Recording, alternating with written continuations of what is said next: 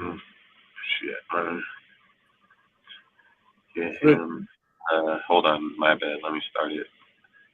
You're good. You're good. Salute out.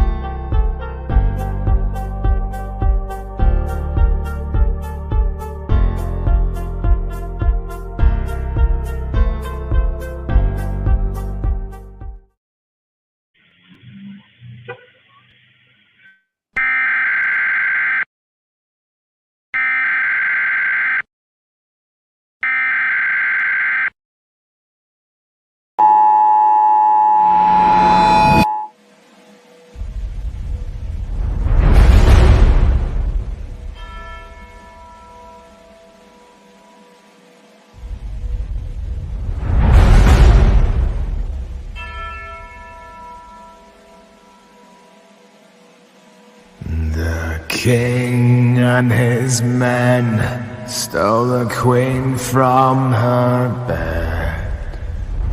He's got it! Touchdown! Bound her in her bone. Jones takes it The in. seas be ours, and by the powers where we will roam.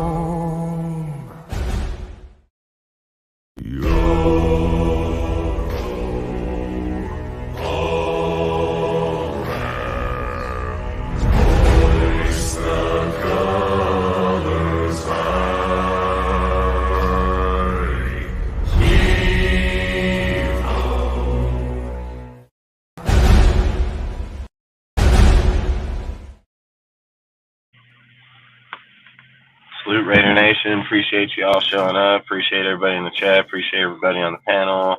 Appreciate you, Ozzy, showing up, and everybody else, Noah and AJ. So appreciate all of you. Jeff and them ain't gonna be here tonight, man. He has other things to do. We got obviously the 4th of July here tomorrow, so a lot of people are gonna be doing a lot of different things. So, like I say, I appreciate it to everybody that did show up, taking your time out and being here. So outside of that, Jeff usually goes through this whole deal about following every single thing of ours and all of this. I mean, like I say, I appreciate him doing it. But for me, like I say, you guys already know where our YouTube channel is. If you feel that you want to join our Discord, it's going to be popping up here through the Nightbot, our Instagram, Twitter, and so on. Same with everybody else's links to their YouTube channels and so on will be in here, popping up as we go through here. So outside of that, if you guys want to say what's up, more than welcome, and then we can get ready and get into it. Yeah, for sure. What's up, everyone?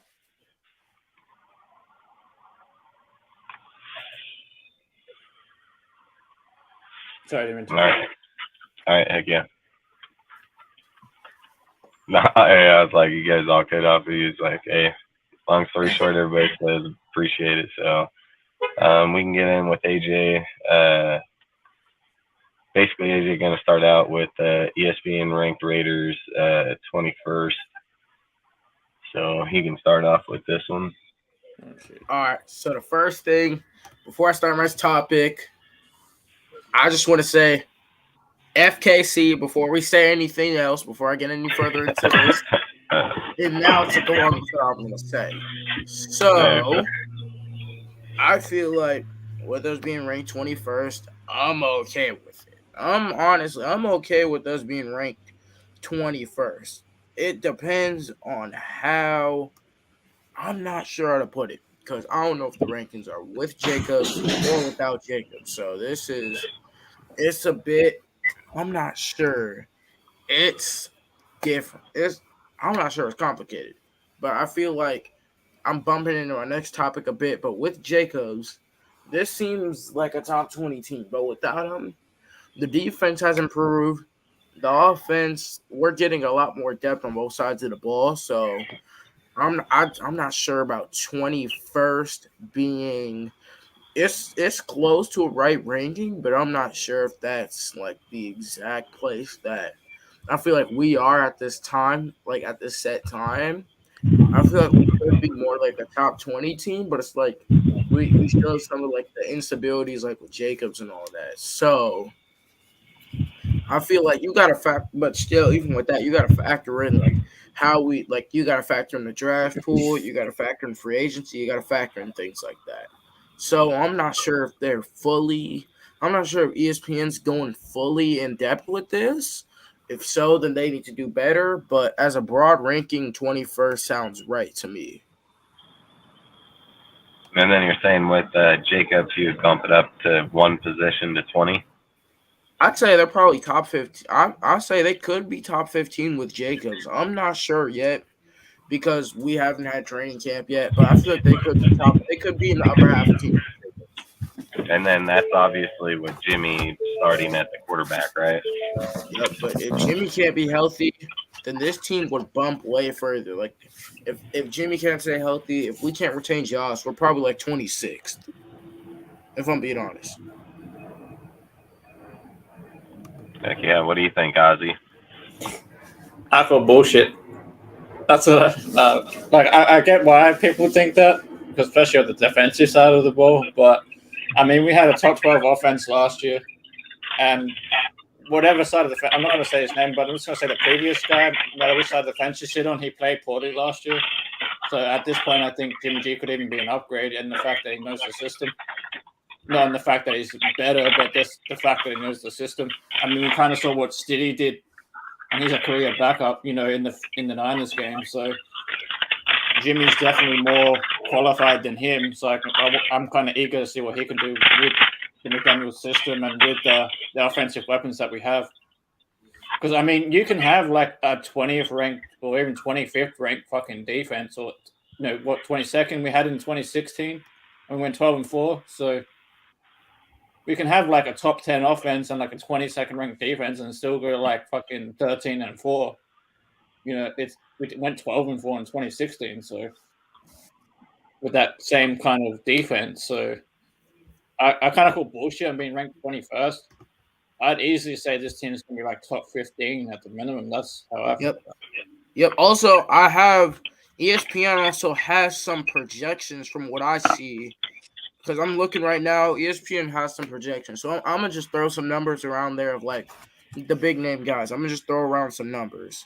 So right now for Jimmy G, it has him starting 14 games this year. It has him throwing 409. It has him throwing 337 to 498. I'm not sure. I'm gonna just do some calculation on what the percentage that is, but they have him throwing for over 3,800 yards with 19 touchdowns, 13 interceptions, and they also have have him taking 34 sacks, which I feel that's BS. Yeah, less sacks than that last year. That's fucking bull. They said 19 and 13. That's a weird ratio. Has he ever even had a season like that to begin with? No. So he's gonna get worse. He gets worse here. Yes, I doubt that shit. What was he? 16-4. Was he 16-4 last year? Hang on a sec. I gotta get something. I think him hurt. He was 16-4, if I remember right. Let me see. I'm gonna just let me see if I can real find quick. it. He was 16-4. 200. Yeah, he had a 67.2 completion percentage. These fucking guys think he's gonna go. They think he's gonna go 19 and 13. I mean, with 3,500 yards. How many games played? Also has him 14 games played. I mean, fuck, that's the same. Almost, it's one less game of less than Carr, and 100 less yards. I mean, that's crazy. Also, a couple other things. A couple other players I want to list out. A couple other things I actually want to list out from ESPN because there's like some little nuggets. Right now, they have Zamir White getting the second most carries, but they also have Josh Jacobs staying. So right now they have Jacobs 260 attempts, 1,158 yards, 9 touchdowns, and then 42 receptions, 308 yards, and a touchdown. And then for the two, they have Zamir White at the 2. They have him 76 rushes, 322 yards, and 3 touchdowns. And also for Devontae, let's see. They have Devontae getting 154 targets, 96 receptions. Which I don't know how you get that number. That's way off.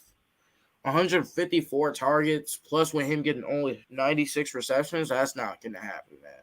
For how many yards? They have him 1,473 yards and 7 touchdowns. Then they think he's going to go from 14 touchdowns to 7?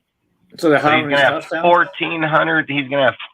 You said he's going to have 1,400 yards. Yep, 1,400 yards and 7 touchdowns. From what I'm seeing, I'm gonna bring this up real quick, just to show you guys. I'm not lying. Whoever did this is straight smoking rocks, bro. Like I'm gonna share my screen real quick. Can I tell you what? Sorry, can you guys see it? ESPN stands for? I'll let 24 finish first. Oh no, go ahead, Ozzy. I was just gonna say this is what I've always said. ESPN stands for eccentric, stupid. What was it? Eccentric, stupid. Hang on. Oh, no, go ahead. Go ahead. I'll tell you after. But I had it in my head a second ago. I'll tell you what the acronym is in a minute.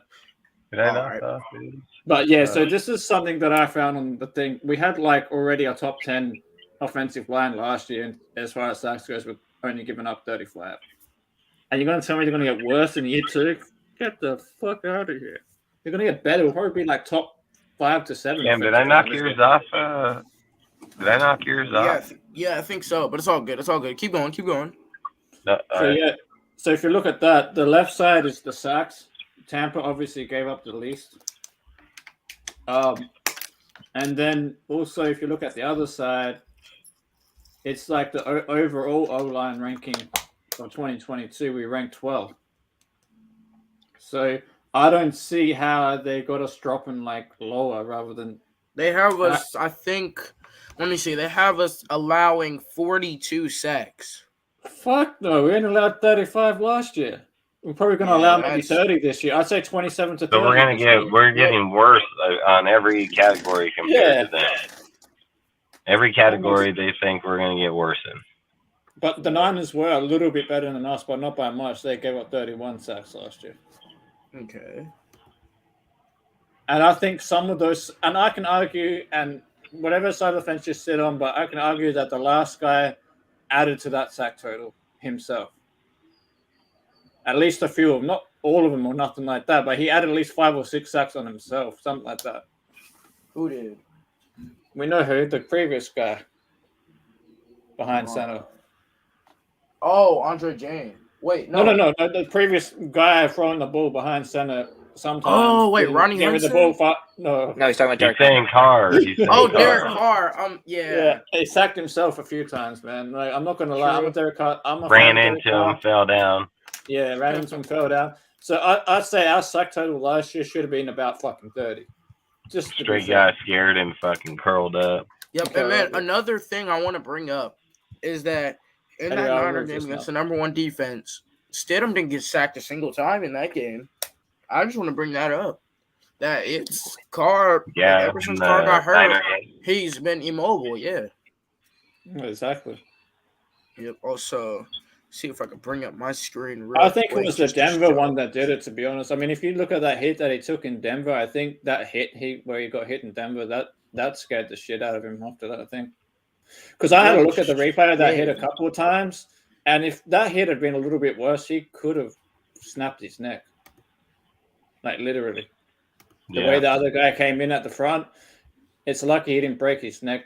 Like, that could have killed him, like, literally. And I think that's what scares the shit out of him now, to be honest. I think it's in his head. I think ever since that hit in Denver, he hasn't been the same. Let me see. I should be sharing now. Let me see. I'm sharing, right? Do you have anything you want to add to it, Noah? Well, considering I haven't really paid attention to much of Raiders ball since the draft, I think 21 would be a fair assessment of this current roster. We still have questions with Jacobs. That's a main question that, was brought up. And, the running back core, obviously we saw them play in the preseason last year and they were solid. But, when it came to the regular season, they got stuck behind Brandon Bolden and, they weren't available. So, if you have these guys come out, you see all these, when the 53-man cut down comes at the end of August, are you going to be having a roster with the guys that are going to be playing the best for the Raiders this season? That's what I think they're trying to push on us. Obviously I don't have the ability to look at the projections because I ain't paying $9.99 a month for ESPN Plus, but oh no, it isn't ESPN Plus either. It isn't. I just remember what it stands for too. The acronym ESPN. I got it now. It's eccentric, stupid, pathetic narratives. Yeah, it's true. They do push a lot of shit. Yeah, but ain't just limited to them. You got CBS and all these major media outlets. They just want to create talking points, kind of like what we do. But they just want to CBS push things that ain't exactly true. Complete bullshit. Contradicting bullshit slander. CBS. Yeah, I don't try to push anything on anybody, man. Period. At the end of the day. But at the end, at the end of the day, I think 21 is a fair assessment. You have Garoppolo coming back to a system that he's been away from for 6 years now. And, obviously we saw how McDaniels did with a quarterback in his first year under his system. And apparently it's still one of the most complex playbooks in the league. So, we'll have to see how he adjusted that. And obviously, you have a defense that on paper has improved. But we said this last year. Well, I said this last year, and, they didn't really play up to par. But, with anything can happen in this league. So I think 21 is a fair assessment. Yeah, it sounds fair. I just want to ask Yep. Dustin a question because he might have a better idea of this because you know more about NFL football in general than I do outside of the Raiders. How similar is the 49ers and the Raiders offense with McDaniels? Are they similar? I don't know how. No, I think they run different Shanahan- schemes. Yeah, exactly. Yeah. That's what I was gonna say. I think Yeah, they may have similarities in certain things, but scheme-wise, I think it's got to be well. I was just curious to know that. I don't know because you think about it. I don't know because what is McDaniel's more of a Air Perkins and his is West Coast. So, but at the same time, if you're really thinking about it, at the same time he runs dual back, same as McDaniel's. He runs dual tight end, same as McDaniel's. He runs 3 wide receivers, same as Miss. I don't know, man. I mean, yeah, that's what I was asking. I don't know how they're determining that because it's same personnel. So yeah, that's what I was wondering.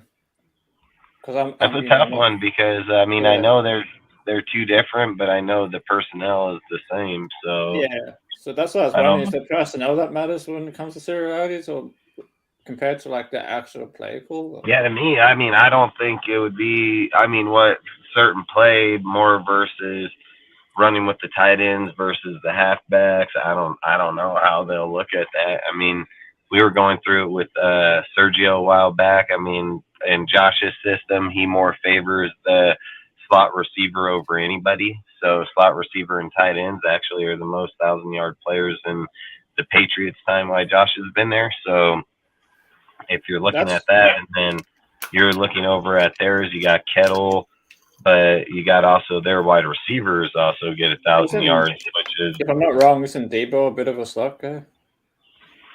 Yeah, I mean, I guess depending on where he's being used, because he's used all over the damn field. Yeah. So I guess it would just depend on where he's being used at that point in time. But that's like I said. I mean, if I was gonna answer honestly, I would say that they're probably close in similarity. They're just not the same. You know what I mean? Yeah. Like that's probably what I would have to say. I was just thinking in the sense that if Jimmy's coming over, how long it might take him to pick up the playbook kind of thing. Well, the thing with Jimmy is I've always said this, like with the thing with Jimmy learning the playbook, look, if you don't ride a bike for 7 years, you're going to know how to ride a bike when you pick it up. It's the first thing you learn. That's what I've said. It's something that's stayed in your memory.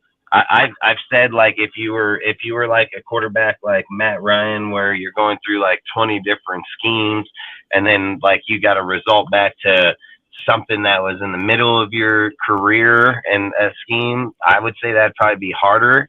But let's be real, Jimmy cracked his teeth on the Patriots scheme, dude. Like, I don't think that's something you forget. That's like 4 years in the system. Yep. I just don't think that's something you forget. So for me, that's what I don't think it's gonna be like something he gets to come back in and learn today. But at the same time, you never know if he comes in and he just goes through and next thing you know, it's like, bam, everything just comes back, you know? Also, so, one thing I want to bring up. Yeah, from what I see. Memory. Oh, but from what I see. Oh, my bad. They have Garoppolo right now with the 67.6% completion percentage. With the stats that he does have, the 3,800 yards, the 19-13 ratio. I don't believe the ratio is correct, but I do believe we'll probably sit around 4,000 just because of all the weapons we got, and especially if we do like a lot of like a good rushing attack. Yeah, and I mean, Yeah, they but imply they like have- he's going to get hurt, and I'm not going to say like he can't get hurt, but I mean, we have one of the best medical staffs here, period. And I like the whole Jimmy G deal is like, I want to say like, hey, he cannot get hurt, and then watch him come out in the first game. But I don't care. I keep advocating that it's not going to be him. It's going to be frickin' AOC anyways. But I even got another topic for this pool tonight because I'm just going to keep on pointing at this guy over and over because I do believe, like I said, I believe he's going to be one of the steals of the draft when he gets to the field because this guy's a whole different type player. But we'll stay on this topic for a second. But like I say, with the 21th ranked overall team, for me, I think it's kind of, I mean, we had the 12th ranked offense. We had the 28th ranked defense. So if you're saying we're 21st, I mean, you're meeting in the middle, so I get it. So, I mean, that's all they're doing. They're just going, what is that, 8 up, 8 down, you know what I mean? So, yeah. At 2021, I get it. Do I think we can be better? I mean, to me, I think we are better. And, I mean, it's not biased. I mean, if you're looking at the offense, you're looking at the team. Yep. I mean, I've even said if it's Aiden O'Connell, I mean, I have yet to even look at it like it's going to be Jimmy yet. I mean, my whole outtake to this is going to be Aiden O'Connell at the end of the day. But I can say that. I said Hoyer will start 4 games, and then O'Connell will start after about 4 games. That's and I mean he can most definitely. I just think like for me, when people are sitting here saying like, "Oh, you got to sit him for a year. He's got to learn this." Like that's something I've said. I don't think it's a year. Maybe 8 weeks tops. Said it's something he can do, but I always keep resulting back at the end of the day. If they were able to take fucking Mac Jones and put him in there and run him the way that they did and be successful, I think it's just going to come down to the person. If Aiden O'Connell shows up and he has the smarts and he has the play and he can adapt, it's going to be up on him. I mean, I think like, yeah, I get it that people are going to want to wait, but at the same time, Devontae is not going to want to sit here and play with Hoyer for 3 games. I mean, I think Devontae would want to know right away that Aiden ain't going to get it done or Aiden's going to get it done. I mean, I've said it heck of times, like if you go out there and start the season with Hoyer, I mean, fuck, you might as well just tank the season. I mean, that's pretty much what you're saying. This guy ain't played since 2016. Who knows what? Probably ain't won a game since 2016, So I just think for me, I don't know if I'd want to go back and start my starting quarterback with a guy like him when I have a rookie here that can go on and do something too. So at the end of the day, to be ranked 21, I don't have an issue with it. I mean, I think I'm like with everybody else here on it. It is what it is. I mean, if we were ranked 15th, I would not disagree. If we're 15 to 20, I mean, I think we're fair ranked. Yeah, 15 to 20 is fair. Yeah, at the end of the day, I mean, we don't know what we have until we get to. Yeah, you got to get to the field first in order to sit and say if we're going to be top 10, top 15. I mean, to sit and be just biased and go, they're just going off of what was last year, what they're looking this year production. So if you're saying we're gaining 8 spots and losing 8 spots, I highly disagree with, but whatever. Yeah. I mean, if that's how they want to even it, but I mean, that's what it seems like. You know what I mean? They're just going away and going up until they got to there. So it's 8-8, it damn near looks like. So either way, either way, at the end of the day, where we are is where we are. I agree. I mean, that's why I say 15. Because, I mean, our offense got better. Wide receiving core got better. Tight end got better. O-line's going to be better. The only real question to me on offense is just the quarterback situation. That's it. As far as offense goes. And then on defense, well, obviously, I feel like our DB room got better. Our D-line got better. The only question on defense for me, really, at this point in time, is linebacker. That is very true. Our D-line's going to be flat. I think our DB is going to be fine, and I think our D-line will be fine. And I think the only question I have is linebacker, really. That's something we can talk on it here in a little bit because I have something I heard, but I want to see what other people think about it. But we can talk on that in a little bit. Yep. Also, Dustin, before we switch topics, I want to bring up a couple things real quick because there's a couple little interesting things that ESPN has ranked or has set for us. Okay, so first thing I see they have both Hooper and Mayer, like with around the same stats. They have Hooper as the tight end 1. I have him 54 targets, 36 receptions for 367 yards and 3 touchdowns. And then they have Michael Mayer with 47 targets, 32 receptions for 354 yards and also 3 touchdowns. And then they got Howard with 6 targets, 3 receptions for 44 yards, no touchdowns. Nah, that tight end room is going to get more than that. I Yeah. think overall. Yeah, I think it should put yeah. up more than that. Especially the way McDaniels runs his 2 tight end sets. Yeah. What did I they don't say even they were think gonna? Because that's only 6 What were- touchdowns. What were you saying, Noah? Yeah, hang on. I was about to say I don't even think that by cut down day we'll both have or both OJ Howard and Hooper will be on the roster. I believe one of those 2 players will be gone from this team on cut down day. I highly doubt we see both of them stick around. You think they're gonna keep Horsted over one of them? Yeah, I do. Yeah, I can see that happening. Horsted really did improve going into the later parts of the season. I'm sorry, I was just coughing for a second. Let me get some water. That's all right. They had. I did an article earlier in the off season that said that the Raiders actually do like Horsted because of his receiving slash tight end capability, because he was a receiver before tight end. So that's why I said like it could be possible, because I've said Sims can make the roster and he can be that same player, the tight end slash receiver. So he can be a replacement if Horsted was to get injured. So that's why I've said that Sims would make the squad, and then be on there as well. I said the same thing about Horsted too. Like last year when we got him, I said he was a good receiving tight end for Chicago for a while. And he was, and we saw that as well when he came in to replace Moreau later in the year when he was having issues with keeping his hands on the ball. You know, so it just for me when we released Moreau or we didn't re-sign him in the free agency, I just thought we were going to have Horsted, take his place as that second tight end on the roster. And if we either, if what ESPN says with that projection, it means that Horsted would be out of this roster most likely. Considering how much talent we have in the wide receiver room, considering which players would be in which spot on the roster or on the depth charts.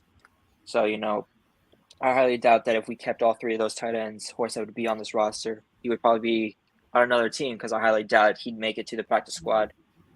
But yeah, I kind of wanted to bring that up because I just thought that would be important to mention that Horsted should be, and is probably one of the guys that McDaniels will keep his eye on and, probably favor towards should, he play well during the preseason and training camp. I think it's a battle between Horsted and OJ, to be honest. I think Hooper and Mayer obviously is a lock.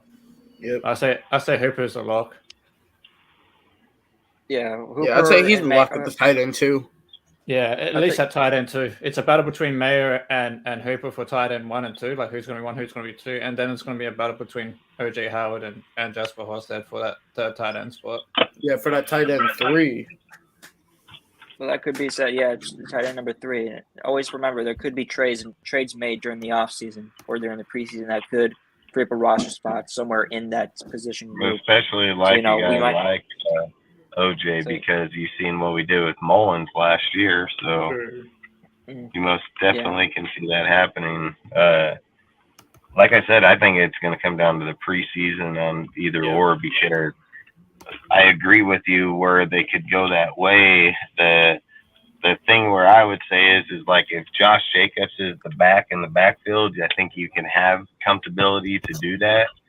I think if Josh isn't the halfback in the backfield, I would, if you're trying to even out and run with your receiver slash tight ends, I would probably more favor the 3 bigger guys, because at the end of the day, I mean, I guess you can run twin tight ends. So you bring in your offensive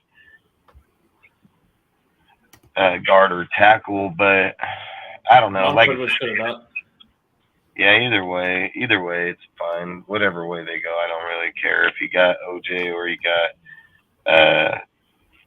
I mean, like I said, if you got freaking. Oh fuck! Why am I spacing his name? Horsted. Cam Sims. No. Just Horsted. Yeah, Horsted. If you have Horsted and Cam Sims, they're interchangeable, so I can totally see it.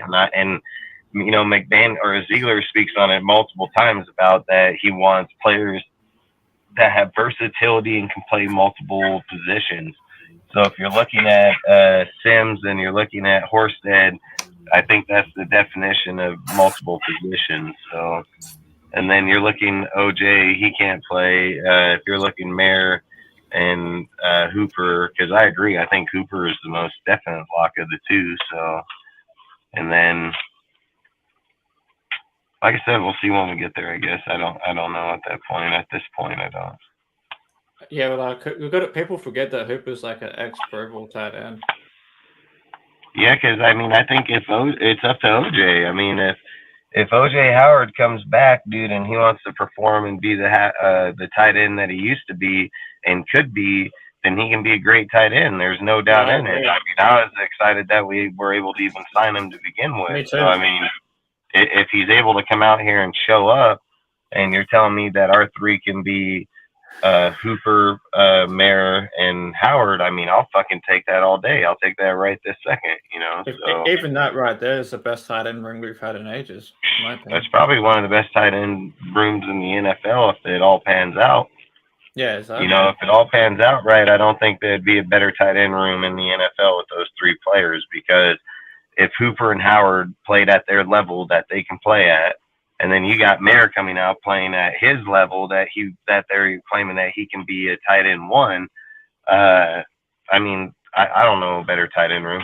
I wouldn't even know one. Speaking on that though, if that was the case, like say we kept those three, I'm putting Mayer on the outside, as the blocking tight end. That dude straight puts people in the dirt blocking in college.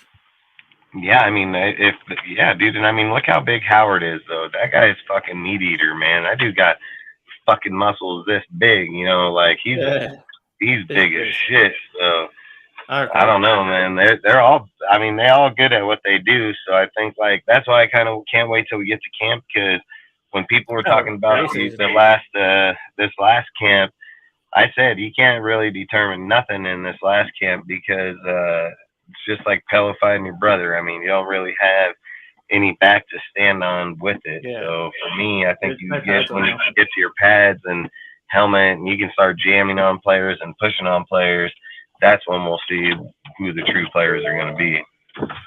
To be honest, man, I usually like watching preseason regardless because it's football, but this preseason this year particularly is like the most exciting preseason for the Raiders in a while.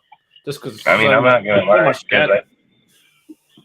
I agree, because you have all the possibilities of our defense fucking coming alive. You got a possibility of our offense doing the same thing. So I 100% agree.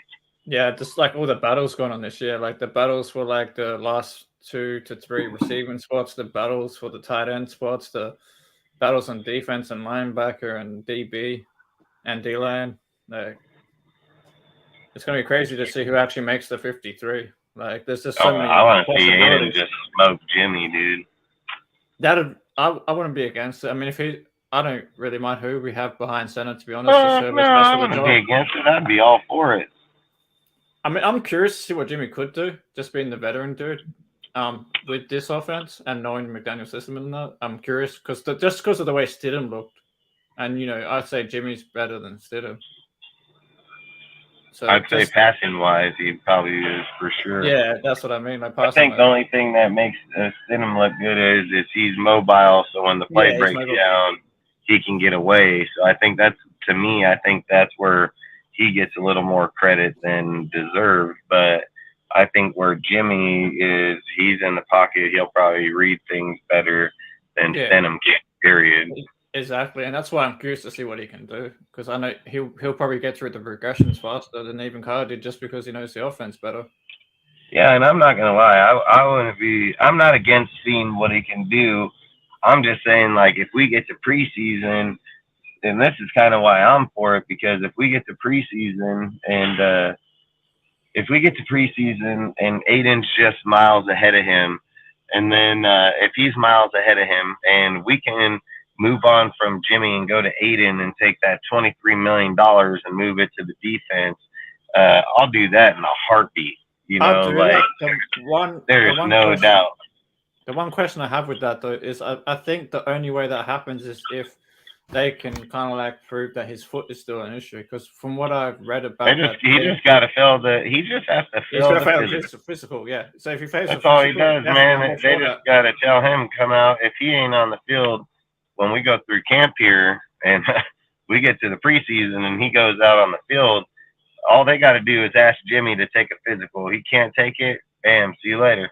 Yeah, that's what I'm saying. Like, if we get to the preseason and then he says, he's not going to take the field, then yeah, get the 23 million back, like you said. I'm all for it. Yeah, because I think that you can still make massive moves before the season starts and still pick up good players to be able to fill out your team.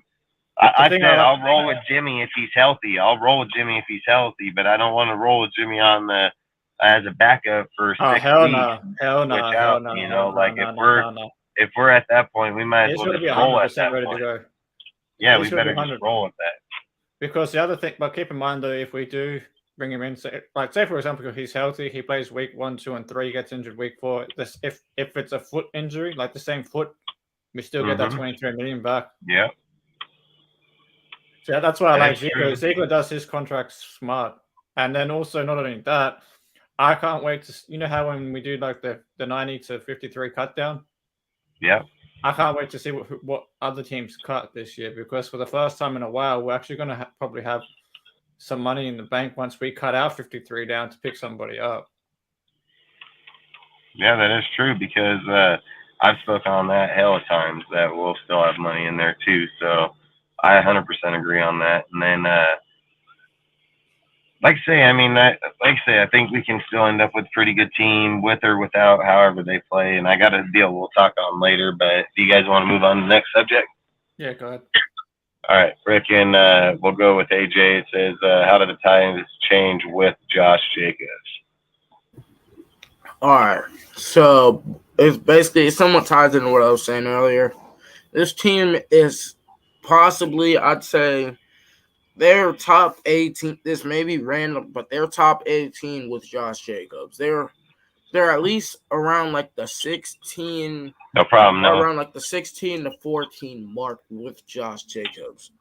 I'm not sure where, but they're somewhat in between there, because you see right there, Jacobs. He's not gonna have like the superhero type of year he had. He's not gonna get 300 carries. He's not going to get 300 carries. He's not going to have 2,000 yards. He's not going to break a rushing record. They're gonna be a lot more consistent, like feeding other sides of the ball. Like the tight end, like you can see the tight ends get involved a lot. You're gonna see a few receivers, like you're gonna see Jacoby Myers, Hunter Renfrow is probably gonna have at least about 500 to 600 yards, and Myers is having around 800. But with Jacobs in the room, Jacobs is easily getting you he's getting you at least 1,200. Even if he's not getting all the carries he getting last year, he's at least giving you 1,200 yards. At least 1,200 yards and double-digit touchdowns. Not even including receiving totals. No, I don't see that. I'll say wait in a minute when you're finished. No, go ahead. Yep. All right. So the reason I say I don't see that, because just earlier today I was doing my show about Josh Jacobs, right? And even last year, with if you count receiving as well, he had damn near 400 touches of the ball to get the numbers he did. Yeah, 390. 390. Yeah, 393 or something. And then he's not going to get anything closer. I could see a possibility where, between the whole tight end room, like all three, could have 200 receptions in total, or targets. I mean, not receptions, but targets. in total between the three of them. Like, that's just like, say 75, 75, 50, something like that. It could happen like that, depending how, because if Jimmy's starting, Jimmy likes that short to intermediate shit. So that's a lot of slot and tight end throwing to running back. Yep. Well, you're gonna see a lot of tight end based routes. Like you're gonna see some parts where Devontae Adams is like a decoy. Like you're gonna have some points where it's like, yep, Mayer's getting the ball, or Hooper's getting the ball, but we're still gonna bring Devontae up top to bait the safety. They're still gonna bring him up top or bring him across to bait the linebackers and bait the safeties because he is Devontae Adams. You can't just ignore him. Exactly. And then another thing I can see him doing is if Renfro stays on the team, which I'm still up in the air about that. We'll see what happens. But if he does, and we end up running that 2-slot receiver set, I can see Tucker and Renfro being out there. And then this is why. So look, this is why I think Renfro stays, because I did write this down earlier. Yeah. He's probably going to stay. It looks more likely now. I think Renfro stays because of his cap hit. Renfro's cap hit is $13.1 million. We only get $6.9 million back in the deal. So, and then whatever trade aspects that we get from somebody outside of that. So I don't know. But if we trade him now, don't we get like 11 million back of it? Nah, I looked up the deal. It said that. Did they change it? It said that if we were to trade Renfro right now, the cap hit would be $13.1 million.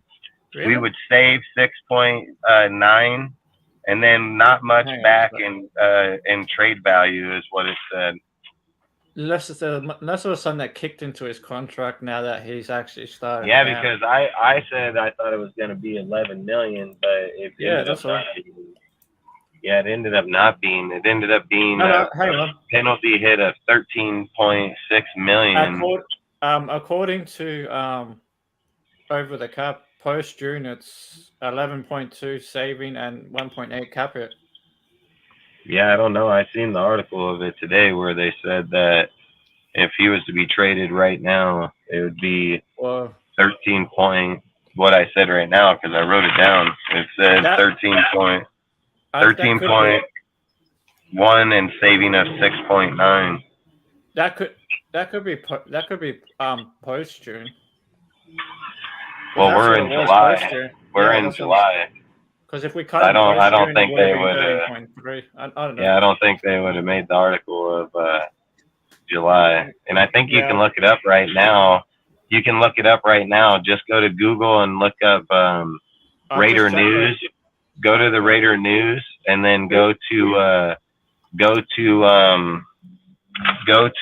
top 3 trade candidates. What was the article that wrote the article?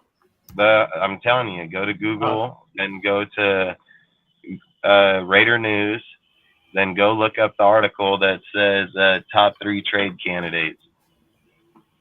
Okay, I was just wondering who wrote it, but I'll check after. And then when you click on it, go look down at Hunter Renfro's article.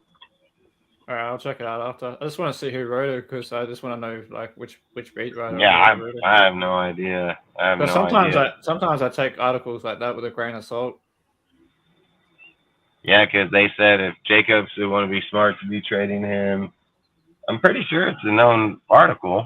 I mean, I'm positive it's a known article. Yeah, you can find it. You're on a computer. You can probably look it up right this second. So wait, what was the name of the whole thing? Just look up. Go to Google. Put in Raider News. And then where it says news, images, things like that, just click on news. And then scroll down. Should be one of the later articles that says top 3 trade candidates.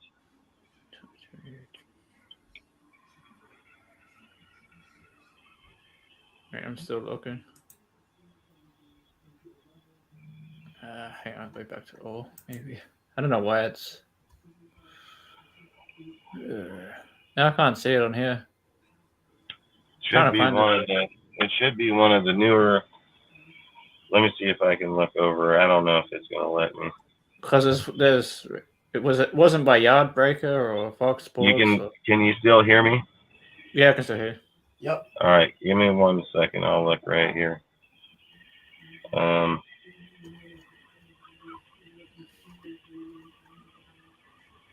Because I mean, if it's true, because according to Over the Cap, it's still $11 million saving, and about a $2 million cap hit after. Yeah, I know. I've read it for a while.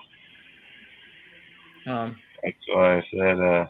That's how I would like to know which one's correct. And I think it was Sports Illustrated that was the one that wrote the. But I'm not. I don't want to say 100%.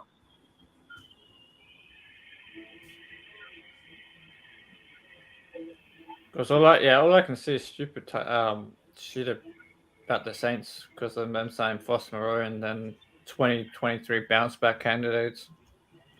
Yeah. I wrote the article. I got it. I'll find it right here. I literally looked at it, so I mean, I know it all.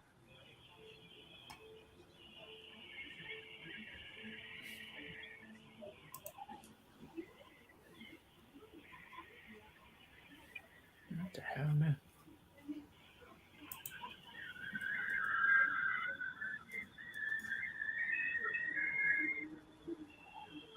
That's weird.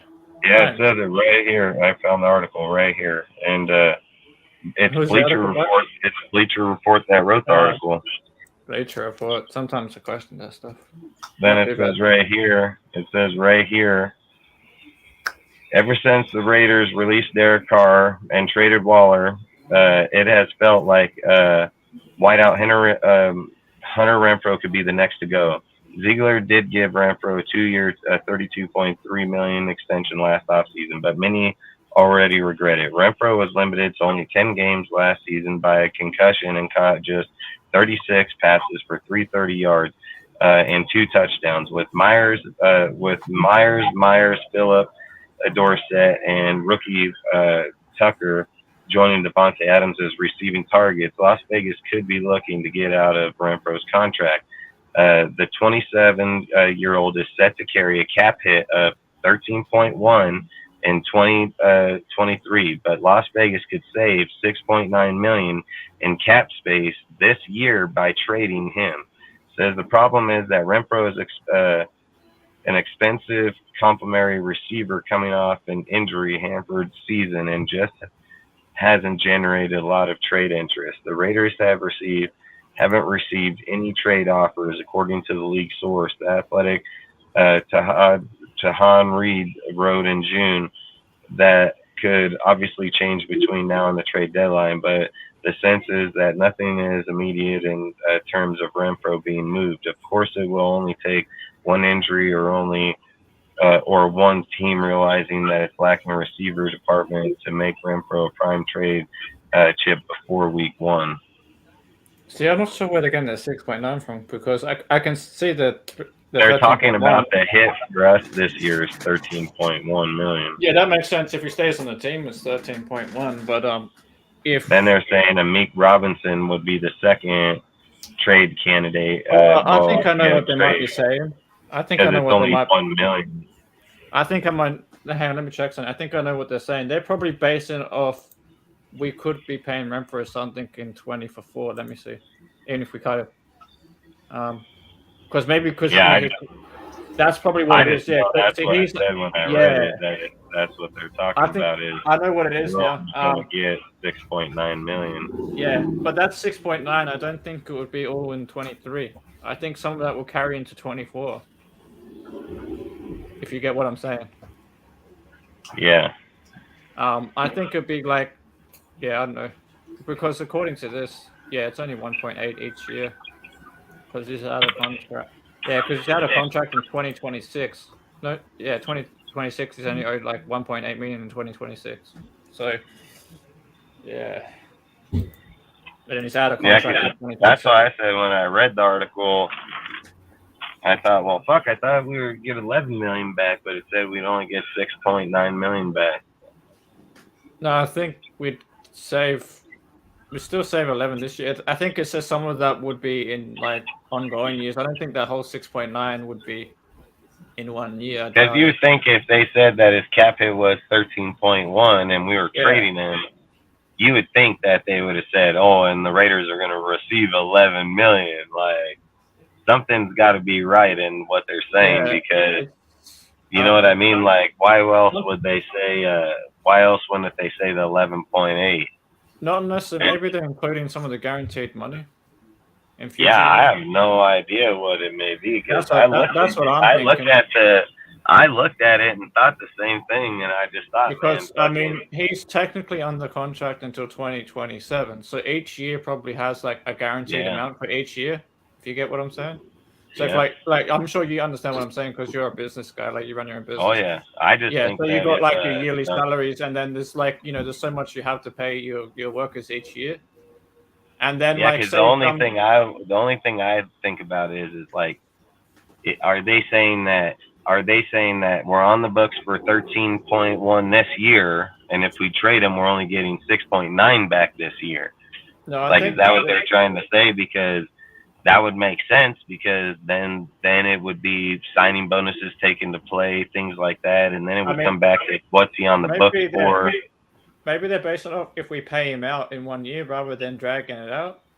It could be that. I don't think they're looking at us paying him out. I think they're looking at us paying him 1 year, and they're paying him. Yeah, that's what I mean. They're like, that's why I think that's where that number comes from. I think that's where that number comes from, because I bet maybe the number frees up in the next year. You know what I mean? Exactly. So that's what I think is the money will free up in the following year, which why we're anticipating a certain number. They're probably just averaging a certain number. He's under contract for 4 years, right? Like his contract runs out in 2027. Then he's not. Yeah, and if you see what they said in this one, they said 2 years, $32 million. But that doesn't make sense because he's under contract for 2027. Yeah, but is he playing out his old contract? That's what it says. So then that could be like where maybe, like I said, there's a lot of different things that can be into it. I haven't physically looked at his contract to be able to answer those questions, because I know he's on his old contract. But how many years? And then if he's on till 2027, something doesn't sound right, because I thought his contract was only. I thought it was a 2-year deal. Yeah, I thought it was only a 2-year deal. 2021. Yeah, so the math would be. What are we talking about? So yeah, his rookie contract still only be 25 till 25.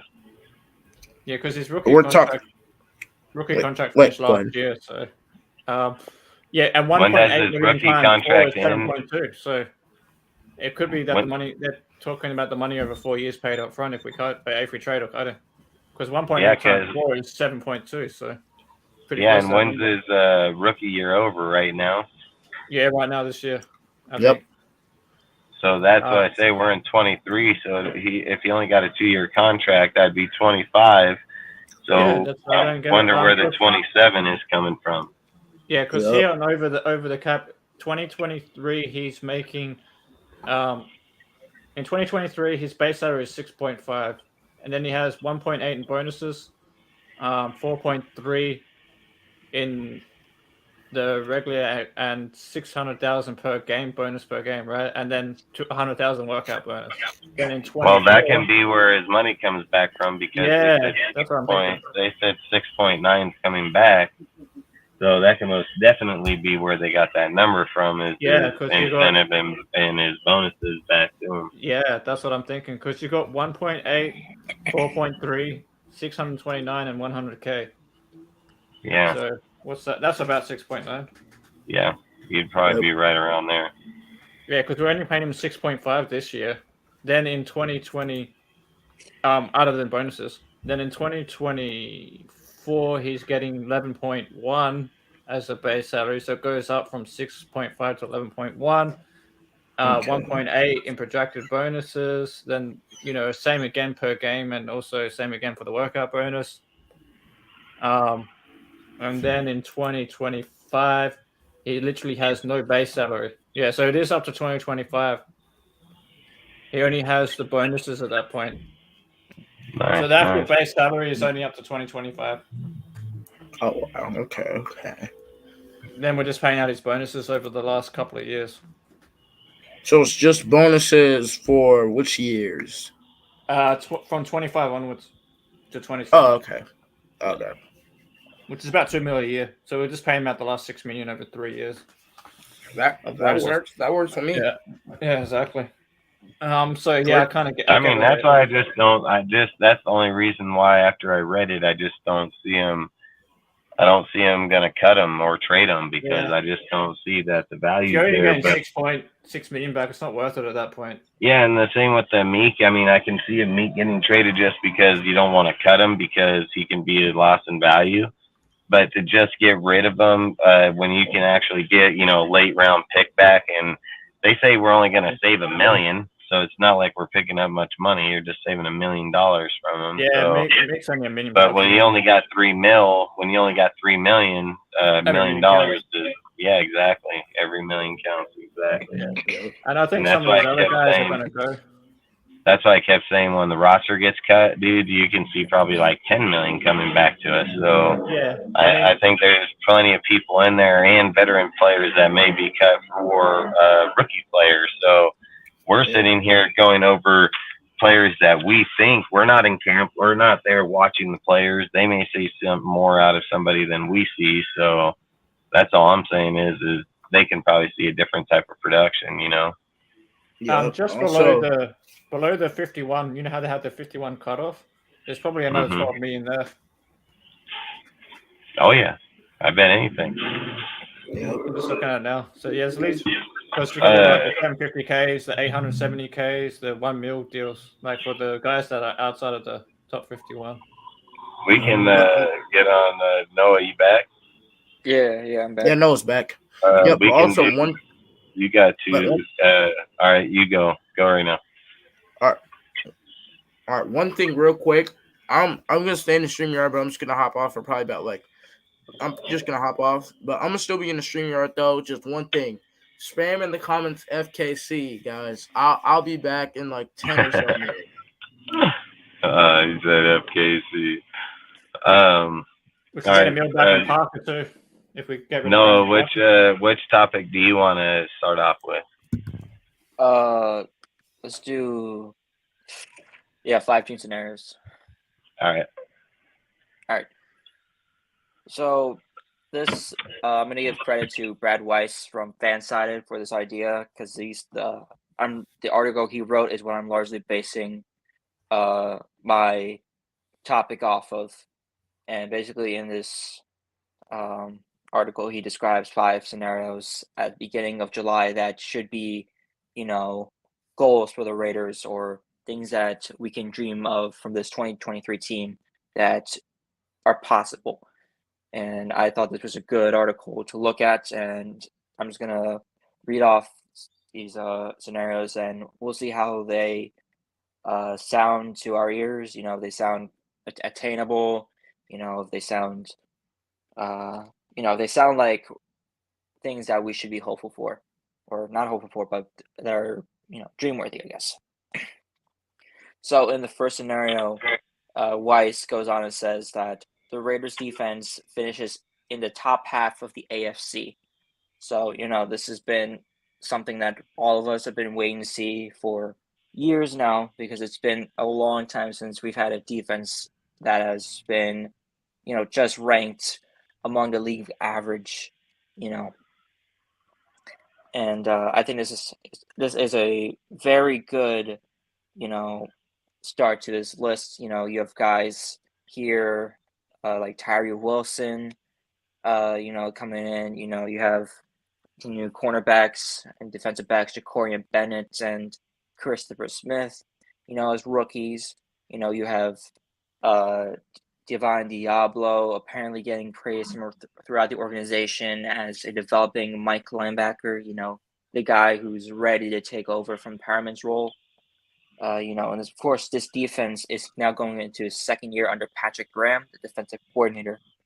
And, there's going to be some, improvements compared to last year. A lot more fluidity, a lot less confusion when it comes to what plays are going to be run, what players' assignments are going to be when they're on the field. So, I think this is a good, scenario that we should be thinking of. The second scenario is Josh Jacobs goes for another monster season after inking a new contract. And, we obviously know Jacobs still hasn't signed a franchise tag right now, still holding out for a new deal. And I think that's the first part of this dream scenario where he does sign a new deal or just signs a tag so he can get back on this team and we can all feel at ease. And then, he's only 25 years old as well. Even though he's been here for 4 years. So him being on this roster and him going up for another great year, especially with, the guys we have on this offense, like Jimmy Garoppolo now, who we know is another Derek Carr, with less fear to stick in the pocket and more injury issues. Besides those things, they're nearly identical as quarterbacks. So, Agree. Both check down merchants. So, it's going to be very easy for Jacobs to get, yak or run after contact, especially with his new offensive, or, with the offensive line basically returning to how it was in 2022. Obviously, we have the defense, or the secondary in particular, being much better than it is advertised to be. Another issue with the defense, and another issue that we've had for a long time, is consistent play from the secondary. Not since Charles Woodson in his second stint have we had a defense, and a secondary specifically, that has been the bright spot of this defense. I don't think we've had one higher than 25 overall for just secondary play. I mean, even so, we got, like you just said, it's just not been a good stretch for this defense in the past decade and a half. But we have new faces in the secondary. Guys like Marcus Epps, Bennett, Duke Shelley, David Long, and Christopher Smith. These guys are going to be coming in and going to be expected to contribute if they do make the roster.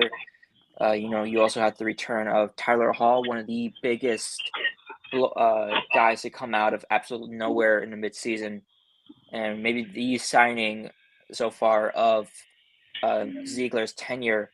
An absolute steal in the midseason free agency market. Let's see how he does in the slot, and if he can take some roles on the outside on some snaps. And then Nate Hobbs, he's going to be returning to the slot as his nearly full time. He's going to be returning there for a majority of snaps, and he's going to be healthy, so we'll be able to see him.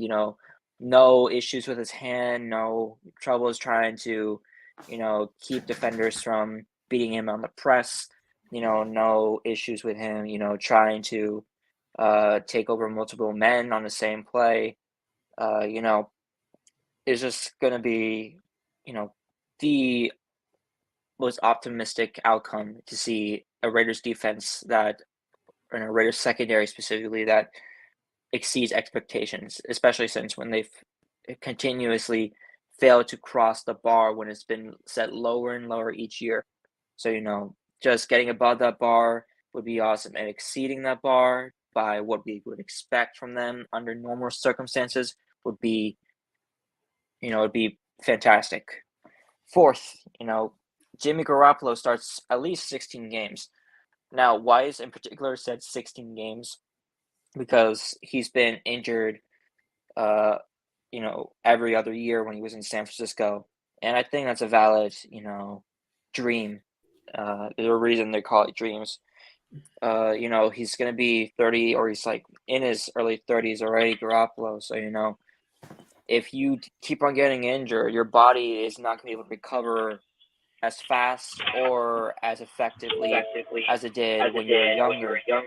So, Garoppolo, if he's able to stay healthy behind that offensive line, get rid of the ball quickly, even if it's just throwing it to, guys down low, whether it be Myers or Renfro or Sims or Meyer or Hooper, whoever is going to be running, the little crossing routes across the middle. Tucker. Yeah, exactly. But either way, Jimmy Garoppolo staying healthy for at least 5-6 of the season would be awesome. And, 16, 17 games of Garoppolo would be mission accomplished. And then he goes on in the last one, and I think it's the most predictable of all, that the biggest and the last dream that he would have was the Raiders would clinch a playoff spot in 2023. And it's a much tougher field than it was even last year or in 2021 when we last did it. You got guys in the Jets now. They're looking to come back healthy, and they're going to try and go on a run and they were going on a run going into week 10, week 11 when they were playing the Broncos before they lost two of their biggest stars to the season and collapsed. You got the team in Baltimore, Lamar Jackson. You got, every team in the AFC North, really. You got, the Dolphins, the Patriots, maybe even. And then, of course, you got the division, the Chargers, the Broncos. You can't really sleep on any team outside of the AFC South. It's just going to be it's going to be an uphill battle. And that's why I think this would be if this were to come true, we do get a playoff spots by the end of the season, it'd be awesome. And I think that'd be mission accomplished for the season. Just to piggyback off. Oh, go ahead. Nothing. I was just about to say, I want to hear your thoughts on, the 5 goals, playoff spots, Garoppolo, secondary, Josh Jacobs, and the top 8 defense in the AFC that, our dreams that Weiss had mentioned. Yeah, I kind of agree with everything you said, but then I also want to just add that, like, on that last one there, I think to us to make the playoffs, I think we need to kind of clinch around 11 wins. Just based on what you said there, like the Jets coming up and the rest of the AFC teams and that and how they're looking, I think it's probably going to take around 10 to 11 wins at least. I would like to be at least 11. I think 10 is kind of because if it's 10 like 2021, we only made the playoffs with 10 wins because of certain other teams winning and losing and certain other things kind of like going our way. Otherwise, I don't think 10 wins would have even got us into the playoffs in 2021. So I think I'd like to see 11 at least to kind of be more of a short deal to make the playoffs. So what would that be? That'd be like 11-6, which I can see that happening if the defense can step up and kind of get to like that middle of the pack defense and our offense is like top 10. And then we get like good quarterback play, whoever that might be, whether it's Aiden O'Connell or Jimmy G or whatever. If we can get decent quarterback play, like, not holding the ball too long, getting the ball out to our tight ends, our slot guys, and whatever quickly if needs be. Getting to the progressions properly. Like, I think a lot of it's going to come down to quarterback play, to be honest. I mean, I'm pretty sold on the tight end room. I'm pretty sold on the wide receiving room. I think the O-line's only going to get better in year 2 because most of the same guys are coming back. I think we're going to fix up the right guard spot with like Moody or whatever, whoever wins the right guard spot. So I think outside of quarterback, I don't really have that many questions on offense. It's just a matter of whoever's playing behind center, getting the playbook and going through progressions properly and stuff and getting at least like adequate quarterback play. Because I love Derek, but I feel like last year was like probably as bad a season as I've seen from him since his rookie year. Like, that's how bad it was for me. It was suboptimal to say the least. It was below par. Like, it was below average. So if we can get at least like slightly above average quarterback play, I think we can win 11 games. With the weapons that we have on offense, and if the defense can get to like at least that top 20 defense, I think like 11 wins. Yeah, like you said, at least a top 20 defense. We can just if we get even above average quarterback play with this offense, we should be set in stone to at least be competitive in the year. Obviously the defense, we would have to step up and keep us from losing more than 5-6 games in the season in order to have a shot at the playoffs, really, considering the new and the rebounding teams, the guys say I mentioned, like in the Jets or the Ravens or the Steelers even, or Pats, all these teams that really missed the playoffs last year that could have made the playoffs if, things just went their way in one game. They could have made it just like that. So, do you think that defense is going to step up and win 5 or 6 games when needed this year? I think they will keep us. I think the defense can at least get us 1 or 2 games that they can help carry the offense, but it's still going to be a large role on the offense to help this defense. Because one thing I want to add, because I'm going to head off soon, just because I got to go to work later, so I got to get some rest. I haven't really slept since yesterday. So yeah. I just came back from work because I do night shift 7 p.m. till fucking like 7 in the morning. So I haven't slept yet.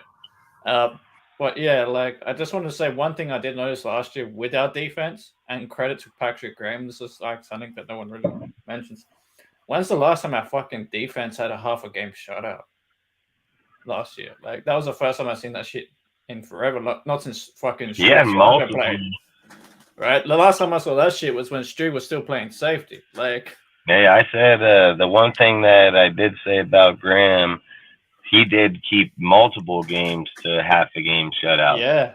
So Multiple, to me, not just one. He did like yeah, 5 or multiple 6. times. Yeah, 5 or 6, right? So, and Yeah. if you actually look at those games where we kind of like lost those games, I put not all the blame, obviously, but some of the blame on the offense because the offense was struggling to score, or the offense was going 3 and out, or shit like that was also going on. So it's like it's like Josh Jacobs said it himself. Can't always blame the defense. Mm-hmm. Like there's times where I think it was equal parts like last year, right? We lost like we lost 10 games last year, right? No, 11 games last year. I think you could say it's 50-50 on offense and defense why we lost those games. Like some games was offense, some games some games was the 100%. offense fault, some games was a defensive fault. So if we can get consistency, I think Salute the to defense everybody can in win the us chat, those 5 man. I games. don't know. I just want to let everybody know, like, in the chat, appreciate everybody coming through. Whatever reason, the fucking chat ain't reading. Like, I can't read it through StreamYard. And it seems to is it still running or is it stopped? Because I can't see it on StreamYard either. It's still yeah, I running on can't YouTube. see Yeah, the it's chat. stopped, I think. The chat's running on YouTube. YouTube. The chat ain't. The chat's not running over here in the StreamYard. Yeah, that chat's probably moving. There's still 6 people watching it. So. Yeah, and that's the whole thing is I don't know why the fuck it's doing that over here on our side where I can't read it. I can see it in the YouTube side, but I can't comment back in it. It's dumb as hell. Yeah, that's crazy. But outside of it, I just want to let everybody know, man. Hey, we appreciate you. I can still see it. Just don't know why the fuck it ain't updating or not. So, like I say, we appreciate James, you. Al, and Richard. Yeah, I didn't know. Yeah, Lunatic, everybody, Lunatic, Richard, James, freaking all of you guys, man. Like I said, I appreciate all of you guys. Melka Breeze, freaking. I can see some of you guys through here. Just can't see like when the comments were coming through. That's why I was backing out, in and out at that time because I was thinking like, what the hell is going on here, man? Because it was showing just stuck numbers the whole entire time. But then I seen the YouTube pop through, and I was like, "Well, hold on, what the hell is going on?" So, yeah, stats, everybody. I can't see anybody's. Alex, I mean, like I said, man, I appreciate all of you guys coming by, man. I appreciate it. Hopefully, it'll just fix itself here soon. But I don't know what the hell is going on. But outside of that, what were the 5 topics again? Yeah, the 5 dream scenarios, particularly were the Raider defense's positions in the top half of the AFC, so top 8 of the conference. Jacobs signs or agrees to a new deal with the Raiders and puts up similar production to last year. The Raiders secondary goes on a tear and blows expectations out of the water. They play above the bar of expectations for the first time in years, at least. Garoppolo starts at least 16 games, and the last one we clinch a playoff spot. We clinch a playoff spot. The 5 dream scenarios. Before you get into that, did they say who the secondary was going to be? Before you guys get into that, I'm just going to sorry to interrupt. I'm just going to head off now, guys. All right, man. Hey, I appreciate you stopping by, Ozzy. Like I said, man, anytime, man. I appreciate you. I always do. Always love the conversation. So appreciate you, man. Appreciate you guys letting me on. Have a good one, man. Heck yeah. You too, man. Peace out. Right, have a good 4th of July, too. I don't know if you guys celebrate that over there or not. So. Probably not really. I think that's your guys' holiday, but I still celebrate before you guys do. Hell yeah. In Australia, they don't. We have an Anzac Day, which is probably similar to what you guys do. Well, yeah, because it's Independence here, huh? It's Independence, so that's why you want to do it. That's right.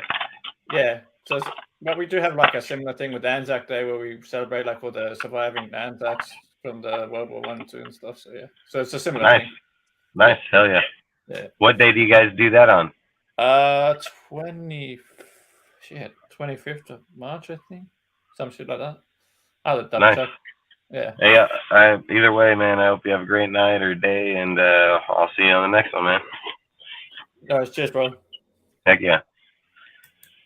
All right, so Noah, to get back to it, so what was it again? I'm my bad. So the safeties or the secondary, who are they implying in the secondary? Well, they mentioned the new. Well, I mentioned the new faces in the secondary, like Marcus Epps, Ja'Cory Bennett, Duke Shelley, David Long, and Christopher Smith. You know, these guys. I think one way or another, they will contribute if they make the roster. Yeah, are you gonna have Faceum in there, and are you gonna have those guys? As much as I like Brandon Faison, and even if he signed a 2-year deal, I'm not sure if he will make the 53-man roster. You know, I trust that Graham will probably What be about on the table Sam? for What about Sam? Sam Webb. I think he will be a practice squad player to start the year. Maybe So you he gets think caught that up a few times in the season, but so hold on here. So you think Faceum wouldn't make it and Webb ain't gonna make it? Are you thinking Robinson's gonna be one of our corners? I really do think Robertson will stick around in the. So you're gonna have two midget. You're gonna have 3 midget corners. Um, Because you're gonna I guess have if that's the way it's gonna be, then yeah. Because Shelley, Robinson, and Hall, they're all 5'8". 5'9". Yeah, they are all Give small. him 5'9". Yeah, you can give him 5'9". So you're saying like the only big. I mean, shit. At that point, then you're looking at Hobbs is your next big, Bennett, and then who's the other guy? Because Duke Shelley, I think that's the other guy. He's fucking midget too. No, was that what? I think you mentioned David Long. 5'9". He's 5'9". Yeah, David Long is what I meant. David Long, he's 6 foot. Yeah. So you think he'll make it over Faceum? Yeah, but and Webb? now I'm looking at it. He is listed as a linebacker now for whatever reason, not a corner. So what about Isaac Brown? Ike Brown, is he on the roster? Maybe he is on the roster. I don't know if he got signed to a futures deal during the offseason, but if he is on the roster, I wouldn't be surprised if he made a run for it. Same thing with Cosby. I'm not gonna lie, I've been saying the same thing about him because he keeps popping up, dude. This guy keeps popping up. Maybe they see him as a reliable camp body, but you know, if they do believe in that, then or they do believe in him, then I'm not one to object. You know, so let's get back to the deal. So let's go through the 5 again. What was the first one? So the Raiders defense as a whole finishes in the top half of the AFC. So like top 8 of the conference. Ooh. Defense or as a team? Defense, just defense. I mean, they're called dream scenarios for a reason. I mean, they got a lot of good. I mean, defenses. that's a tough one. That's a tough one because you're gonna have Pittsburgh, Baltimore. You got some good teams over there that got good defenses. So, I mean, fuck it. The Texans step their shit up over there. I mean, there can be a lot of teams. What was the second? Jacobs signs a new deal or agrees to the tag and has similar production to 2022. And then but do you really believe that he's gonna have 2,000 all-purpose yards? Well, no, I don't believe that. But you know, there's a reason why I did call this segment is 5 dream scenarios. Yeah. But yeah, so you know, obviously, I do think that he could do it, but the chances he replicates the success to the point he did last year, it's not necessarily bright. Do you think that he does it? Do you think the only way he does it is if everybody gets hurt? Are you talking about specifically in the running room or just the? Well, I'm just saying, like, what scenario could you see Josh getting 2,000 all-purpose yards with the roster we have right now? Like, what would it? Because there's no way he gets, like I say, 340 carries. Period. Like, I think he'll be at like 240, like maybe 270 at most. So I can't see him getting 340 in carries. So that's all I'm saying is like, so in their deal, how would they see him getting there is what I'm asking. Well, we're gonna think about how he did it last year. He got most of his carries after Derek Carr either threw a pick or turned the ball over or blew a possession away because he fucked up on a play. That's where McDaniels went to go lean on the running game more, and that's what we saw in Seattle. Carr threw the 2 picks on the back-to-back opening drives, and then Jacobs went off for 300 yards. If we see something similar like that happen, Yeah, with but see, I Garoppolo, would argue I the wouldn't be point in surprised. that. I would argue the difference in that, and I'll show you why in that Seattle game. So in the Seattle game, he had 229 yards, I think was his total yards, 229 running. Yeah. Before Derek Carr audibled that play, that was a 89-yard run to the house, right? So 89. That'd be 0. That'd be 12. So what would that be? That'd be 4. I So think it was an really, 86 yard. Jacobs only had really 140 yards at the very end of that game.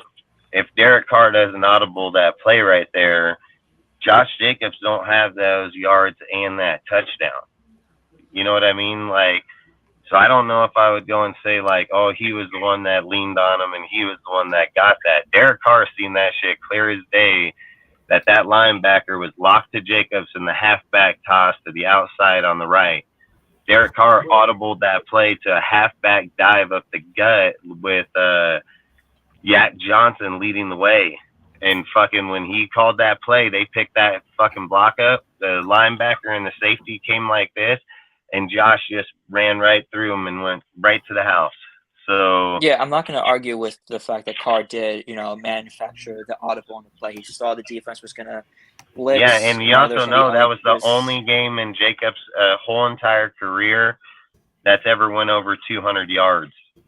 And then here's the other reason. Here's the other reason why I don't think it'll happen. In last year, or because we're in last year, right? Josh Jacobs had 340 carries for 1,653 yards. He had 12 touchdowns. He averaged 4.9 yards. That was one of his best careers, one of his best, average as a halfback running. If you dropped his carries because Josh in all of his other years with a good core, tight end, wide receiver core, Josh has only got the ball 240 times. And again, I think the highest was 270. So even if you gave Josh Jacobs the benefit of the doubt and gave him 5.5 yards, the most he's even carried, right? Give him 6. Mm-hmm. If you did 6 by 270, 270 carries, you're not even going to come close. You see, like, the only way those receptions happen for Josh is Josh carried the ball or touched the ball 390 times. But the others were, obviously passes. But that was still only for like 300 and some yards. So all I'm saying is like if you're putting numbers and putting them even as a good team around, I would say Josh would be around like realistically 1,600 all-purpose yards because I think he'd be somewhere between 11 and 1,300 yards rushing. And then the rest in receiving because that's just regular numbers through his career. And that's all. That's just being real. That's just numbers to what he's done. And even favoring him, like giving him the favor.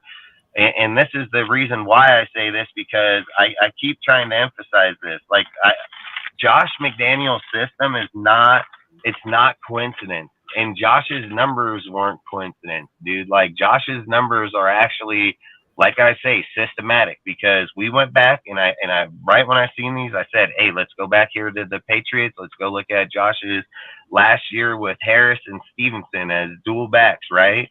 And Harris and Stevenson's last year, they had Stevenson had 202 carries for 929 yards. Harris had 133 for 606. If you add the carries up, it's 335, right? Josh Jacobs had 340. And then look at the yards.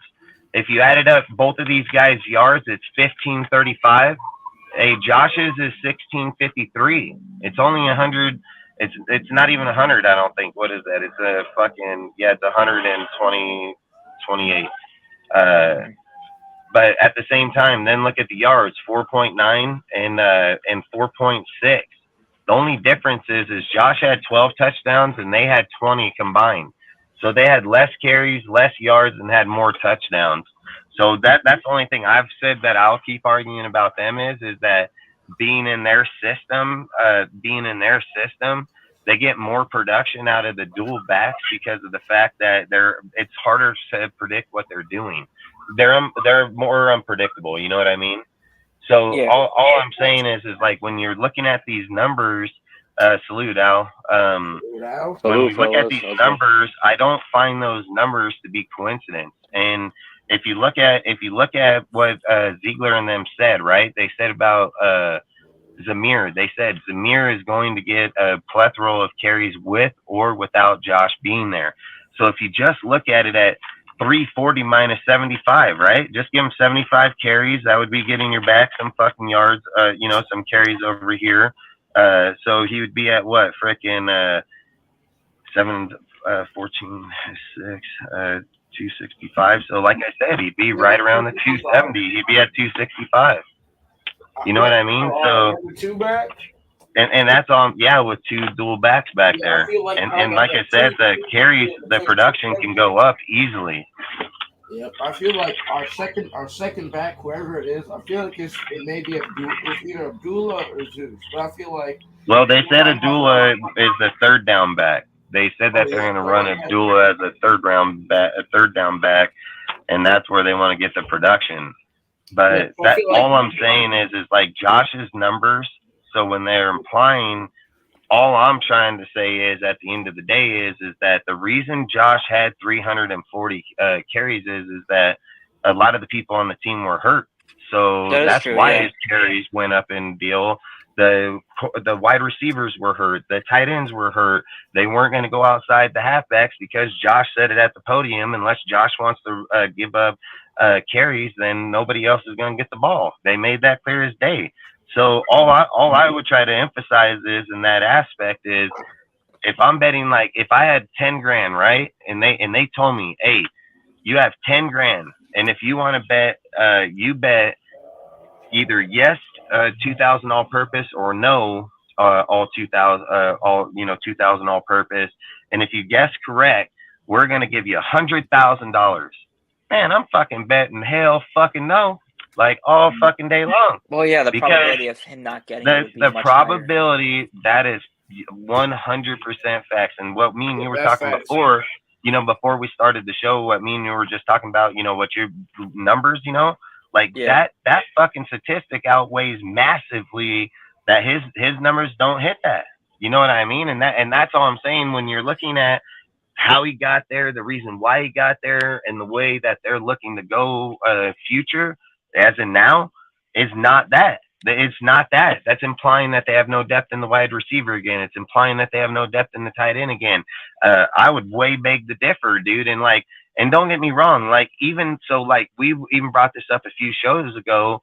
I was one that was kind of like, nah, I think in Josh's system it has to favor the wide receiver, right? So I was like, nah, if we're going to be talking 1,000-yard players, I think it would be favored in the wide receiver in my opinion. But I was wrong.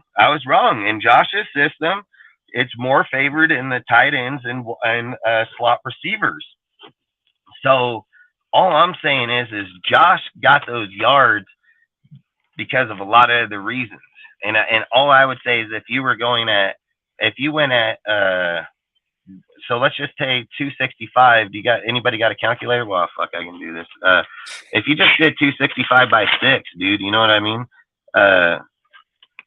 265 by 6, that's 44 point something, right? 9, 12.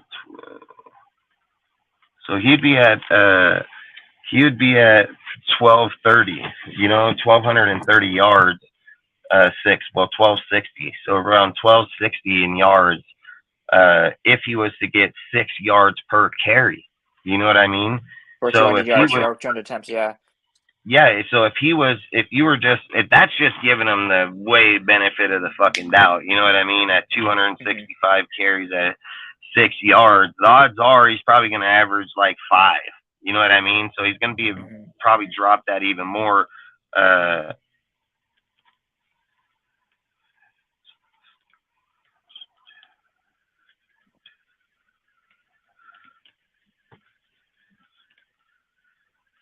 So like I said, he would be dropping it by over 100, 200 yards. So like I said, I would say all-purpose 1,600. Like if I was betting cash money, I'd be putting him right around the all-purpose 1,600 yards because if you're looking at if you were looking at his production, 75. You might actually have to subtract even more from that afterwards because, Amir Abdullah really wasn't involved in either part of the game, running or passing, until after Bolden was really replaced by him, like after bye week, so even then you got to consider that fact. And like, like you've been mentioning for the past year, Sincere McCormick, he's been a speed demon, whether it's been running or receiving the ball off, parallel to the line of scrimmage. So, he's always a danger set there. So, less.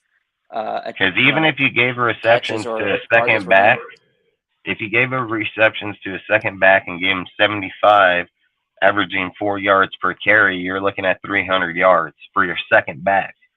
You know what I mean? So yeah, that's all I'm saying is I just think Josh, and we're probably going to be more productive is all. Like we're probably going to be more productive doing it that way because in their scheme, it tends to work that way better to have the dual back so they can't just hone in on a guy. This guy goes in or that guy, like they don't know which fucking dude's going in. You know what I mean? So that's all I would say in that one. But we can move on from that topic. But I was just saying, actually, question for you guys. Can speak. My bad. You can speak. You got. No, you guys are good. Actually, just like a general question for you guys, because I actually have trouble conceptualizing Josh Jacobs in the sense of what type of back he is. I don't think he's a scat back. I don't think he actually fits the prototype of. He's not a scat back. He just barely even started catching the ball just last year, so he is not a scat back. Exactly. So it's hard for me to like actually characterize him because I actually don't see him as a power back either. He just doesn't have the build of a power back, but I guess he is a power back, and he's obviously not a 3-down. They would label him a power back. Yeah, they label him that, but I actually don't think he is. He's in my mind, he's just like a solid running back, not elite, just a solid running back.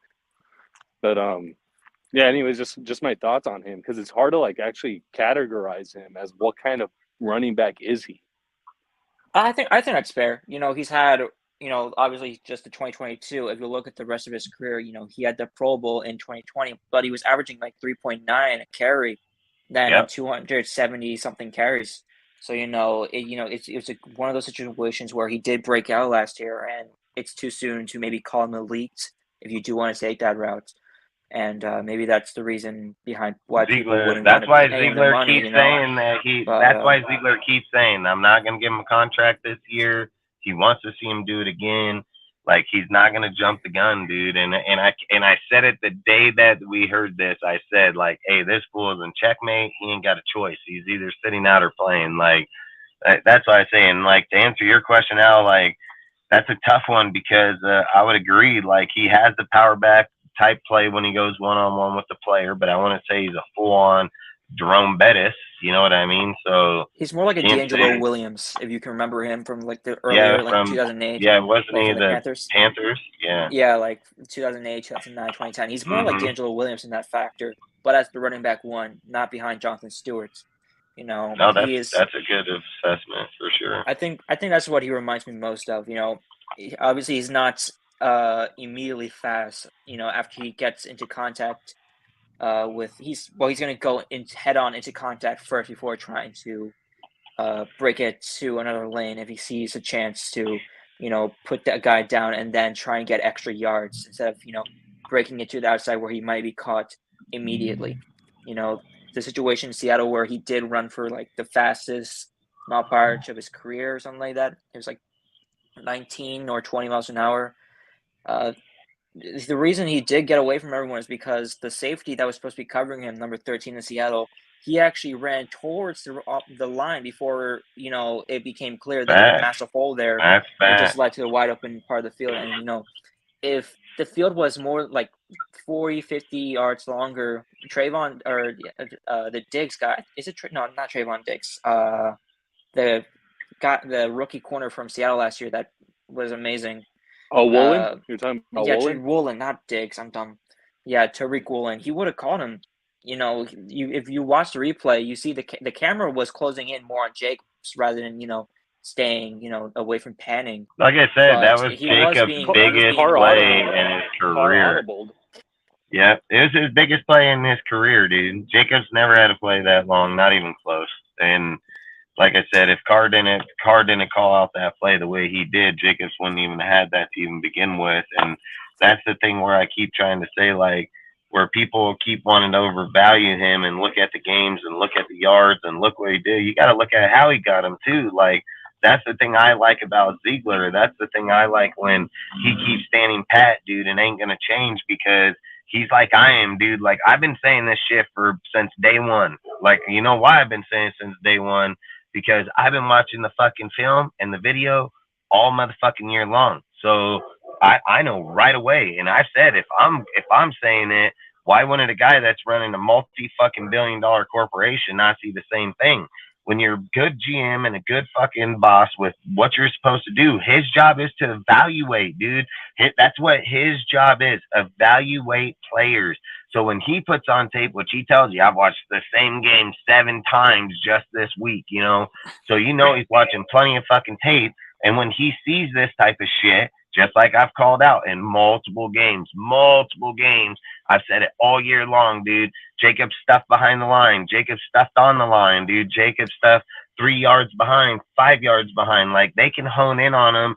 And when they hone in on him, he can't go anywhere, dude. So it's not like he's just this Emmitt Smith type halfback, dude, where it's like, oh, God, nobody can ever stop me when I get the ball.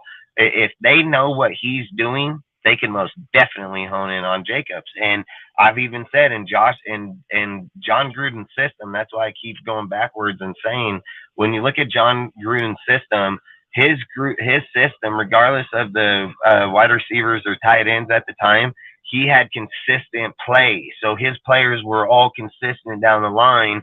So he was always rotating. Oh, he got five throws to 5 different wide receivers in this game. You know what I mean? Like, they're using their progressions through their players. So that's why Josh never got those yards. That's why Josh never got those carries. And even the one that you're talking about right now, in his most carried season, he only got 3.9 at 273 carries. So he actually didn't even have a good running year that year. And in this one, he had 4.9. That's five yards per carry, damn near. And he did it 340 times. That's way the fuck over his number that he's been with, period, by a mile. So to sit and think like it's going to keep doing that, so look at it like this. If he alone is to get those types, that's going to take away from your offense massively. It goes away from your offense massively. And you don't think the other fucking team going to be like, well, here goes Josh. He's going to get the ball. Get in there. You know what I mean? Like, you can't do that type of shit. So that's all I'm saying is why it wouldn't happen, what it is. And again, like I said, the halfback of him, I don't even know, like I said, I wouldn't call him elite. I would just call him a good halfback, dude. Like, it ain't hating because I'm not biased when it comes to our players, dude. Like, I believe Britton Brown's a good ass halfback. I think Sincere McCormick's a good ass halfback. I said last year, any person that was on DSR in the beginning of the year in the offseason knows I said the whole time, one, I wouldn't give Waller and Renfro their new contracts. I said I sure in the fuck wouldn't give it to Waller because he had a 2-year, $14 million. I advocated that the whole entire time. And the other thing I advocated the whole entire time was trade Josh Jacobs because he had the most value out of the 5th-year option players that didn't get the 5th-year option. I said it right then and there. I would trade that motherfucker right now. I said straight up. Did I not? I said it over and over. I said fucking trade that fucking dude now. I said he would have the highest deal. So what's the difference? Trade the fucker now. You got even higher. You know what I mean? Like, that's all I'm saying. Like, to sit here and have – this is why I know Ziegler's like why they're not going to do the contract because – at the end of the day, and this is why Josh wants to get the contract. This is why they're just at this right here. Bam, they're just fucking stalemate because one wants one and the other was going to go the other. Because look, Josh is sitting here saying, I just ran for 2,000 all-purpose yards, right? I want to get $15 million plus a year because Saquon's the one pushing it. So it ain't for me, it's for the next guy, right? That's what he's saying. And Ziegler's here at neutral saying, look, bro, I know you're not going to run the same exact yards the next year. I know it for a fucking fact, dude. So guess what? You thinking you're 15 million, I'm willing to bet you're fucking 8 to 10. Like, that's where I bet you're at, 8 to 10 fucking million. And if you want to cut a deal today, probably cut the motherfucker for 12. But outside of that, they're not going to go over it, dude. Like, that's the whole thing. He's valuing himself off of something he did one time in the whole time of his career. They're looking at it like bullshit. We're looking at the average of what your career is. We're looking at how Gruden ran it, how we're going to run it. We're looking at we're running duels. We're looking at he's just running single. Like, no, you're not going to get the carries you're thinking. Nowhere close. Like, that's all I'm saying. At the end, they got numbers. That, what do they call it? Algorithm. Like, they have the algorithm to fall back on for a reason. No doubt. Hey, actually, question for you guys. Do you think there's any team who would give up a first for Josh? I think Josh would only get a second if you ask me, but I think That's it's what I clear. think too, Hang on, yeah. I think it'd be only clear that maybe he would get a first if he did sign the tag, but that's a major if, you know, considering that he's now shown that he's among these like group of running backs along with, you know, guys like Saquon Barkley that will not, you know, play underneath the tag despite, you know, having one great year in, you know, in the span of 4 or 5, you know, above average, below average, or above average years. You know, you have one good year, and like you were saying, Dustin, you just span it across the entire career, but that's not true. So, you know, you should get paid what you're worth, definitely, but you cannot expect your worth to be exemplified over the entire course of your career when that just didn't happen. yeah, for what? What do you mean? No, I'm just talking about, you know, for the first round pick. You know, this goes back to the contract thing with Jacobs. If he signs the, you know, the franchise tag, I think if you want to trade him for a first round pick, maybe you could get some bites, you know, most definitely second round pick. But if, you know, you try and give him a long term deal, no teams are going to try and come after you to try and snatch him off your roster like that. You know, he's going to be Yeah, 20, see, I don't 29, think he'll get a first, retired. and the only reason why I think it is one, again, I know, like I've said it, like I'll bet hardcore cash. Let's go take Josh, put him on a team that's a run heavy team, right? So put him on a run heavy team and take away the line. Do you think Josh still gets those yards? Do you think Josh is still that good? Like, I mean, you can answer the question instantly. I mean, it's not a debate. Logic football players can answer logic fucking decisions. That's how you can tell who the fuck Josh is. Josh is who he is because of the fucking offensive line here that fucking bulldozes motherfuckers and allows him to go one-on-one with motherfuckers and pushes that. You don't go from the 29th ranked fucking the O-line to the 10th by not picking up those yards or mauling motherfuckers. You know what I mean? Like, if Josh Jacobs goes to a team that's run heavy, that's a run heavy offense and has a weak line, Josh don't come fucking close to those type of yards, dude. Maybe like 1,300, and he's running every fucking yard, every fucking deal. He'll break the fuck down 400, 420 some odd fucking carries to hit those type of numbers. That's what I'm saying, though. You think that the team would give up a first round pick, would be waiting with, you know, yeah, but this is why I don't think for that. Yeah, this is why I don't think so, right? Josh is yet to even entertain any type of trade yet right now, right? It's just 2 first round picks, right? He's only 24, 25 years old. He's fucking one of the youngest players. What? I posted a post today, dude. He's only one of 7 players to hit the 6,000 yard mark in his time span, and every one of those other 6 are all Hall of Famers, dude. All Hall of Famers, dude. Marshall Faulk, Adrian Peterson, all elite fucking players, dude. So Josh is in categories of only elites of elites, dude, and every single one of those dudes are elite. This is the problem. This is the problem. Josh didn't do anything wrong. Like, Josh didn't do anything wrong, dude. Like, I keep saying, where Josh is at with our team, it's just bad timing. It's just bad fucking timing, and it's bad ownership, like going to different owner, like, you know, GM and coach, because all they're looking at, look, this is what Ziegler and Josh say when they enter the room at the end of the day. They say, do you think Josh Jacobs is elite? They're like, yeah, we think he can be elite for sure. They're probably not answering that he is elite because they're going to say he's elite because of a big reason that we gave him those yards. We gave him those carries. They're sitting here saying, okay, let's just drop those carries from 370, put 75 to Zamir like I just told you. And guess what? We'll down his numbers ourselves. So unless Josh, so if we gave Josh, so let's just say Josh McDaniels goes into this next year and he just says, Josh will he will not exceed 260 carries through this whole season. Josh got to run like 8 yards, 9 yards per carry. You see what I'm saying? They're going to neutralize his yards instantly themselves. So they're going to structure it. And that's all I'm saying is like on another team, he'd probably get the money. And going somewhere else, yes. But for us, this is what other teams are going to look at. This is what other teams are going to look at, and this is why I think you don't get a first. They're going to say that, one, nobody entertained the fucking trade when there was 2 firsts in a contract, dude. If he is elite as everybody's claiming that this motherfucker is at his age, man, we should have fucking 4 or 5 teams barreling up. So then let's say that, hey, he signs the tag, right? Let's say Buffalo. Here's Buffalo, man. They fucking Jacobs away from fucking going to a Super Bowl, maybe even winning. And do you think they're willing to give up a first? I highly doubt it. The Niners only gave up a second for one of the best halfbacks in the NFL. Well, they gave him the second, the third, fourth, and healthy. Exactly. Why the fuck do they think they're just gonna upload on fucking Josh, dude? Like this dude's a fucking pure scatback or halfback, dude. Like McCaffrey's had way better type success when healthy over Josh, and that's all I'm saying. I've compared this numerous times. How does Josh expect to get paid more than Derrick Henry when Derrick Henry is the best halfback in the NFL and he's only getting paid $12.5 fucking million, and Josh has not even come close to Derrick's numbers. Not even close, dude. He's actually 20 some odd touchdowns down. He's only 11 games. Derrick's only has 11 more games played than Josh. I mean, his numbers are massively different, dude. Massive difference, dude.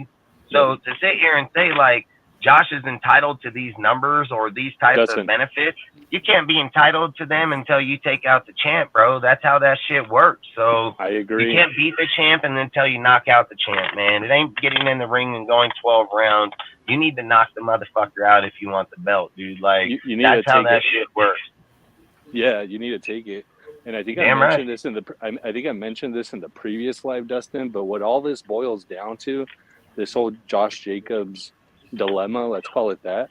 It boils down to this: Raider fans are very emotional. We're very sentimental, and there's this argument out there that we need to pay Josh because he earned it. And as I mentioned in previous lives, he already got paid. Like he got his paycheck. He's been paid every single year he's played, dude. So hey, look, Bill Belichick used to say this all the time: if you play good for me for the 4 or 5 years, I'll make sure you get paid somewhere else. So in your contents where he's saying that he earned it, well, he may earned it, but not here. Like we don't have to sign him. Not just that, but last time I checked, I don't think his checks bounced, right? Fact. I think they made it to his bank account, so that's fact. The guy got hundo. paid. That's hundo. That's why I hate when they do those narratives like that, and that's why I keep trying to say, like, when people keep talking up Jacobs, all I'm saying is at the end of the day, dude, when I talk the conversations all the time on our show, I always say just talk facts, dude. So that way you're not overpaying an individual. That way you're not giving too much up. That's why you're not overvaluing certain people, dude. Like, listen, Josh isn't first best, second best, period. Not in either this last year or in all the last 5 years, dude. Like they've said, that it would be, what would it be? It would be fucking Henry, Chubbs, and Jacobs. And then last year, Josh wasn't even first. It was Christian McCaffrey, then Eckler, then Jacobs, dude. So that's all I'm saying is like he's still not even first in any category, but he's in the one category of most yards led. That's it, or rushing yards. That's it. So that's all I'm trying to say is that at the end of the day, you're overvaluing a spot, dude, where I get it, where in previous years they've had good and so on.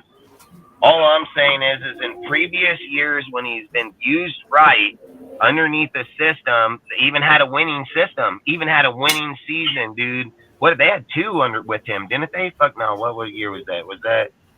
That was in so that was, yeah, fuck, was it 2 times? You're talking about the playoff year? What, 2021? Nah, they had 21? it with him once. But that's my point is even in there, even with the touchdowns, even with the rushing yards, even with the players, the wins still don't back it up. The yards is the only thing that backs it up, with not the wins in any way, shape, deal. But the thing that I keep arguing is go back and look at the 6 players that I just talked about just a minute ago. Every one of those were all on winning teams. Every single one of them. They're on winning teams. Jacob's ain't on a winning team, dude. And I just don't know if the yards would be the same if he goes somewhere else, because if he goes to Buffalo, they're not going to run him like that, dude. They're got Harris over there. They'd probably do the Stevenson Harris type shit. You know what I mean? Like, all I keep saying is the reason Josh got where he's at is because of our line, the way that they structured, the way that they turned and ran the ball, the way that injury took place, dude. So at the end of the day, I hate talking about this fucking guy because it seems like it's the only deals that he gets talked about, but that's why he's not worth it. It's not his name. It's not what he's done. It's not that he deserves to get paid. And if he does, dude, just like he said, you want me to be your superhero? I need to be paid like a superhero. I keep saying Ziegler don't want you to be the superhero.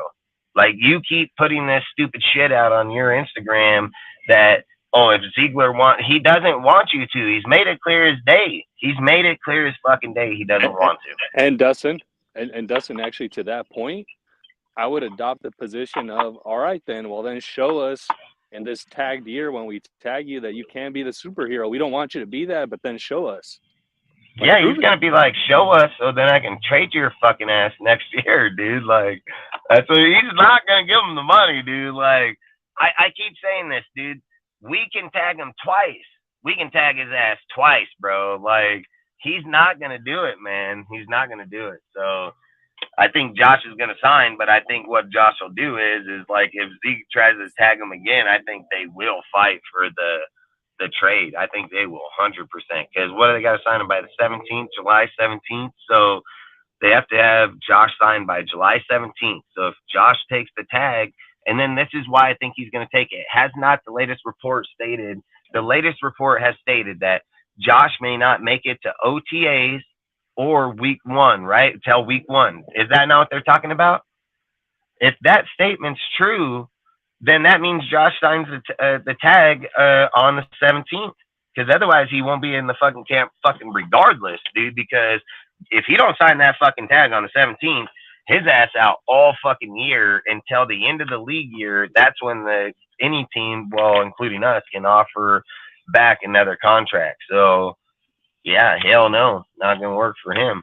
So, and I don't know how that would go down. I mean, I think we still hold his rights because we would still have the tag on him. So, like I said, it's a bad deal for him. Won't be good.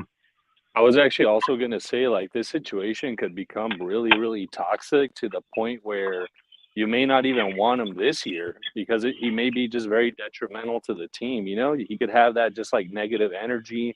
You know, he could be unhappy. I'm sure all of you have had jobs where like a certain coworker or whatever may not necessarily be the most positive, and that could impact the entire organization. So it may be a situation in which you may not even want him this year, even if he does sign. Hey, I've said, dude, I don't want him, dude, because I think it's going to be a worse or toxic, like bigger toxicity with him down there saying like, oh, I ran for these yards and they don't want to pay me. So if you run and play, they're not going to pay you. Like, that's what I see that shit turning into. You know what I mean? Like, I can see him getting them to turn, like, to not play hard because of the fact that he's like, they're not going to pay him. And it's not about that. It's not about that, dude. It's that, just like I said with Waller, I said, why the fuck are you going to give this? Thank God the Giants took him, so it didn't really matter.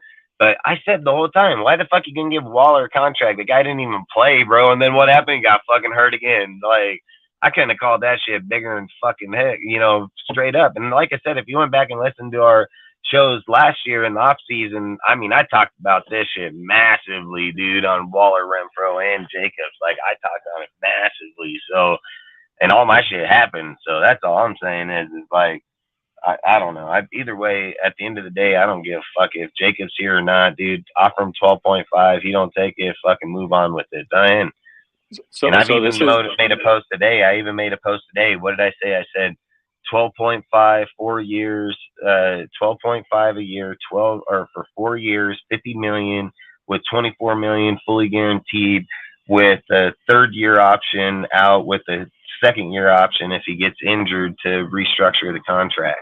That's kind of how I would roll with the contract, because I believe in him. But at the same time, he's been injured all 4 years he's been here. And it doesn't matter if he's played through injury or not. Being injured that many times throughout the years, it's going to just take one good fucking walk, dude, and adios, that motherfucker goes. So, and then we the fuck out. So I don't know if I want to go that route. And I'll also add this, Dustin. Ziegler already showed to me, he already demonstrated that he's cold-blooded. If he got rid of Derek Carr, a 9-year veteran who set all of the franchise records when it comes to quarterback play, what makes Raider Nation think that they won't get rid of Josh? Like, he just showed he got rid of DC. The difference is we can get something for Josh. Josh doesn't have a no trade clause or anything like that in there. So we can get something for Josh no matter what. At the end of the day, all Josh got to do is sign that tag. We can trade that motherfucker right away. So, and he knows already if he doesn't sign it or not, he's screwed. So it's nobody else, it's him. So would you be disappointed? Would you be disappointed if we only got a third?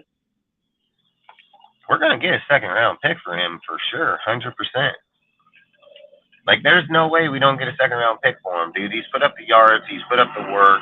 We're getting a second-round pick for him. And I think you're going to have a battle. You're going to have a battle of people giving up second-round picks for him. So I just don't see anybody reaching for the first. Like, I just don't see like I said, I can see, a second, third, fourth, fifth. You know what I mean? Like, that's the kind of battle I can see where somebody starts out with the second, fifth, sixth, then another guy comes in and he's like, hey man, I'll give you a second, fourth, and fifth, type shit, things like that.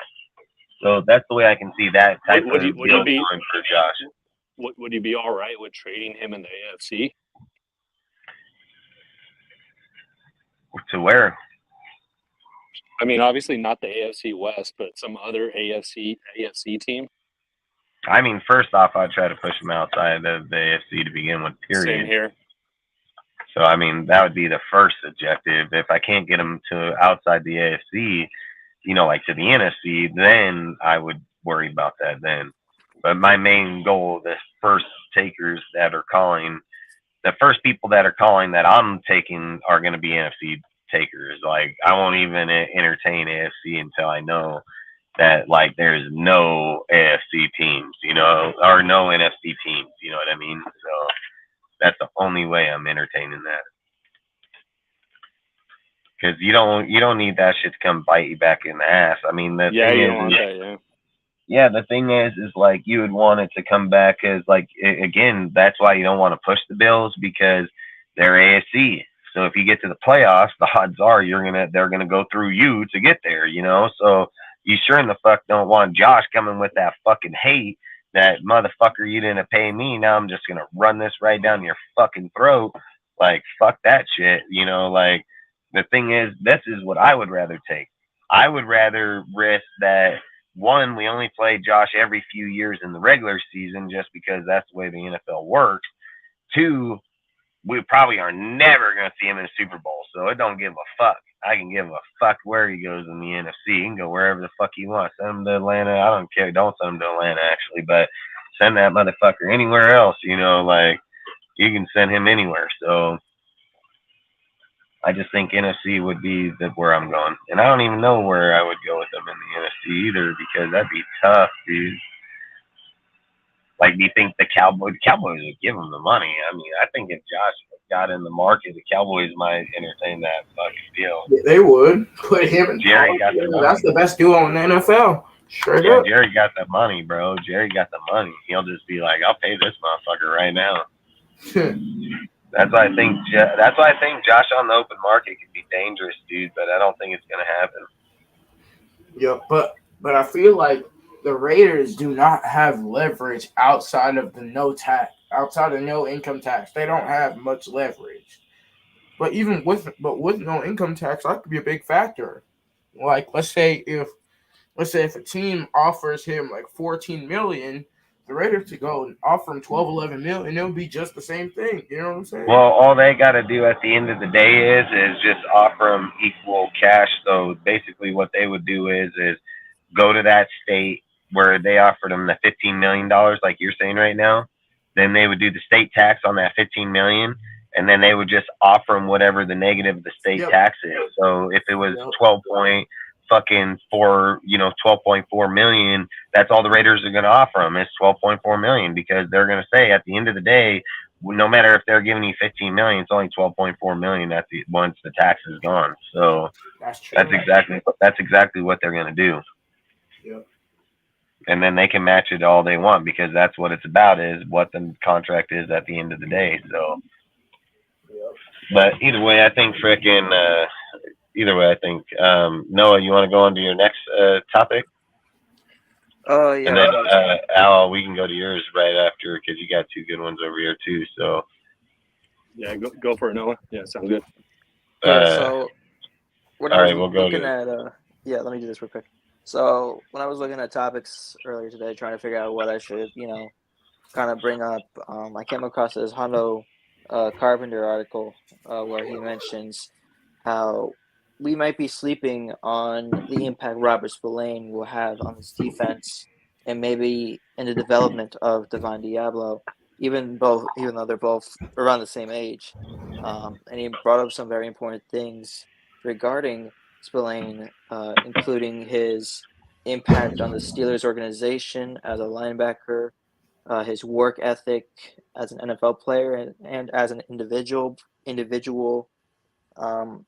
And he mentioned that his leadership at a young age is a benefit to the Raiders, not as he would be the main star of the team, but to help the other players on the squad that, are in positions where we need this type of help. Guys, like I just mentioned, like Devon Diablo, maybe even Luke Masterson. Masterson as well. We saw him break out last year as, the guy behind Diablo. And even after him, the other linebackers in this team and any future guys that these guys will be able to impact down the line. Having a guy with this ability to coach while also being this young, I think is a benefit. And I wasn't really thinking about this, nor did I consider it before I did read the article from Hondo.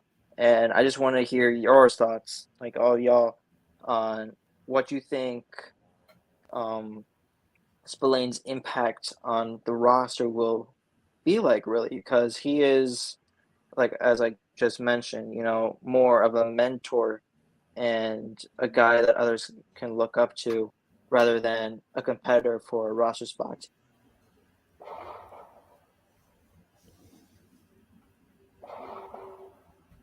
Yeah, I mean, I see him as, a solid run stuffer. I think he's a little suspect in coverage, and I think creative offensive coordinators are going to try to isolate him in one-on-ones to try to target him in, like obvious third down situations. I think he could probably complement Divine Diablo pretty well, because I see Diablo being more of the coverage guy, having been, a converted safety. But definitely he's shown leadership. He's, one of those hard-nosed football players. I think he's really smart. And obviously this regime, they probably place a higher emphasis on football IQ than some other regimes. And, that's really part and parcel of the New England Patriots way, right? Really getting smart football players. And I think Robert Spillane fits that mold. But yeah, solid run defender. I think a little suspect in coverage. But he should, provide much needed leadership and experience there in the linebacker corps. Yep.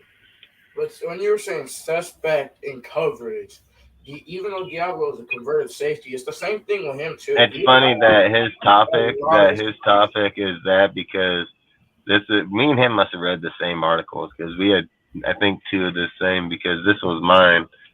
And that's probably the topic he read. That's probably the one he was reading.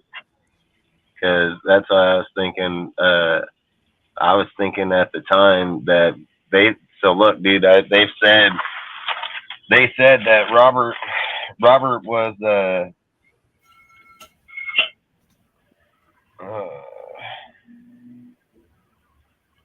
so there was a few things that I wrote down. That he also said that the reason he chose the Raiders was because when he talked on the phone with Ziegler and Josh, they made it seem like home here. So the Steelers actually I think I read did. the same article. Yeah. Yep, the Steelers did put a bid on him. The Steelers put a bid on him. The Raiders put a bid on him, and he chose us over them. And he said that the reason that he chose here was because of that reason right there is that Ziegler and Josh made it feel like home, that he was going to have a way bigger role inside of it, that they did want him to bring the green dot. He actually made a lot of big plays, dude, and a lot of people ain't looking at that. When Bush went out in the Steelers last year, and Bush was injured, he came in and he made a lot of big plays, not only in the run, but in the pass too.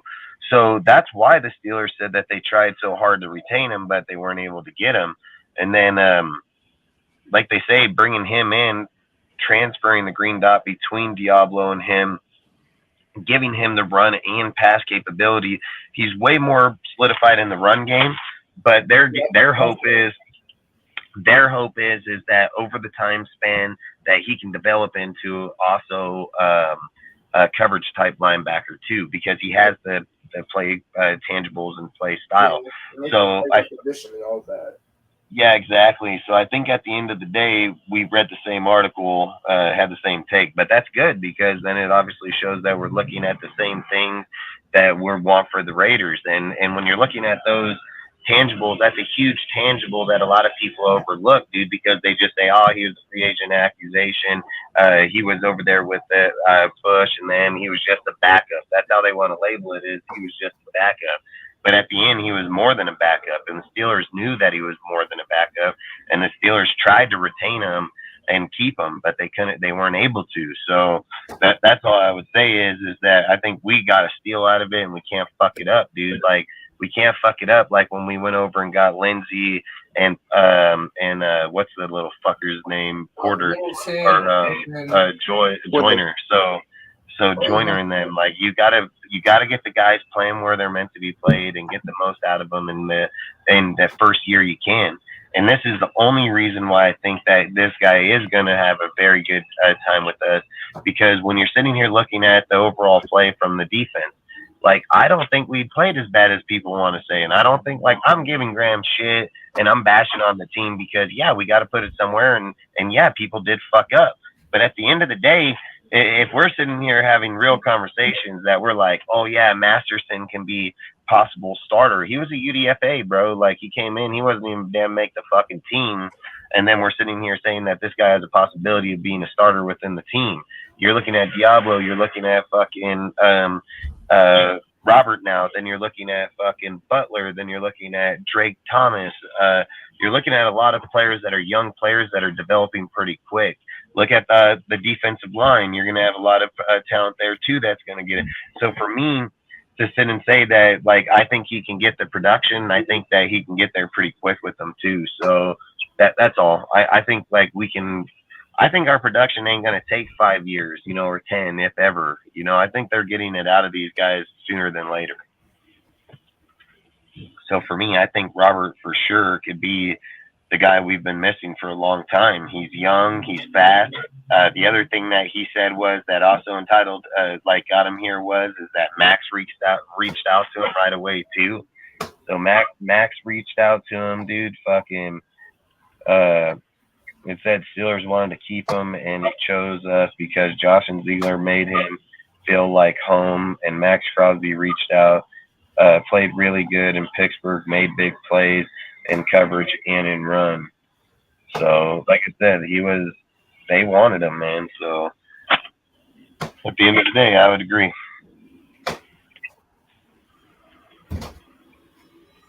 Anybody else have anything else they want to talk on this?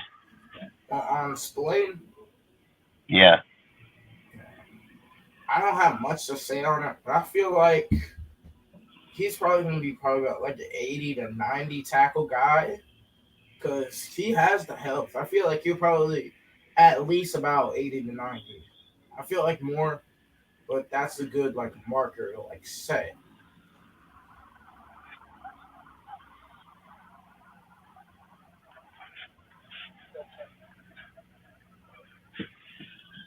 I agree. Anybody else?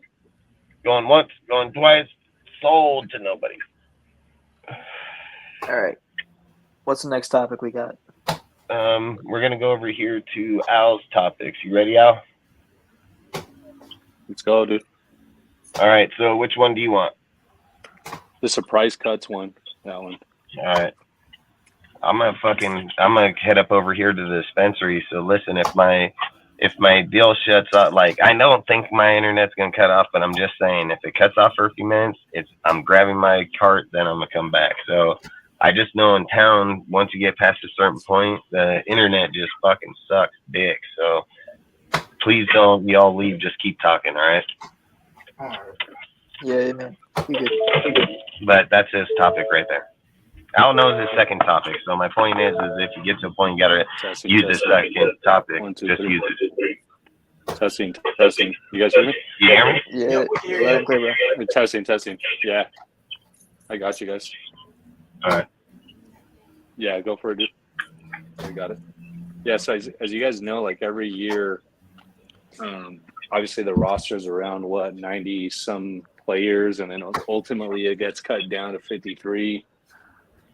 And invariably every year there's a couple of surprise cuts, if not more.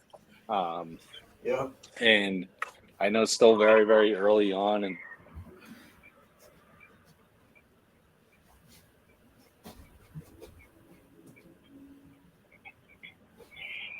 Is he still there or what?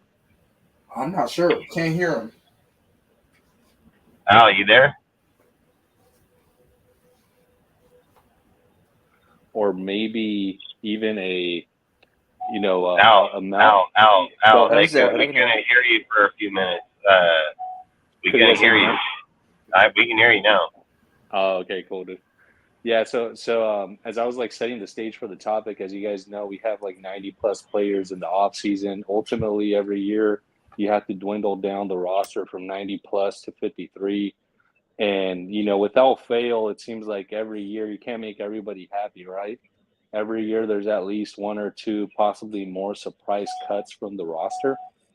And I know it's like really early to start predicting who might get cut, and much earlier to start predicting who might be a surprise cut.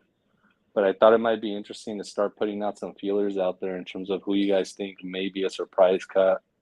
Offline, I've been talking to Cortez, and Cortez thinks that Malcolm Kuntz might be a surprise cut, and the more he talks about it, the more he convinces me. So maybe Kuntz might be a guy.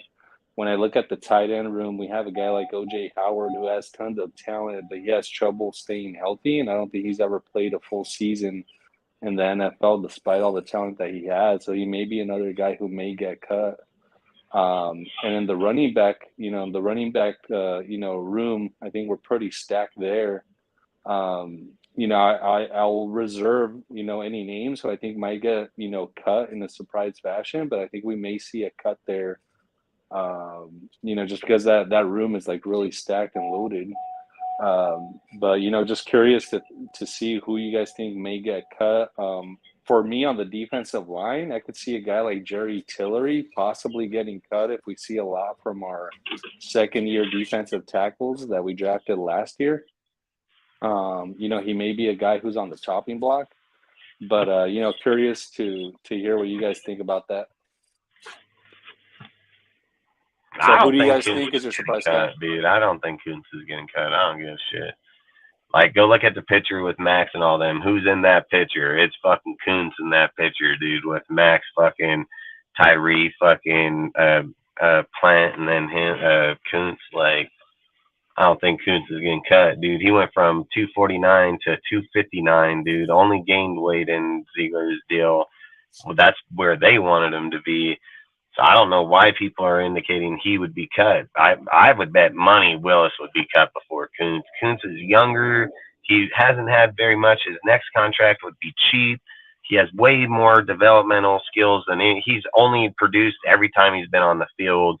Like, people can't overlook those type of deals. Like, they can't do that. And then looking at like Willis, if you're sitting there trying to say like Willis is going to get the spot over Kuntz, why? Why would he be entitled to the spot over Kuntz? Like, I don't understand. What did he do? He hasn't done anything either.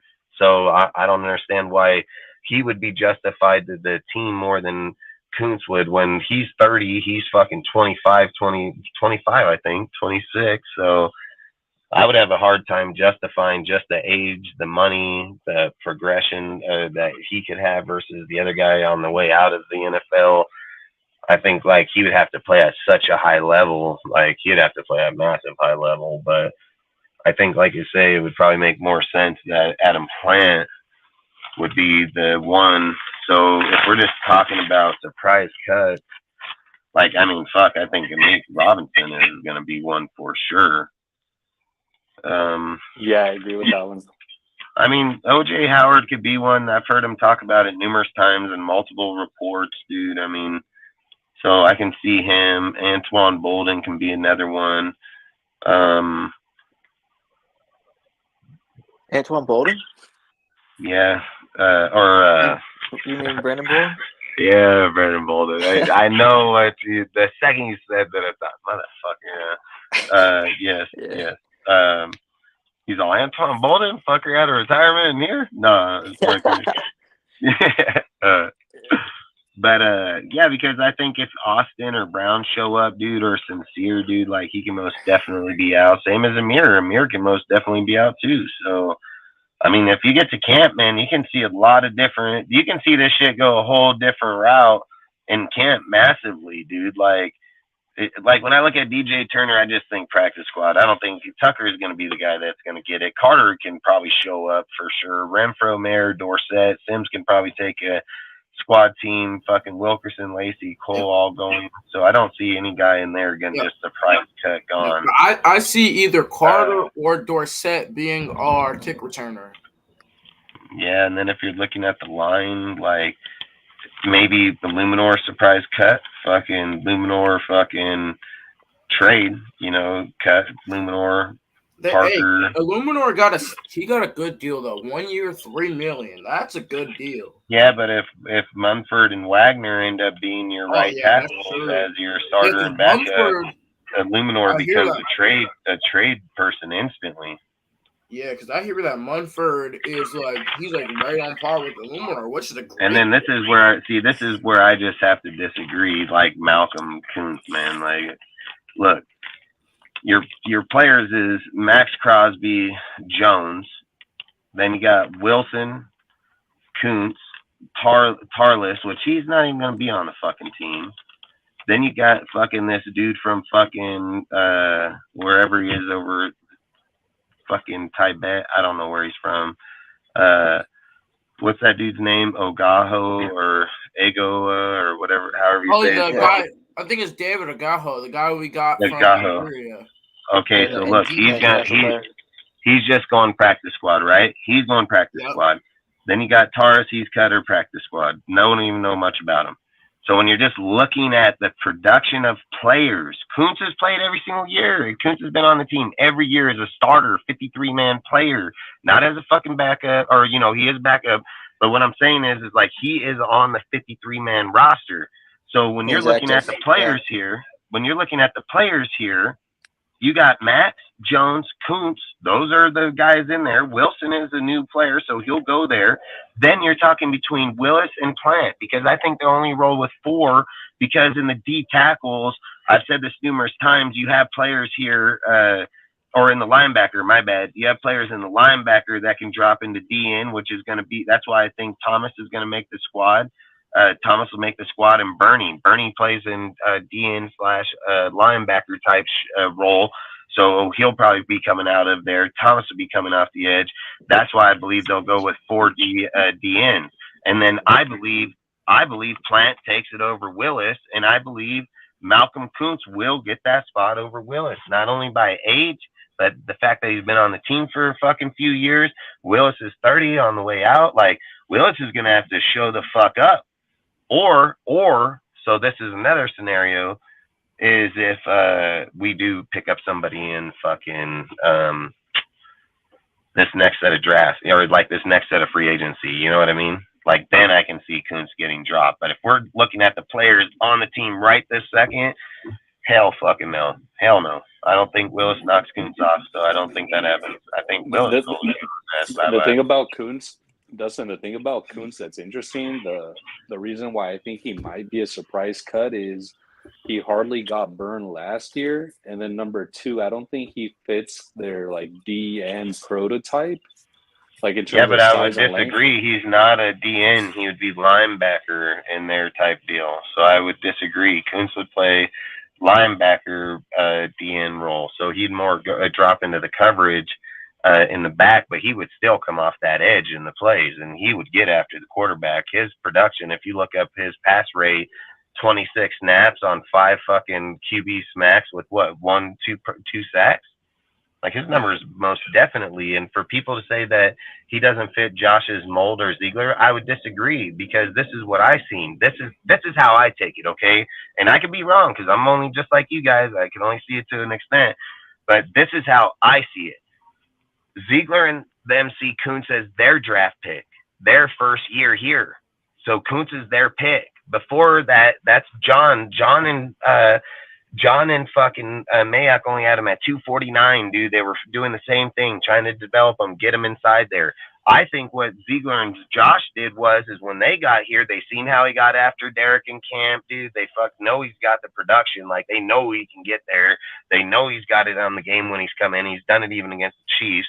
So that's why I think with me, this is what I took from it.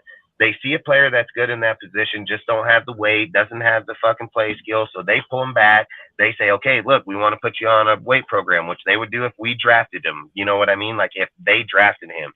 So basically they're looking at it as their first year with him as their draft.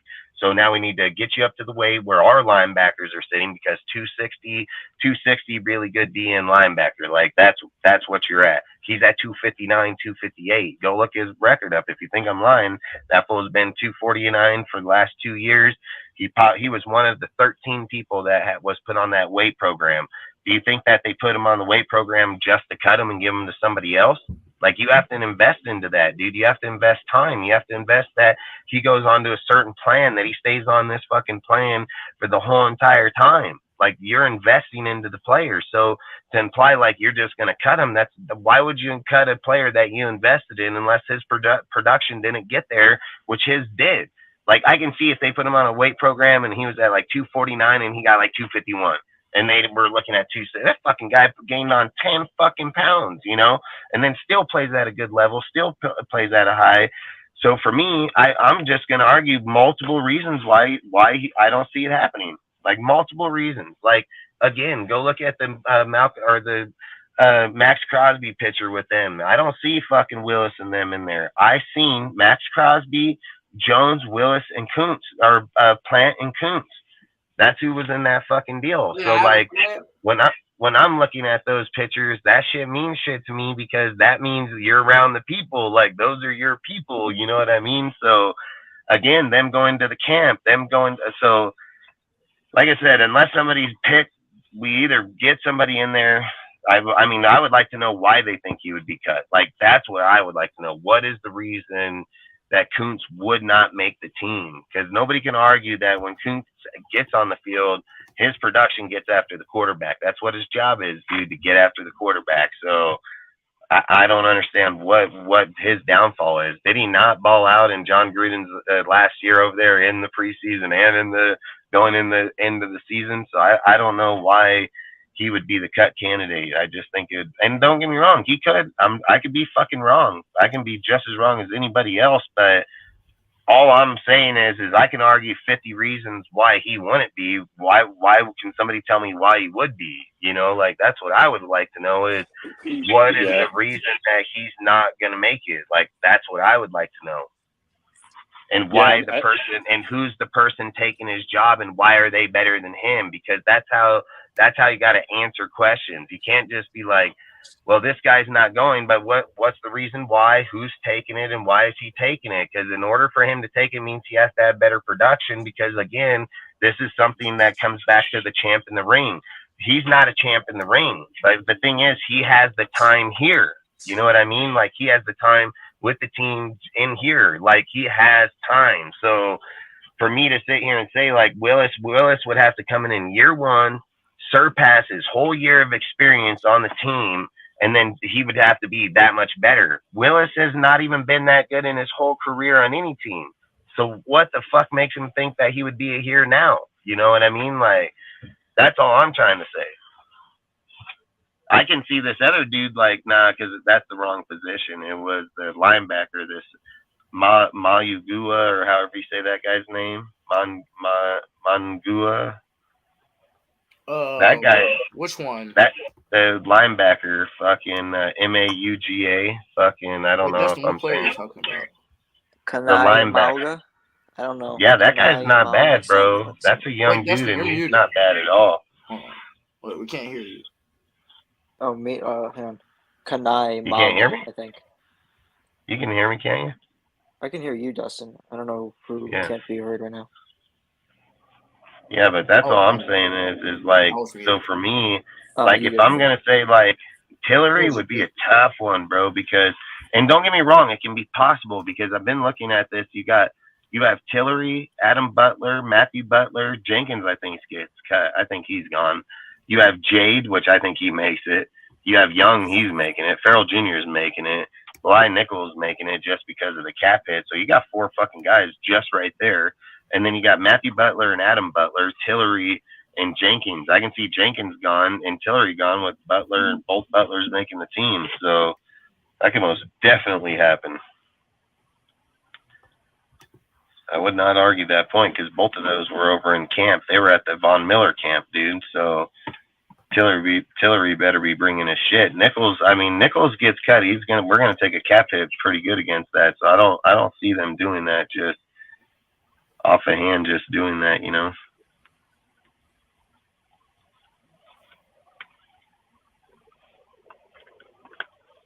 I don't know any player that has a big name that would just be a cut candidate that I'd be. I mean, I have one, but dude, it would just be a name, because hell, people have been saying it, but I just don't think it's going to happen just because of his play style. Is Palomalo, like, he's not. Yeah, he ain't getting cut. I don't think that. That's what I'm He seems saying. like more of a practice squad body. Yeah, but they're saying like somebody would take him is why. So, like, if I was going to pick one, like, my pick would be Illuminor. Mine would have to be Illuminor, dude. And I would agree with the Howard, just because if you see, like, I literally have it wrote right here on my paper, whereas Howard and Hooper are transitional, and then you can see that it says that Sims and fucking Horsted are both transitional players in the same exact fucking deal here, you see. So I've been writing this for a long time already. And then I've said Mayer with Sims is also the same type player. They're both transitional within there too. Hooper and Howard are the exact same. Mayer and Hooper are the same player. So the only way that Sims would bring the bigger capability of the wide receiver, which I've talked about numerous times, how you can tuck away a player but still keep them in your team, is doing it that way. And then what you would do is just change out Carter to the practice squad and rotate Carter to the practice squad for Sims back to our squad, and then fucking run Tucker as the punt and kick returner. And then you'd have to drop Renfro back there, but you would drop him back there not to run the ball. But if there is the chance you would have to run it, you know, that's just the chance. So, but at the same time,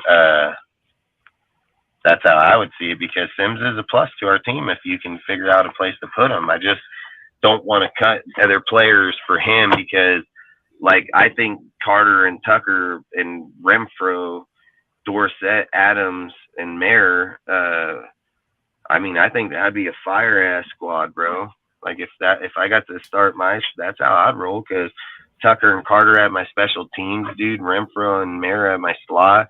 Adams and Dorsett on my outside, dude. Then I got Hooper and Mayer as my tight ends, with Josh and fucking I mean, you can go Josh and Amir at halfback. I mean, you're fucking balling, bro. Like you're about to smack dudes in the mouth, you know. You guys, do you guys want to talk on a different subject real quick? I got to run inside here real fast. They're gonna close here real quick, so you guys want to talk on a different subject real fast? Yeah, I guess we could figure something. So I got a few. You can take one of my subjects if you want. Well, we can't talk on this one because it's the same one that we just talked on. Al just hopped off, so obviously I don't want to take his. Al said he'd be right back. Yeah, All he right, did so say. we'll just wait for his. So you can use one of mine because Sergio may pop up still. So I'll give you. I think I got 3 topics left here. Man, I want to save this one for me because both of those I want to save. Damn it. Do you guys want to talk on Josh Jacobs? Best. So basically, Josh Jacobs was ranked the 2nd best halfback under 25. Do you guys know anything about that or no? I don't think I'm familiar. No.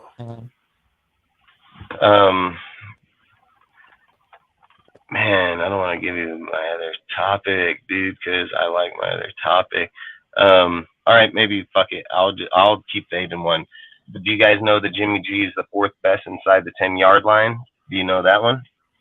Mm-mm. Oh yeah, I heard about the red zone percentage. Yep. All right, you have? Yep. Do you think you can speak on it? I can speak on it. Yeah.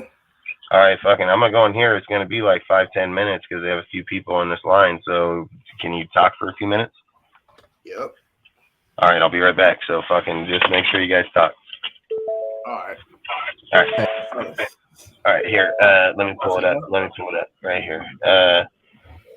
Basically, what it's saying is Jimmy G is the 4th best inside the 10-yard line, and this is over some good players. Just so I can give you, I think I wrote it down just so to give you your help. Is basically it said Jimmy's the 4th best inside the 10-yard line. He said with 60%. Daniel Jones was 68%. Ryan Tannehill was 64%. Dak was 63%. Jimmy was 62%. Then Mahomes was 60%. And then there were numerous other players obviously below him and so on. But even in his percentage in his career is still one of the top 3 or 4.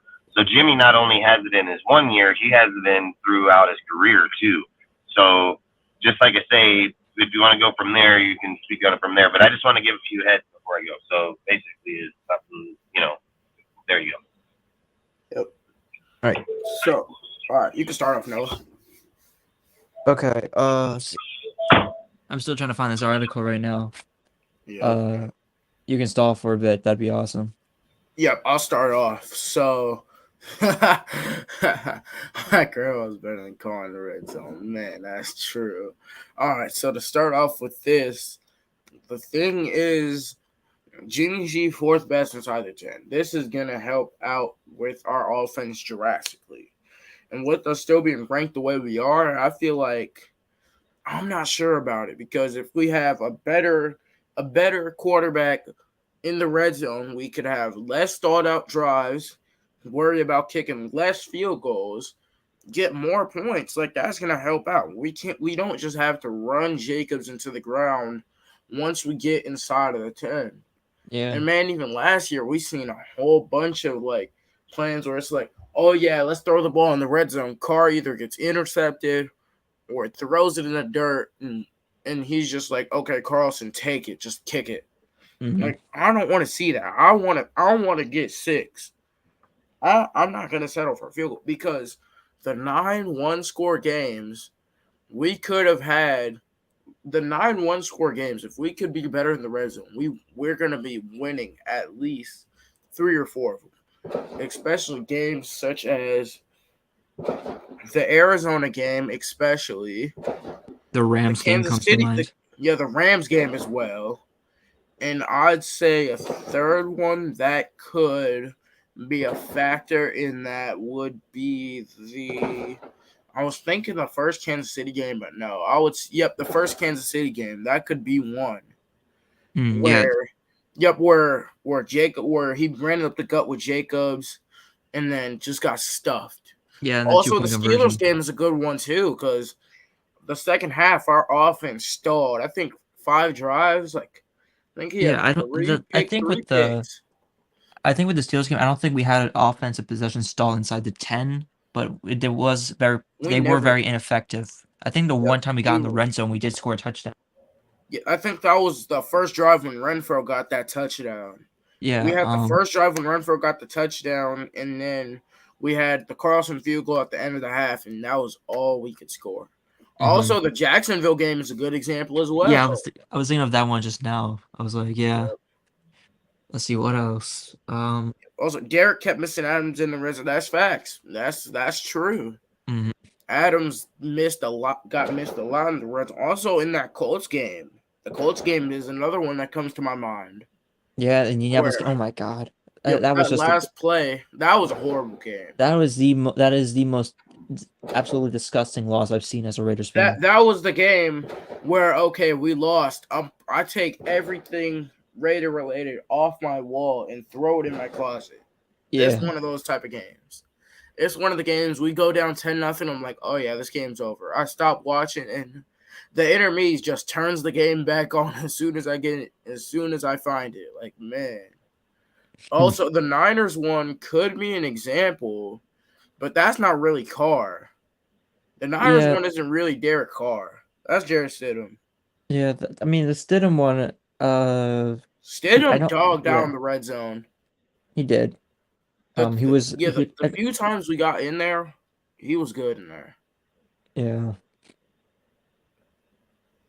Yeah, I think it'd be it's going to be very helpful to have a quarterback finally who can be effective inside the 10-yard line. Obviously that's going to take away the field goals from Daniel Carlson, take away all the fantasy points he'll bring everybody. But all the ways to drive is yeah, that means more. Yep.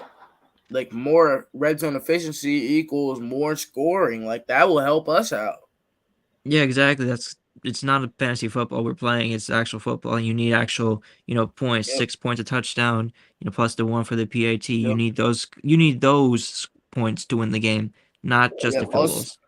Yep. Also, Ozzy brought up a good point here. Less 3 and outs. That's true.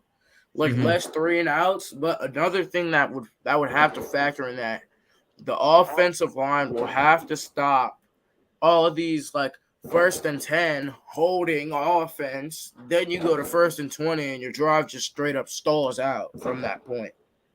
Right. Yep. Because I remember a lot of those. Yeah. Like he's saying, like Hoop's saying down there, the red zone is going to be one focus that we're going to have to prioritize. Salute Menace. Obviously this isn't, the same offense that we had under Gruden. He for some reason he was, we know Gruden was really good as an offensive coach. We saw it with Tampa Bay and Oakland the first time, and in Oakland and Vegas. But even with Greg Olson, as much as his coordinating was very questionable, and I still resent him for the freaking 4th down call in the Bengals wildcard game. Despite the pass. And also Paul Gunther, if you're watching this, you are garbage. I don't want to see you in any Raider colors ever again. You are garbage. Yeah, but like I was saying, Greg Olson, the old offensive coordinator, when we were 3-13 in 2014, he somehow manufactured the best red zone offense in the NFL with Carr as a rookie. So, maybe it's the players around him, or maybe players around on the squad. Maybe it's the quarterback. We don't really know. But, maybe it's just focusing on one specific aspect of the game and just perfecting it like that.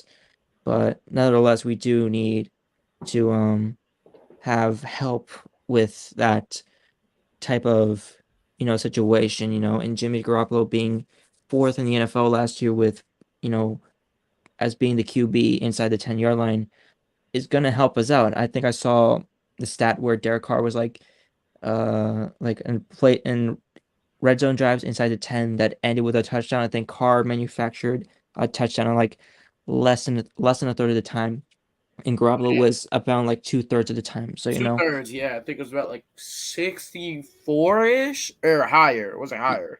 Yeah, like if you can get a 30+% difference, like gain on a Yep. certain like criteria of anything, you are absolutely winning at that. So, if you just apply last year to this year, it should be it should be smoother sailing for sure. Yep. Also, another good point brought up in the chat. It said in the Kansas City game, the rough and the passer from Chris Jones in the first half sort of stalled our team, which is a good point because when Carr at that roughing, even though I'm happy it was roughing, it wasn't a roughing call. Hmm. Fight me on it. It wasn't really a roughing call, but I was happy with it because we're Raider fans here. Yeah. But the thing was that when Carr got hit, he's like, no, I don't want to take any more pressure at all. He said, I don't want to take any more pressure at all. Just give the ball to Josh Jacobs, And that was really what they did until the one time in the second half where the offense just said boom was when Devontae and Carr connected on. I think it was like a 50-yard. Was it like 50, 60? Something like that. It was like a Check it real fourth and. quick. Are you talking about the 4th and 1, or are you talking about the No, play in the third the quarter? 4th and 1 was in the first quarter. Yeah. I'm talking about the second one where Devontae I think he beat two guys up top. It was the 48-yard touchdown Yeah, I remember. in the fourth. Yep, that one. Yeah, the 3rd and Yep, 10. it was the third and 6. Yeah. Until Geno Smith threw those touchdown passes to lock it against the Saints, I think that was the cleanest pass of any quarterback going into the weeks. Oh yeah. It was a just pop, just like you threw a little pillow on the top of your bed and just perfected the way your bed looks. Yep. It was it's pristine, but obviously, we had the bullshit holding call against Malcolm Kuntz on the field goal attempt. That That killed. allowed That Kelsey to killed get the us. other At that point, touchdown. that killed us. That's something else that Yep. pisses me off from that game that we had, Those two. and really kind of changed the momentum of it. Yeah, that just stalled because instead of them walking away with 0 and we get the ball and we're up and we get the ball, and if we could drive, burn some clock, and kick a field goal, then the game is over. Hmm. Instead, they get the ball back, they score a touchdown, and then okay, what are you gonna do? Like that's how it was. They give them the game. You go and score a touchdown. What are you gonna do? Yeah, we know what they did. They folded, obviously, Yep. but Yep. ugh. It's just not happy memories to think about, really. But to brighter days, we have Jimmy G as our QB now, at least inside of the red zone. That's something that we can be happy about. Dustin has gone inside of a Some convenience sort of store. store. Yeah, to go pick him some food right now. So he'll be back yonder. Don't worry. Yep. Yeah, hoops. That game was whack. Yep. Yeah, I hope this year will be different. No Yep. poverty. I hope so. No. There's no. Let me see. There's And no guarantees, but I'm hoping this year is different. I'm hoping for the turnarounds, especially in the red zone. Get some more turnarounds. That's why I feel that the differential from ESPN, the 19 touchdown, 13 interception ratio, is way off. Mhm. Because when last year he had 16 touchdowns and only 4 interceptions, how does he go from 4 to 13 with a boosted up supporting cast? It doesn't make sense to think It about it if you doesn't. separate it. I know he's throwing the ball like 500 times, but still. Yeah. I mean, I wonder if Jimmy G will make it that long, getting 500 attempts off if he does end up staying healthy, or if he does get injured. You can only hope that he doesn't, especially now that he's our QB. Yep. But you wonder if they're going to lean more towards the running game, which is something I wanted to mention earlier. But I feel like outside of Jacobs, the running back by committee would be a big thing. You'll see. I feel like Zamir White would be the RB2, and then you have Abdullah as the third down back, and then probably behind Zeus, it'd be like Jacobs, Zeus, and then you'll have Abdullah, and then I'm thinking Bolden would be like right behind him at that RB4, or technically like RB3. Well, I mean, we did say the running back commit by committee was something that was going to be occurring last year in Josh's first year, but we saw Yep, how that Jacobs just he became one of the best single season runners ever. So Yep. Obviously, we have the whole new running back room that definitely helps out. A whole new room, an improved offensive line. Like it's year two. Like it's year 2 in the Josh system. These guys know what they're doing now. Like guys down the stretch have been able to figure it out. I mean, not Amir. Sorry, Sergio, if you were there for a minute. My bad, bro. Yeah, but even you're good, man. I was What's up, just guys? inside. I was trying to get everything done. Frickin'. So, were you guys still talking on the Jimmy deal, or where were you guys at? Yeah, we're talking about it a bit here. Yeah, we guess who deviated was from it. ranked We're at talking the about how bottom? the running game would benefit from Jimmy G being the quarterback in the red zone. Even whether it be Josh Jacobs alone or running back by committee. There's only positives with a 30% increase in efficiency when you're inside the 10-yard line in the red zone. So if you So apply this that is from last something season, that I wanted to bring up before I was leaving, and this was my topic. This was going to be what I was going to talk about. Can you hear me? yeah, we hear We hear you. All right. So look, I read this article on. Let me find my pen first. I read this article on Aiden. It said Aiden had a PFF grade in big throw rates of 8%. Jimmy had no higher than 4% in his whole entire career. Aiden is actually in the 8th percentile, which is gunslinger percentile. And the way that he's played in Purdue and the way that he's played in the other school, like coming up from the 8th quarterback to the starting quarterback, the fact that this dude just knows how to just win, and he ain't afraid to go from the worst to the best to get there. And not only that, when you're looking at the type of play rate, and I was just now talking with with my buddy inside in here, when you're looking at the type of play and the thread the needle in the haystack type of player that Aiden is, I get it. Sometimes it gets you in trouble, but sometimes it also wins you games too. So I mean, at those types, when you're taking those types of plays, you're playing with them. Then I was sitting here telling him even another thing about Josh Jacobs. You got to remember, man, we still have Austin Walters on there, dude, that played really good. Yeah, he balled out in the preseason.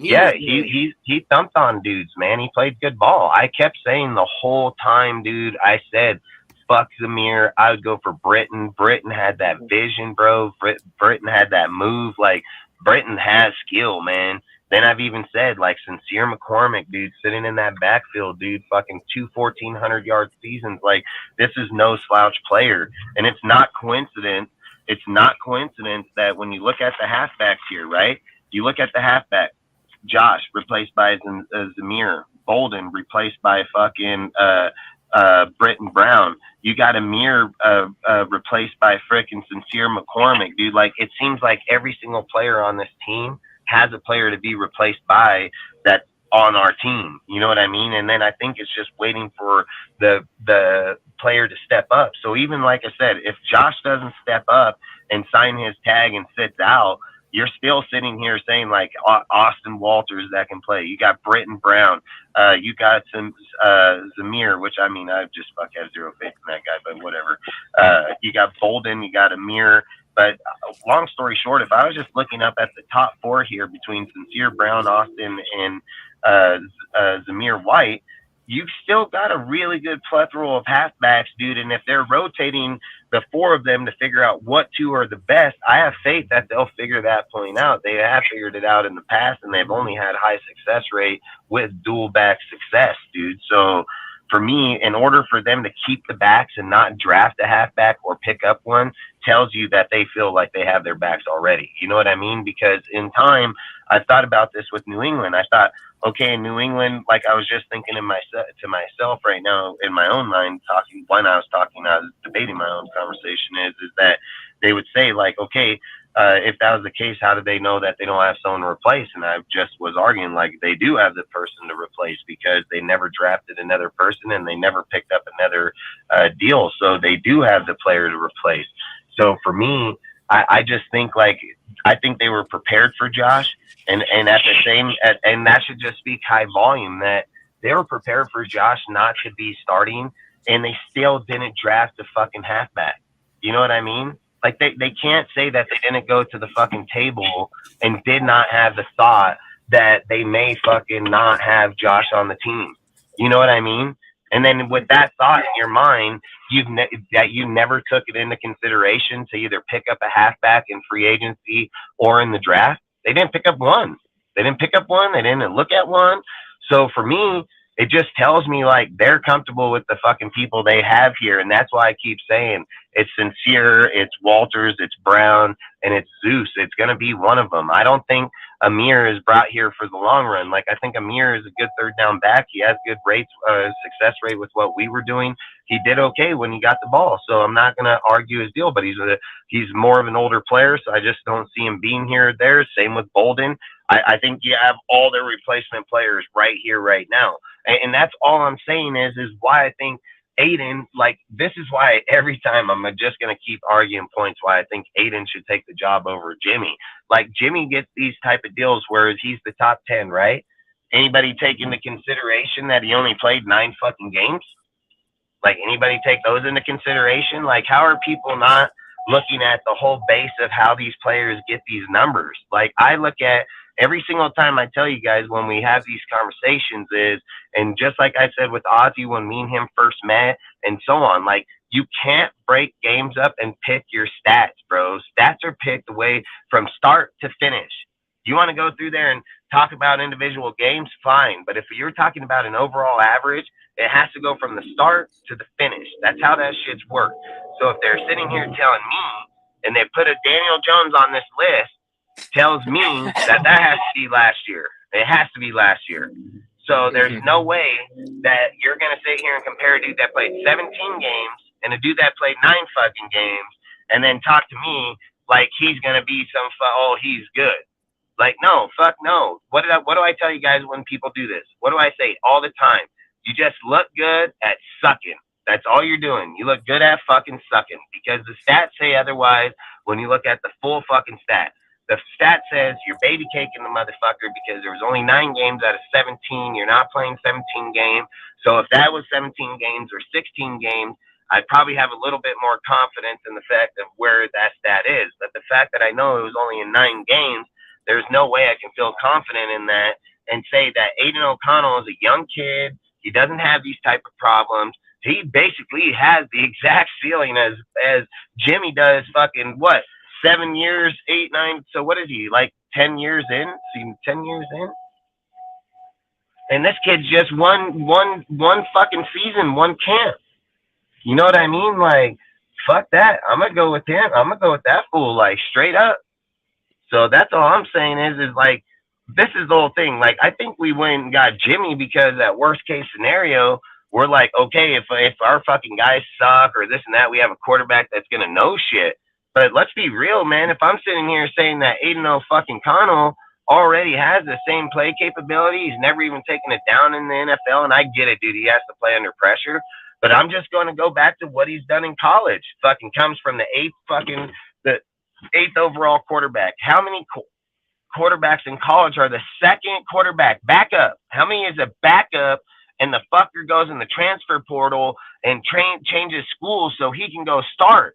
This motherfucker went from the 8th. He went from the 8th, bro, straight to the top, took the fucking job, and then took dink players and fucking made them good. You want to know a really good resume O'Connell has? So O'Connell didn't become a season starter until his 3rd year and his 4th year. His 4th year was his final year, right? Yeah. Purdue didn't have Purdue was known as like a losing school, to be honest, like not really getting over the hump.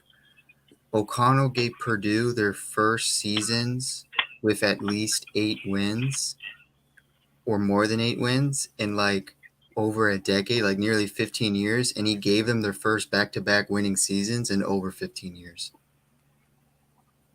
Yeah, and so you can't just bypass that type of shit. And look, when you're looking at quarterbacks or looking at people, and people want to talk about winners, right? People want to talk about winners.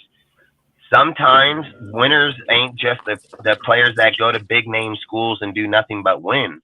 Sometimes winners are motherfuckers like him that's done nothing but fucking come from the fucking worst shit and made it the best he can physically make it. And not only make it the best, he's made it competitive when other people wouldn't even fucking dream of being able to do it, period. Like other dudes would have taken them years on years to even get the fucking what's the word I'm looking for, to get the Recognition. well, the team, like the team. So the team isn't as good as what it is without him on there, right? You know what I mean? Like it would have taken somebody else like multiple years to find the right quarterback, to get the right system, to get the right players there. Aiden made the team better because of him, because of the way he played, the way that he tried, the dedication that he put out there, the way that he made tight end and wide receivers look better. I think they had a good halfback there, wasn't it? Is it a good halfback or tight end? One of the two was there, but long story short, that's all I'm saying is his will made the team a better team by the way he played. So all I'm saying, when you can't just look past those type of things when you're looking at a team like us. We're in fucking slump, and we've been in a slump even with Derek Carr here. So to imply like, oh, it's been so good with Carr, bull fucking shit. If Aiden can surpass Carr, and Carr went 0-13 in his first fucking year, and then we went on with him as our fucking career starter. Why can't we at least see where Aiden can be? If Aiden goes 4 fucking wins, 5 wins in a season, that's better than Carr started out. And I think at a harder point in his career, because we're in a harder schedule when we're starting. You know what I mean? Like, that's all I'm saying. And if you're able to take Aiden O'Connell and not change nothing in the offense besides giving Josh the contract that he needs to be able to fucking sign, and then take some of that money to put it to the defense and make that finishing move there where Aiden's going to come in and have a dude. So look at it like this. Look what Aiden did in Purdue with nobody. And then you're going to sit here and say Aiden gets to come to the Raiders and get fucking the best wide receiver in all football, one of the best halfbacks in all of football. Then you're going to get fucking really good fucking tight end. And I don't know if he's played against him or not. I mean, he probably knows who the fucking kid is. Then you're looking at his backups, really good backups. Then you're looking at the wide receivers, and you're going through their chart, really good fucking chart. Like, I think that's the best roster Aiden would probably have ever in his life. You know what I mean? At this point, period, by miles. And if you're looking at the production that he's put up, like, what was his production? 9,000 fucking yards? Was 9,000 yards, or the fuck was his?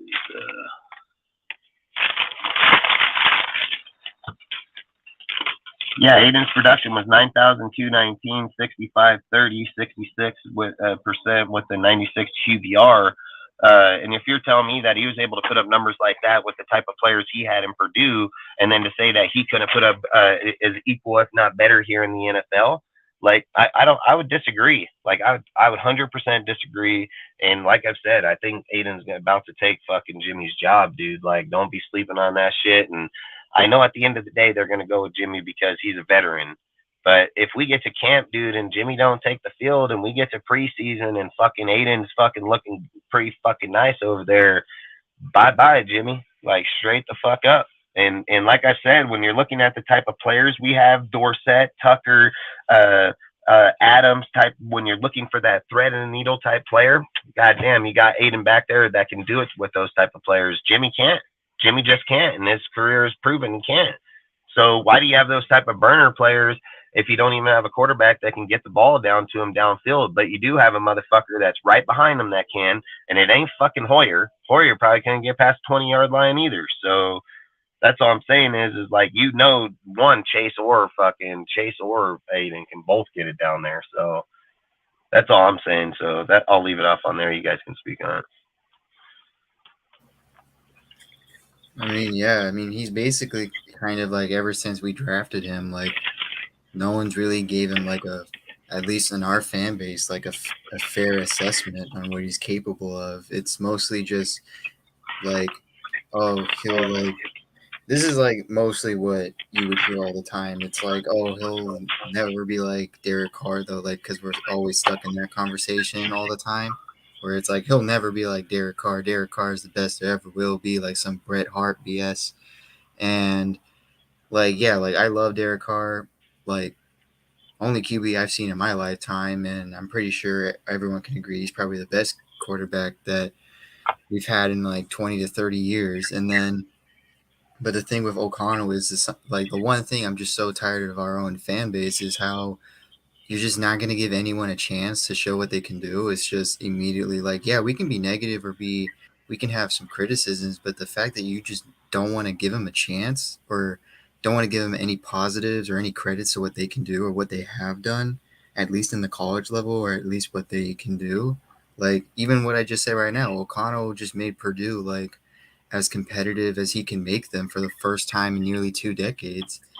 And not only that, but then people will say, like, what's the one thing everyone always says when we talk about O'Connell or Jimmy? It's like, oh, well, they can't throw the ball as far as Carr. I disagree because, I mean, the stat says that O'Connell's biggest throw was 75 yards, and I'm pretty sure he That's can throw fast. farther if you train him in college. So That's this fast. dude, And he can throw the ball.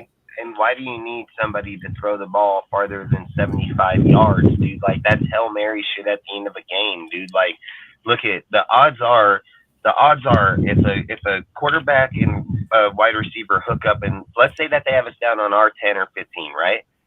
The odds are you're going to get a quick playoff that a dude's either going to get right past the corner on the outside, so he's just going to burn them in a post. So he's just going to run straight on right past them. Then he's just going to dot it right over him. So it's probably like 25-yard pass. Probably like 25-yard fucking pass he goes for the rest of the fucking field. Like, and then let's just take the next scenario. Let's say that he's sitting down there in the 10, 15-yard. You don't want to hold on to it too long back there because you're going to get fucking tackled. So the odds are you hike the ball, you step back, 1, 2, 3, fucking look back. Dude's in a slant going across the middle of the field. So here's a 40-yarder. So where the fuck is this 60-yard, 75-yard pass coming to reality? The only time those type of passes come in reality, more times than not, if they're at the end of the fucking game, if they're at the end of the game when everything's on the line, dude got to sit inside the pocket, sit back, turn back, and then just fucking dot the ball straight down the fucking field. You know what I mean? Like that's the only way that I feel like that you're gonna see that type of production and that type of deal. So outside of that, I just don't see when people bring up 75, 80-yard passes.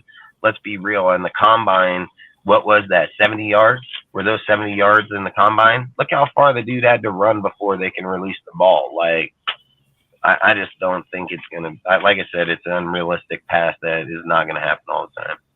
Yeah, and it's basically just everyone just trying to find an excuse on like it's kind of like what I've been seeing. It's just everyone just trying to find an excuse to hate something when you haven't seen what they can do yet to like have a reason to hate on them, which really just annoys me a lot personally. And then even with that, like no one taking the factor to like how O'Connell's accuracy also plays into this. Like he didn't have like some star receivers or like some big name receivers. Like the only like big name receiver I can think of so far is like as big as it can get is just Charlie Jones, but Charlie Jones like isn't as known, to be honest, in the college level. And then even then, like how he like in a career stat, he completed 66.7% of his passes, and his third year, with his first year as a full season starter, he completed nearly 72% of his passes. That's like, do you not want a guy that can complete that many passes at the college level at least? And who was that? O'Connell. Yeah, that's what I'm saying.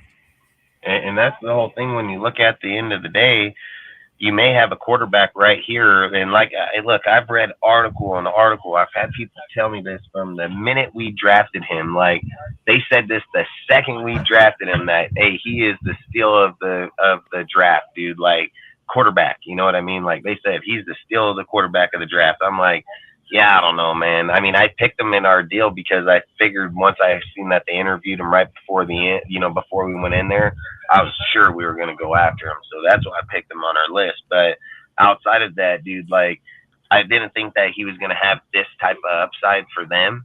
And the more and more you check into this guy, the more and more you're looking into him, it's like you find out all kind of crazy shit about this dude and like how much of a leader this dude is and where he's come from and how much adversity he's come through and like he doesn't give up and I don't know if it was him or not, but didn't his brother pass away or something? Like something was it him that happened to?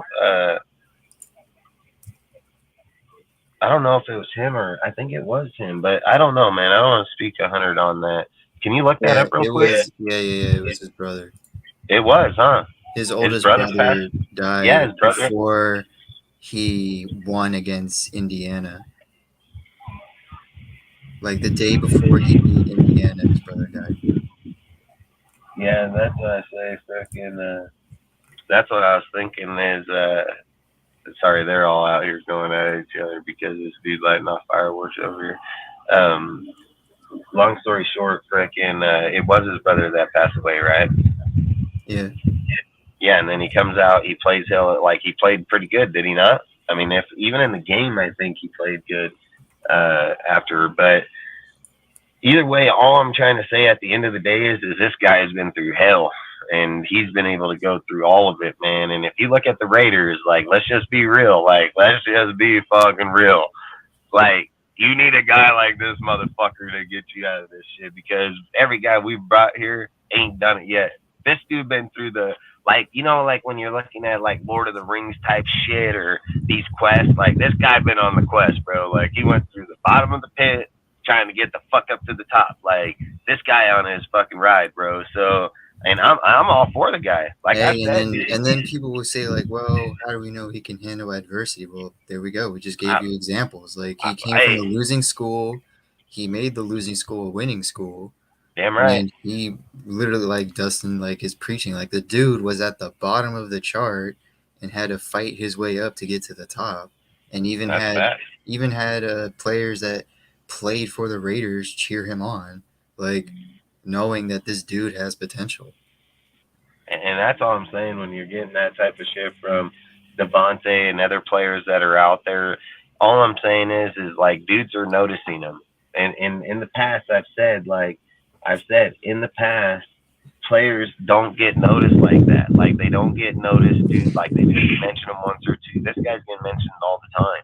And at the end of the day, we want what's best, dude. And I think I want what's best. And I'm trying to say right now is if we're putting down two quarterbacks, and I don't give a fuck if a guy sits and says, well, Jimmy's got Super Bowl experience and he has playoff. Hey, I don't give a fuck. Tom Brady didn't have any when he took over Drew Bledsoe's fucking spot and went on and won Super Bowl. So I don't give a fuck about that narrative because, listen, if we live by those fucking narratives, no quarterback is ever going to be good. Patrick Mahomes would have never been good. Nobody would ever be good because all they're saying is the dudes that have it, nobody else can get there. Well, that's bullshit. I don't buy that for fucking 1 second. And all I'm saying is when we're just putting down facts, just straight fucking facts, dude, of who this guy is, where he's come from, what he's fucking done. The facts are that there ain't another quarterback out there right now, not on our team or playing against us at the moment, that's pretty much done everything this guy's done and have the success rate he has. And when we look at the Raiders and all the fucking shit we've gone through for 20 years, including Carr or not, we have not had a dude that can take us past that next level. That couldn't get us there. Not even Carr wanting to get us there. He even said, I didn't even play my best football last year. Like, he's even came out, spoke about it publicly. He said it straight up. Like, I didn't play my best football, dude. I wasn't where I needed to be at. And, you know, he'll put blame where he's at. And look, that's just how it's supposed to be regardless. But he's done this every year for multiple years. So all I'm saying is when you got a guy that started at the bottom, he's worked his way up, he's got his team winning in that school, and then now he's going to come to an organization that's right in the limbo of winning basically and losing. The same situation. Exactly, dude. And you need that leader, dude, that ain't going to break down in the fourth quarter, dude, that ain't going to break down at the end of the season because this motherfucker already knows what it feels like. He knows what it takes to get there because he's already gotten there. Like, that shit matters. That shit fucking matters, dude. And I don't give a fuck when Jimmy's over there saying, "Oh well, I already got money. I've already been to a Super Bowl. I've already got a ring. I can afford to lose this game." That's not something Aiden's gonna say. Aiden's gonna be like, "I can't lose this fucking game. Might be my career." You know what I mean? Like, that's the difference when you're looking at the way when people are giving their full all and their heart to fucking try to stay there. I feel like Aiden would be that guy 100%. Like, I believe it 100%. So, and that's all I'm saying is when we're looking at the numbers this guy puts up, the numbers every single time, in the last fucking 3-4 shows we've had, we just keep bringing up numbers on this guy that are just surpassing. And I get it, dude. Like, Jimmy has the time, but people got to remember, Jimmy hasn't seen the field since week 11 of last year. Jimmy ain't been in this system for 7 years, dude. Like, Jimmy has no familiarity with any fucking player, maybe outside of Dorsett. Like, fucking, there is nothing on this team where Jimmy is going to have any fucking type of familiarity, period. That's all I'm saying is that what does he grant more than Aiden O'Connell?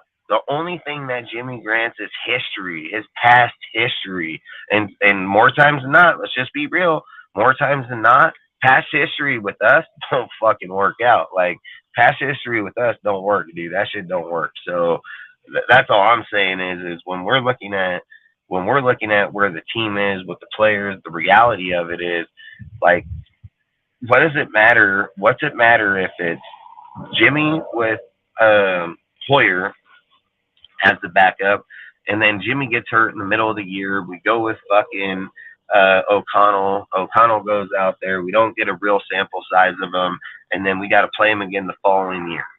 And then we don't take a quarterback in the next year because we're going to be too far down. Let's just say we were winning games, and we're going to end up too far down, and we just fuck ourselves. Like, why wouldn't you just fucking go say, hey, throw Aiden O'Connell's ass up in this motherfucker, let him roll. We got our halfback, we got our receiver, you got a goddamn fucking wall over here. If he can't play in this motherfucker ain't playing in the NFL anyways, dude. Like, to sit here and say his line's not going to be better, his tight end blocking ain't better, his fucking wide receivers ain't better, like, that's crazy fucking talk. That's crazy talk, so we know that's not true. So right away, I would say right away, if Aiden can't play behind this team, he's not going to play behind any fucking team. And that's something we need to find out now anyways, because we don't need to go halfway through the year and then move in next year. Oh, let's try and go and start him this year. Hell no.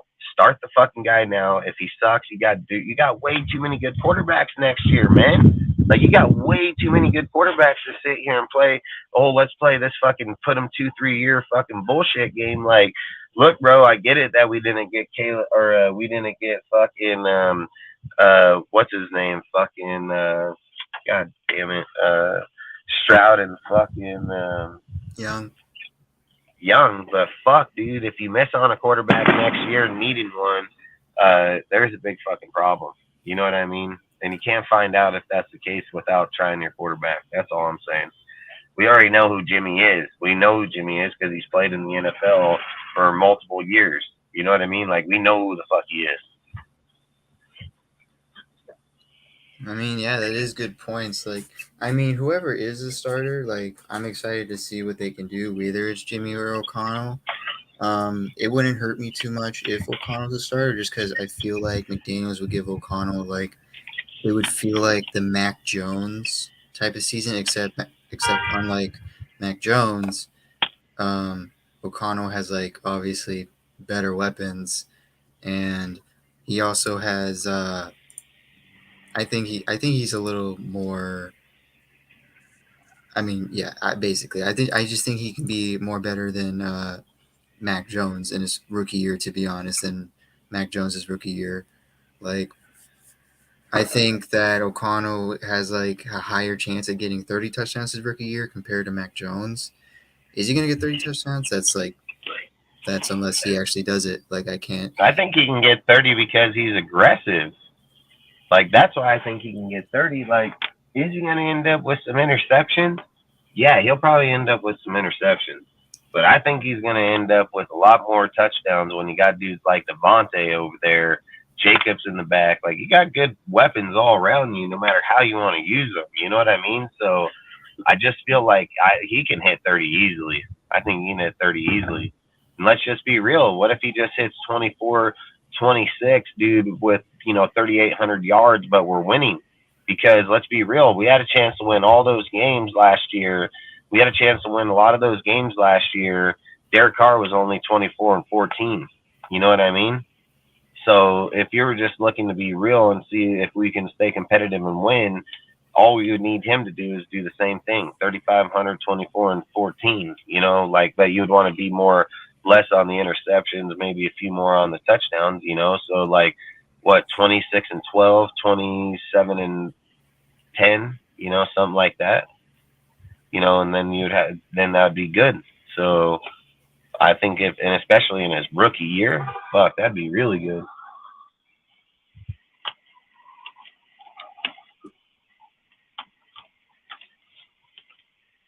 But I don't know. I think Aiden can get it, man. I think Aiden can do it. Would you think? What would his passing yardage you think it would be? I mean, shit. If I just did it like I was just saying, if he Remlin's Cars in 17 games, that was just 15. So let's just say Remlin's Carr and Carr stats just a little better. So I'd say like 3,800 yards, 27 and 10, probably where I'd put him, and say that'd be a pretty good year for his first year. Right. You know what I mean? Because why couldn't he have the same success? It's system, dude. I mean, I keep saying this. It's a system, dude. It's a systematic system that has X amount of runs versus passes throughout the year. And if the players are there, they're going to get X amount of production. You know what I mean? So if I was just looking at him to be the type of player that he has been, the type of player that he could be, and look, if I'm just going to be real, so that would be what I would want him to have, is what I should say, right? So that should be like what I would want him to have is 37, 3,800 yards, 27 touchdowns, 10 interceptions. That would be a good year. We'd probably be winning year. That'd actually probably be winning year. But at the same time, the reality is he'd probably go for like 17 games, 3,400 yards. Let's say if he did hit 27 touchdowns, he'd probably be up on the interceptions. So probably like 15, 27 and 15, 27, 16, So I don't know if we'd be winning there, but long story short, that's where I can see it at.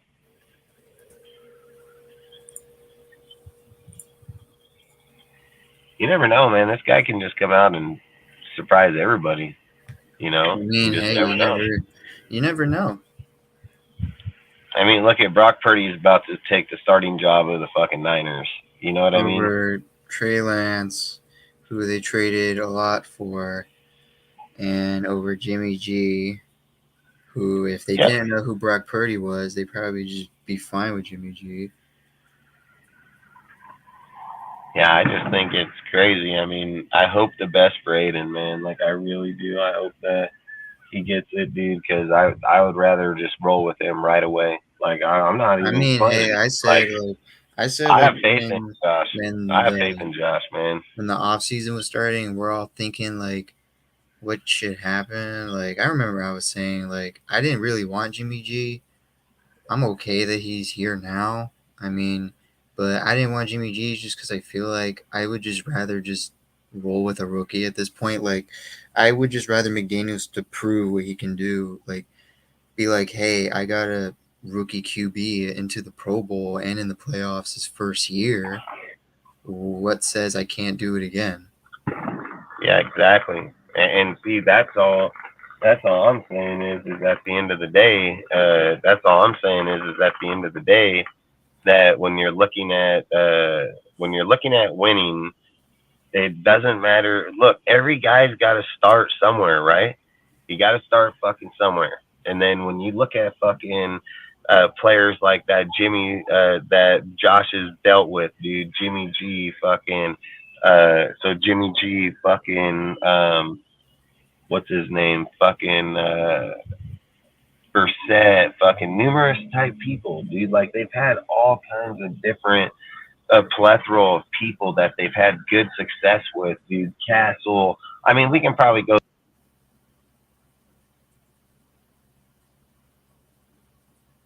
Uh-oh.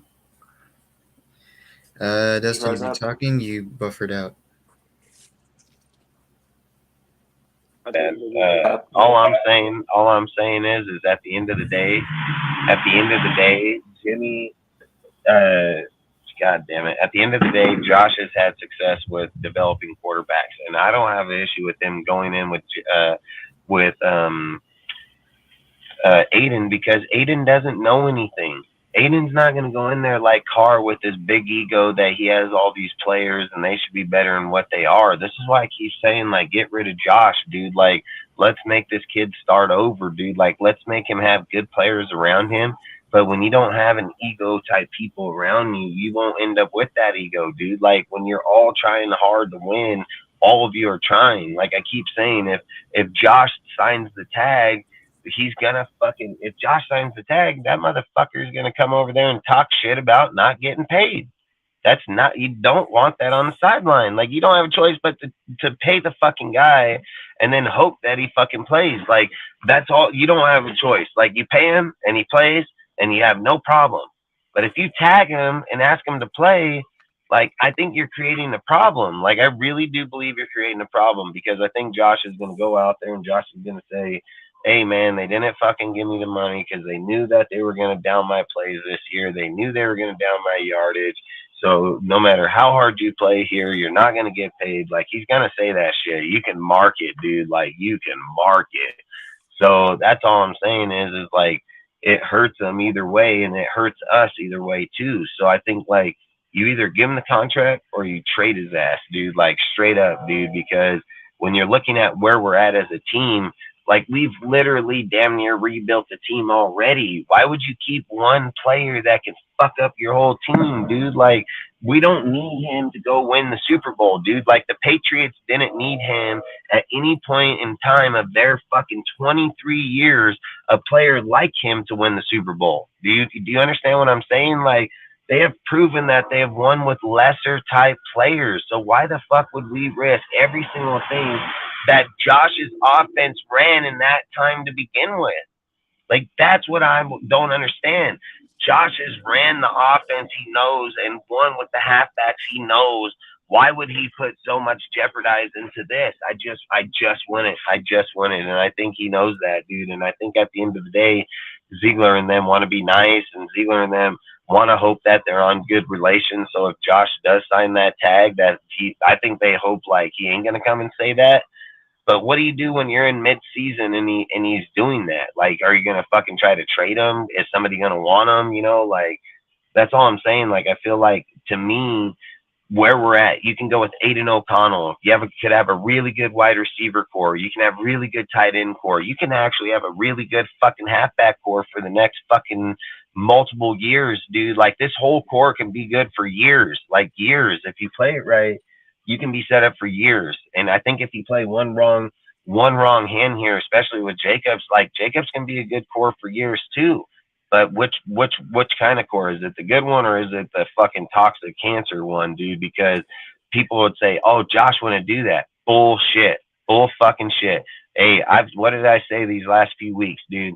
Josh is so unpredictable, dude. This guy is so unpredictable. He's so fucking condescending. He's so fucking contradicting.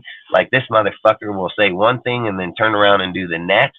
Why the fuck wouldn't he be the drama in the locker room? Hey, and if anyone that's siding with Josh in this whole situation, you're siding with a guy that's willingly damaging his own image. Like, whether these are trolls, whether these are aggressive fans, you're siding with the guy that's willing to show hate towards the fan base and is kind of ruining his image for the franchise. Because when we're hearing news that Josh Jacobs is going, like, himself personally going on social media telling fans to just shut the F up and just watch what's happening and stop talking about stuff. And not only that, what has been already said before, the contradicting and making it seem like he's noble, and then going from noble to selfish, and then going from selfish to heroism, and then going from heroism to like a straight up like an a-hole, to be honest. Like, you're kind of ruining your image if you're just going to attack the fans no matter who they are. Like, and to be honest, I don't think Ziegler himself would like that. Like, hey, you're kind of making us look bad now because for some reason everyone like it's kind of like this deal where like everyone was like, oh, look at them, they kicked out a fan that said bench Josh McDaniels, right? So no one's fine with that, but everyone's fine with Josh hating on the fans and telling the fans to shut the F up personally on social media and attacking the fans. Like, everyone's fine with that, but they're not like, do you see how this is kind of the only thing I would say about that is like I've said 100 times, why is Josh worrying about what a fan says? Like, you have agents, you have fucking you know what I mean? Like, you have agents, you pay these fucking guys to go out and work contracts. So if Jacobs is going and talking shit to a fan, it tells me that the contract ain't going well, because why else would he stoop out to a fan if his agent is getting the contract in order? You know what I mean? That's all I'm trying to say. Like, Jacobs tells the tale. Like, you're not going to see good players, elite players that are getting contracts or getting their shit negotiated right, and then go out there and fucking be arguing with the fan. You know what I mean? Like, why would he give a fuck what he thinks, what he says, or anything? It's just like no more than what Amit did with you. He got offended. He fucking came over and he fucking talked back, and then he deletes his shit because he got inside his emotions. You know what I mean? That's no different than what Josh did. Josh doing the same exact thing that Amit did to you. But the difference is Josh is on a way, way bigger scale and way more dominant player. So I think when you're stooping yourself low to players like that, tells me like you don't have your shit in line. Like, you don't have your shit in line, because I know if I was in that point, my agent gonna tell him straight up, like, hey bro, you ain't fucking paying us, we're sitting, like, straight up. And if you, the best deal would be is get us to sign and trade us. You know, like, that's exactly what I'd be telling my agent, because if you ain't giving me 12.5, then we can't do this.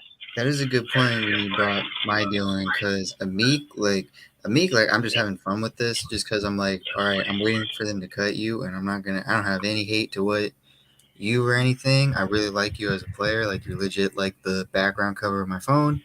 And like, the difference between like Amik and Jacob is like Amik is like face of franchise player. Like, when you think of like the team right now, Raiders, like one of the players you think of is Josh Jacobs. Like, you don't think of Amik Robertson that much if you're like not a fan of the Raiders.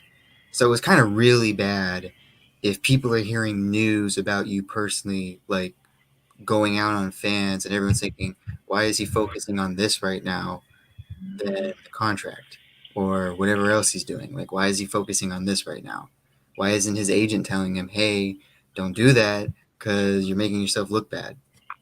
Yeah, you're gonna bring down your value. And do you really want to be a Raider? Because if you want to be a Raider, why are you worried what that fucking guy's saying?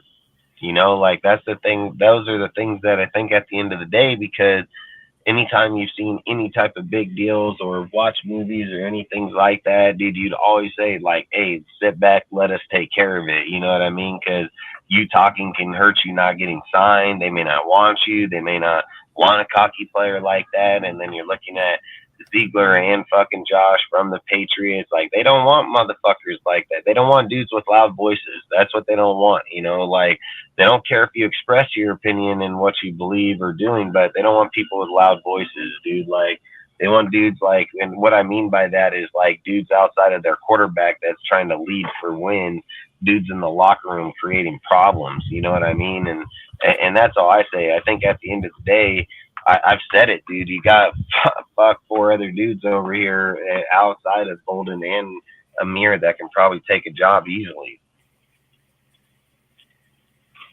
I just think at the end of the day, everybody's holding on to an individual's name. You know what I mean? Like, if Josh comes out and plays next year and only has 1,200 yards, are they going to say he's as elite as they were saying before? Because if they say that, why weren't they saying that when he had his first 2,000-yard season? You know what I mean? So I don't know. And again, Josh already said out of his own mouth that he's going to retire at 30. You know, so fucking go down that road. I just would rather go down the road. I'll just trade the fucking guy, get it over with. Yeah, it's just we have less than 2 weeks away. We got 13 days. I just need these 2 weeks to just speed through so this whole situation can end. That's facts. That is facts. You guys want to talk on another subject? Let's talk on something else real quick. Fucking, you have yours. You want to talk on yours? Oh yeah, sure. All right, there you go. I'm gonna drive over here and see if I can get me a soda and candy for this bar. part, right,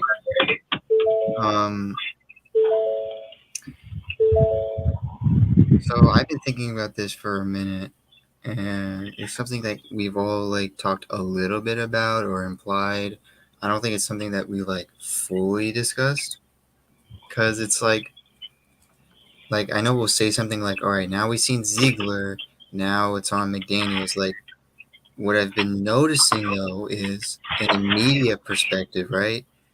We've seen Ziegler like ranked by like the NFL, right, as like one of like the best young GMs to come into the NFL, right? Or like how everyone's like, yeah, we love how Ziegler structures his contracts, we like how he's doing. Or even in the draft wise, like everyone's like, finally the Raiders had like a solid draft, and then like everyone's like, okay, this is good, this is good, this is good. It's usually just a minority that doesn't like Ziegler at all, which it is a minority, to be honest. It's just most of the hate is just focused on Josh McDaniels. And this is something to where like I've noticed to where like there's sort of like an imbalance. And to some credit, it's reasonable. To some other credits, it's not reasonable, where the media likes Ziegler but doesn't like McDaniels. And this is where I'm starting to say, like, I'm starting to talk like this saying where you can't like Ziegler without liking McDaniels. If you don't like McDaniels, then you don't like Ziegler. And if you don't like Ziegler, then in my opinion, that's pretty crazy, to be honest, considering what Ziegler has showed what he can do as a GM.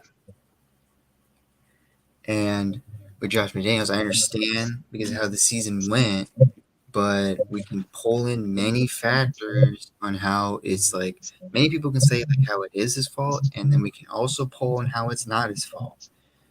And we can point the finger at someone, we can point the finger at everyone. I would like it if we just point the finger at everything.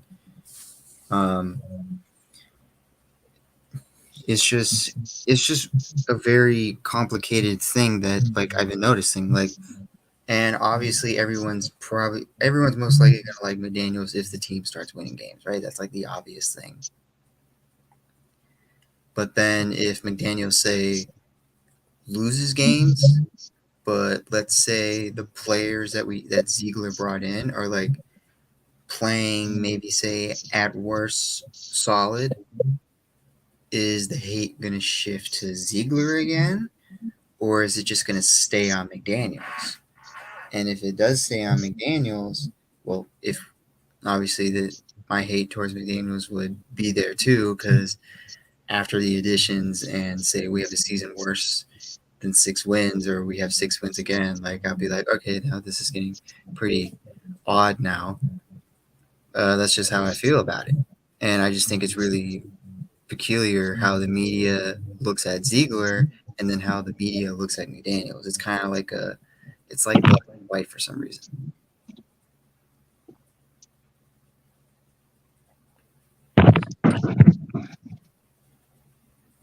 Well, because Dustin's not here. Oh, he's not here. Yeah, I can definitely Oh, hey, no, I didn't know if you were here or not. Because nah, I had to step away for a sec, but I'm back okay. so enough. But yeah, I mean, I couldn't see it like that. Like last season, obviously, I was obviously infuriated at McDaniels. Throughout the season after every loss, even after some wins. It's a very loose string, and I think I was among the fans that were expecting this team to be, and along the media as well, to expect the Raiders to continue to be playoff contenders, and instead we got a bag of shit for Christmas. So that's that's kind of what happened. There's still some negative opinions on McDaniels. Usually when I joke about it, and on the account, it's all jokes. It's not supposed to be taken. It's all satire in a way. Like my feelings for McDaniels does not reflect how I feel when I post him, or make attention towards him or decisions that may be incorporated by him or Ziegler. It's a new year, and I think that more people are going to become more, not necessarily appreciative, but less angered or impatient now that we are going into a second season and we have low expectations. And I think that's what it's all about. The media, they may paint one of these guys a certain way and another one another way. And that's because of, how they execute their types of jobs. Obviously, Ziegler's done excellent so far to a certain extent. The only blemish being Chandler Jones's contract, if you want to point one out. And obviously McDaniels as the head coach, you're supposed to win games. That's kind of what people expect you to do. And going 6-11 in your first year isn't going to help your resume in any type of way. So I do agree with the fact that it is taken out of context unfairly, but I think going back to your original point where you can hate one and not hate the other. It's kind of like saying that you don't like peanut butter, I and therefore agree, you don't Jason. like jelly, or you don't like jelly and toast, which means you just don't like toast. It's you can like one and not like the other, but as long as both of them execute their jobs, no one's gonna have a problem with either one, whether you like him or not. Yeah, my problem with it is it's like how everyone says like, oh, these two are just a package deal and everything. If they are like the package deal, right? And so these two were hired, like, are meant to be together. It's like that means like let's say whoever hired someone first, like if Ziegler is the one that got hired first and advocated for McDaniels, right? What you was? Then that means that Ziegler knows that McDaniels can do it. Obviously, he just has to prove it. And then if say McDaniels was Well, it hired means first, pretty big. It means pretty big that Ziegler's first job, he would risk his career on McDaniels. Like when you're starting out your career, and you have the connections that Ziegler has and the ties he has, there's no way that you can tell me that he couldn't get somebody else as the head coach. You know what I mean? So for me to sit here and say that he has all the faith in Ziegler or into Josh to go out and have the confidence in Josh to come in, take over the team, and build this with him. I mean, come on, man. They're not dumb educated people, dude. They're not dumb educated people.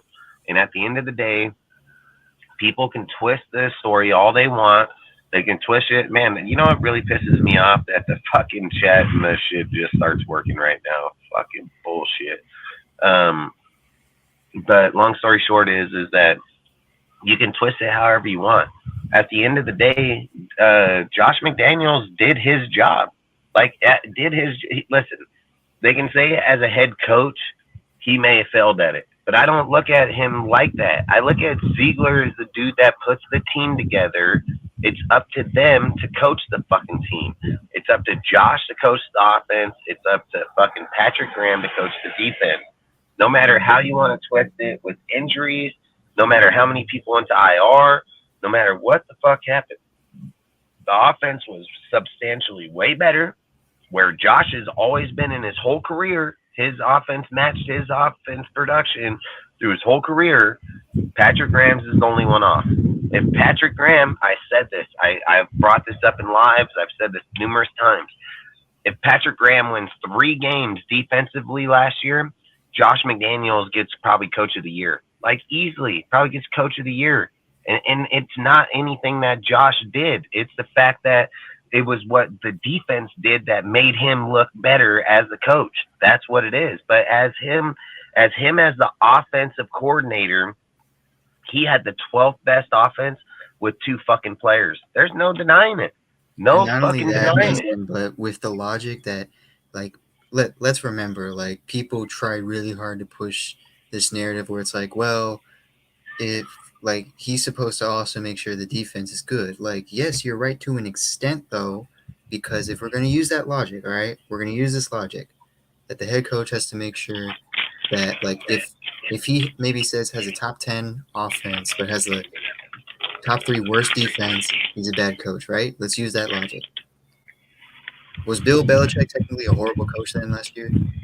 Facts. Or was John Gruden, the 4 years he was with us, a horrible coach? Right, when fucking. You don't want to say that. I know a lot of people don't want to say Gruden was a horrible coach. In my perspective, Gruden wasn't that good. I don't want to say he's horrible, but with that logic, Gruden is a horrible coach. With that logic, he would be bad.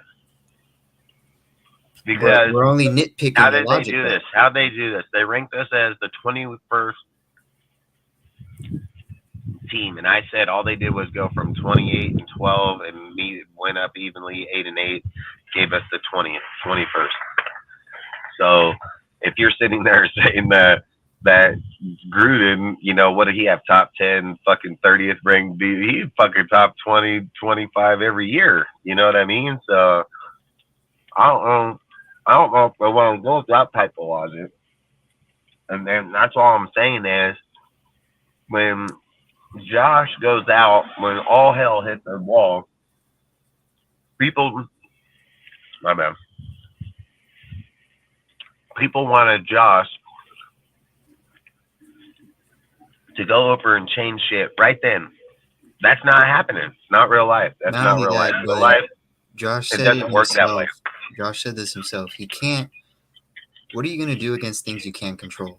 So and that's I advocate for Graham a little bit to an extent because I don't want everyone to hate on Graham because let's remember, what are you supposed to do when several of your starters are UDFAs? Hey, salute Domenis, salute. And you weren't even prepared for that. Jason, Al, Ozzy, everybody, man. I can finally see the chat now. It's coming through, so I appreciate all you guys coming by. Gonna see the chat for hours, dudes.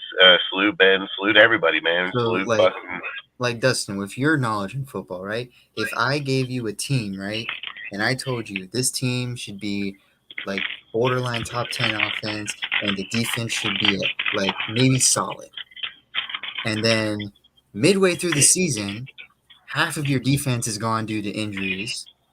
Are you confident, like even more than half of the defense is gone during injuries, and then half of the offense is gone during injuries? Are you confident that you can get more than at least 10 wins of the season?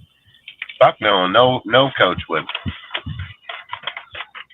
There's no coach. There's coaches that blow up their whole entire team, trade away players for draft, go get new players, just so they don't have to experience that. And let's be real. We can talk about a team that just did it in recent years, fucking the Rams. They traded away all kind of shit, got people that fit it, and even with all those resources, they're still going through hell right this second. So even going through hell where I've even heard reports that they may even try to look to trade Aaron Donald. So probably won't happen, but again, hey, you remember the once talks you when hit a they certain were point, talking you about have how, to start all over again. Remember the talks when they were talking about how McVay and Donald were thinking of retiring? Because they probably knew that the team was no longer had it anymore. They look at Sean McVay, dude. He leaves, but they overturn the team. I don't know how the fuck they do it, but what if Sean leaves and they overturn that team? Like, obviously somebody knows how to overturn them, apparently, but what I'm trying to get to is like, you can't look, you can't. So listen, they wanted Josh McDaniels to go and make all these changes in the game, in the season, everything right fucking now, right? That's what they wanted him to do. The fact is, you can't do that in real life. In real life, it takes time. And look what Josh did this year. The minute that they came back into this season, the minute they came back in this season, Josh is over here fucking coaching the defense, not the offense, because Josh knows where they were lack. Josh knows where they fucked up, and Josh knows where they need to fix it. So he's paying attention to the areas where it needs to be fixed. And that's all I'm trying to say is like people tend to look at things like they want it to be done right here, right now. Some things just can't be done here, right now. But the difference is, and this is something that I'm gonna keep advocating for Josh, dude. That look, you can't.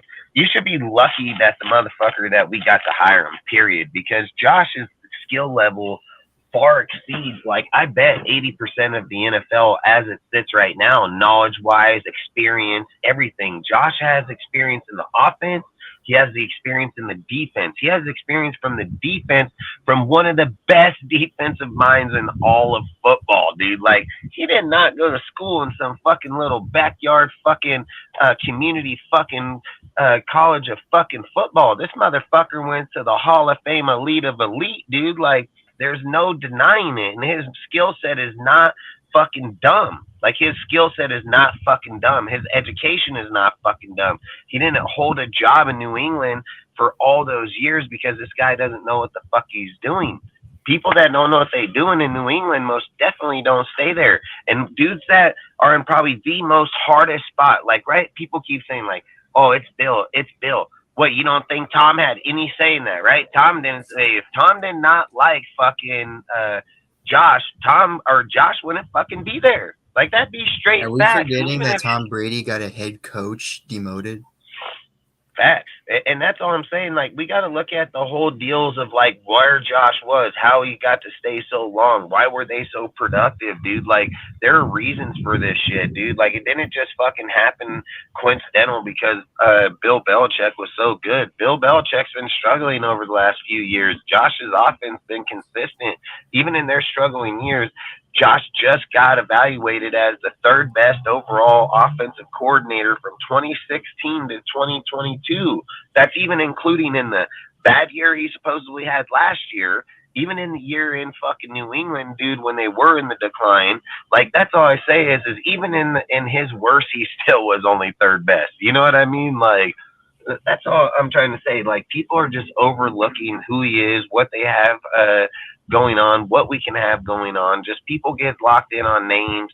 They want to hate hella bad, dude. They want to say, oh, you know, this guy, he's never going to do it because of what he did over here. The circumstances may not have been the same. They may have had a whole different deal. You don't know. Fucking dude was 30 years old, one of the youngest coaches doing it. I even said, like, where was Sean Payton at 30? I know right where he was at. He was in Philadelphia, right under John fucking Gruden as the John Gruden was the offensive coordinator. Sean Payton was the motherfucking QB coach, dude. That's where the fuck they were at. And motherfucking Josh McDaniel get a head coaching job in Denver at 30. You know what I mean? Like, that's not slouch shit, dude. Like, that's pretty good fucking shit. So to be able to sit and even have that on your resume to get hired at 30 and fail, that's a pretty good accomplishment, dude. I've always said the only way you fail is if you don't learn anything from it. Then that's failing, dude. But you can only succeed from your failures as long as you know where you failed at. You know what I mean? So that's all I say. That's real life shit. This ain't no fairy tale bullshit. It's not no fucking fan's opinion. That's real life shit. That's what every coach tells their fucking players when they're out there. You're only as good as you're going to fucking put your heart in, dude. You're only as good as you're going to be as how you try, dude. Like, we're not going to, it doesn't matter how well we are as a team. If you're not putting in the effort, you're going to get left behind, motherfucker. And when it comes time to go to college, you don't get to use your fucking team as a fucking disguise anymore. You need to fucking play yourself, your own heart, your own deal. So when you get here, you're earning at every level. I've said it. The worst guy in the NFL is still a badass motherfucker. You know what I mean? Like, he'll still run all over your ass, dude. Like, he'll probably still throw your ass in the ground. They're not slouches, dude. There's only a select few that even get the chance to even go there, let alone even play there, dude. And then fucking to sit and imply like they're just garbage. They're not, you know, like to the standard you're looking at, you're trying to put a standard on every single individual to be in the top 100. You know what I mean? Let's be real, dude. There's 53 people. So what is it? 11 and 11 is 22. So the top 100 can be filled by four fucking teams. You know what I mean? You still got fucking 28 teams out there, dude. So that's all I'm saying. When you're trying to put unrealistic stats to put out there to try to beat and do things, it's just unrealistic. So I've always said, just try to keep level, try to keep it compared, because at the end of the day, it's the only way we can be more level-headed in the conversations, you know? I don't know. I just think it's fucking, I don't know. Fuck. It is what it is. I think if Josh can get it together and fucking coach the team like I think he can, and again, like I wouldn't think Josh could do it if I didn't hear people at the podium literally going up to the fucking podium and being like, "Hey man, I love the way that Josh is fucking coaching the defense. I love how he's making it easier and simplifying it for us to play faster," you know. And Patrick Graham's even come up there and even said, you know, the thing that I love about fucking Josh is the way that he studies the game, the patience that he has, the way that he can slow things down, the way that he takes lead in things. And then that told me right then and there that Patrick Graham ain't the motherfucker doing it. It's Josh's system. They want it implied, and they want Graham to run it. It's not Patrick Graham's system, dude. Like, I've said it, dude. I've even said this last year when we were talking about if we were going to hire Josh. I said, what if Josh had his own fucking playbook that he's been creating this whole fucking time? Because when you leave a fucking team, when you leave a team, you have to give back the playbook, because that's their playbook, the organization. So you have to give them the playbook back. But I've said the whole entire time, what if he was fucking, what if he was over there fucking creating his own fucking playbook in the offense and defense, and then he wanted to establish it somewhere else? He has the know-how, he has the capability, he has all of it. And then now, like I've said, like when you hear people going to the podium and bringing up those type of things, to me, it validates it, dude. It validates it, because I've said if you fire Graham, you go backwards, because you got to take the time to bring in another coach. You got to fucking teach him. Is this guy going to want to trade out players? Is he going to bring in his system, his type people? Like, how do you keep the fucking deal consistent without having to make those type of changes? And guess what? That's how you fucking do it. One guy has the main scheme of the whole deal. The guys that come in are going to fucking only take over what you have and coach what you already have in play. It's the only way you stay successful. Otherwise, every single time you fire a coach, you revert back 3 years instantly, every single fucking time, because he's got to fire these fucking guys. He's got to bring in his own coaching staff. He got to bring in his own players. He's got to get them to fucking understand their fucking language. Now they got to fucking do it again. What, isn't it easier that if everybody on the team knows it, all you got to do is get the coach to learn the fucking verbiage in the fucking deal and coach it? Like, that's easier. You don't change 53 or what is it, 22 with 22 people. You just change fucking one. That's all you're doing. So for me, I think that makes more logic. And just when you see Josh in there doing what he's doing right now, just shows that that's exactly what he wants to do.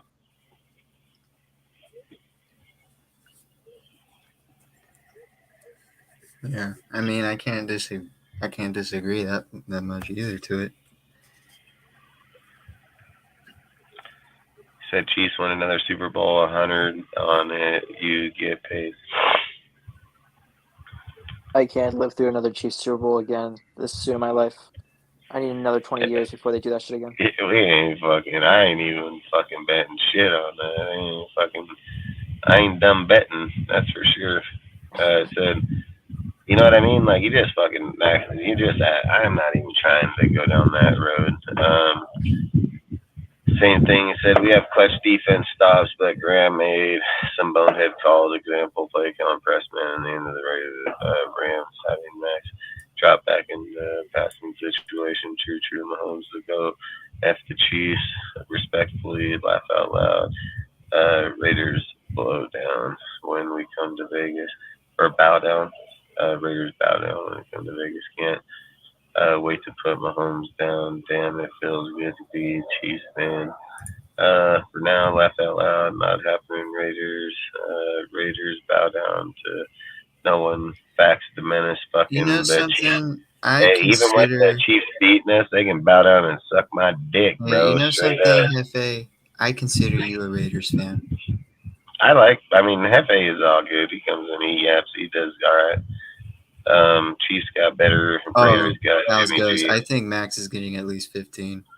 Just because you guys don't have content, buy a jersey, stop pretending, silver and black for life. uh, hey, I mean, he comes over to everybody's, dude. I mean, hey, look, I've watched this guy for the last year or so, almost 2 years. I go around and do it. So I mean, he's loyal. I give him that. Yeah, I've always said, how many I've sacks do you always, think Max is gonna get, Dustin?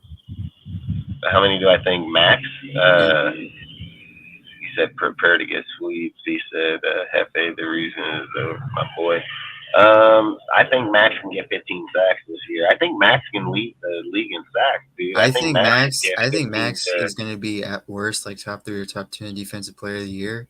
Because I think that dude is on a mission, like a mental mission. I've said that if you look at the way that you can look at Max, because ever since Carr got out of the he's on building, next level. I don't know. I He's understand why next level. half of our fan base hasn't seen this. Sorry to cut you off, Dustin, but No, it's all good. Ever since Carr left the building, Max has taken a hold of this team. Like Max is the new leader of the locker room. Like we can talk about Devontae because Devontae has the Hall of Fame career, but it's looking like Max is the true leader of the team right now. And it looks like and not only it's he looking like looks everyone's like a looking up to straight Max. man. He looks like a And straight fucking man, dude. Max Like when Crosby you look right at now him, with how much additions they have to the defensive line, and I love the new defensive coach that they added. I think Max is gonna have like an unreal season where he's gonna have one of the best defensive years as a Raider.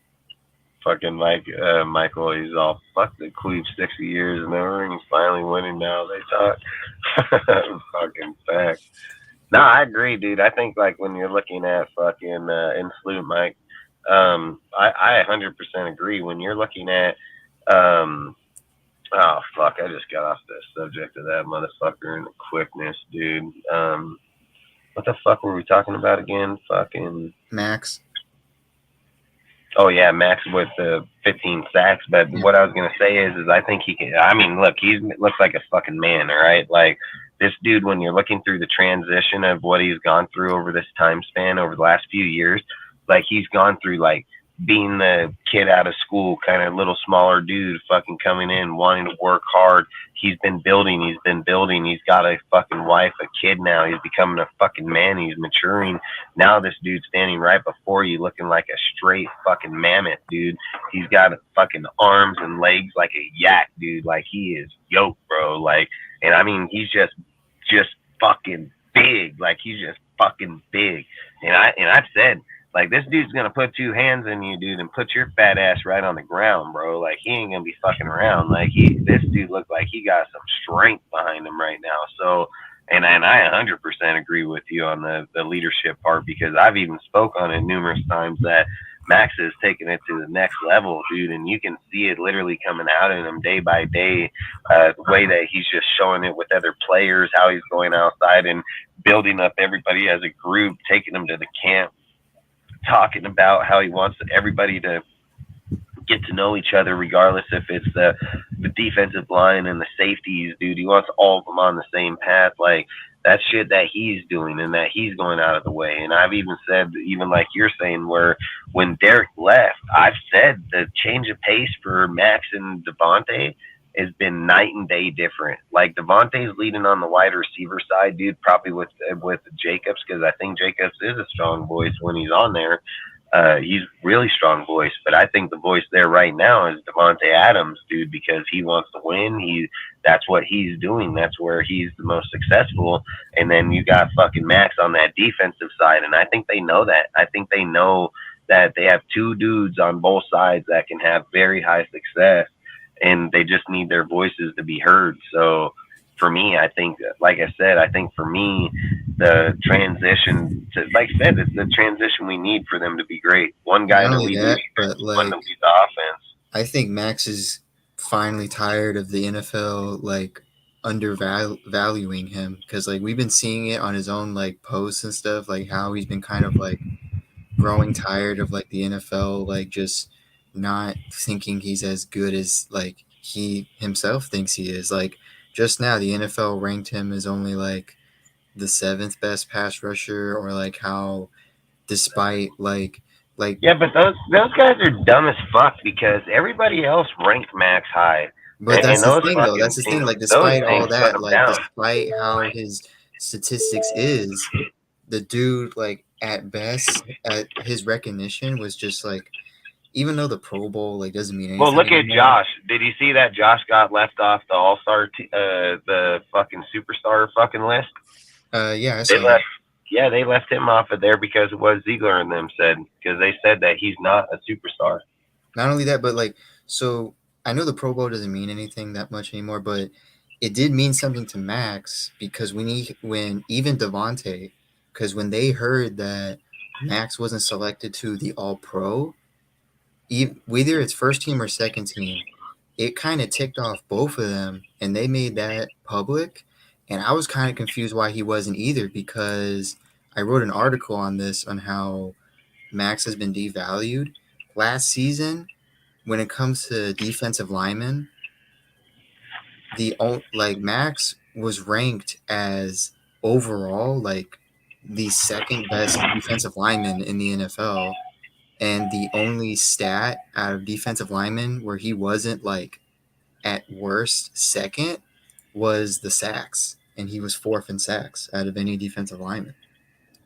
Yeah, and that's all I say. They're always gonna hate on the Raiders, dude. Like it doesn't matter. You have if you're like who is that? Is that fucking Dark that said this? I gotta scroll back up here, but there's a helicopter right here, so I'm not trying to fuck around real quick.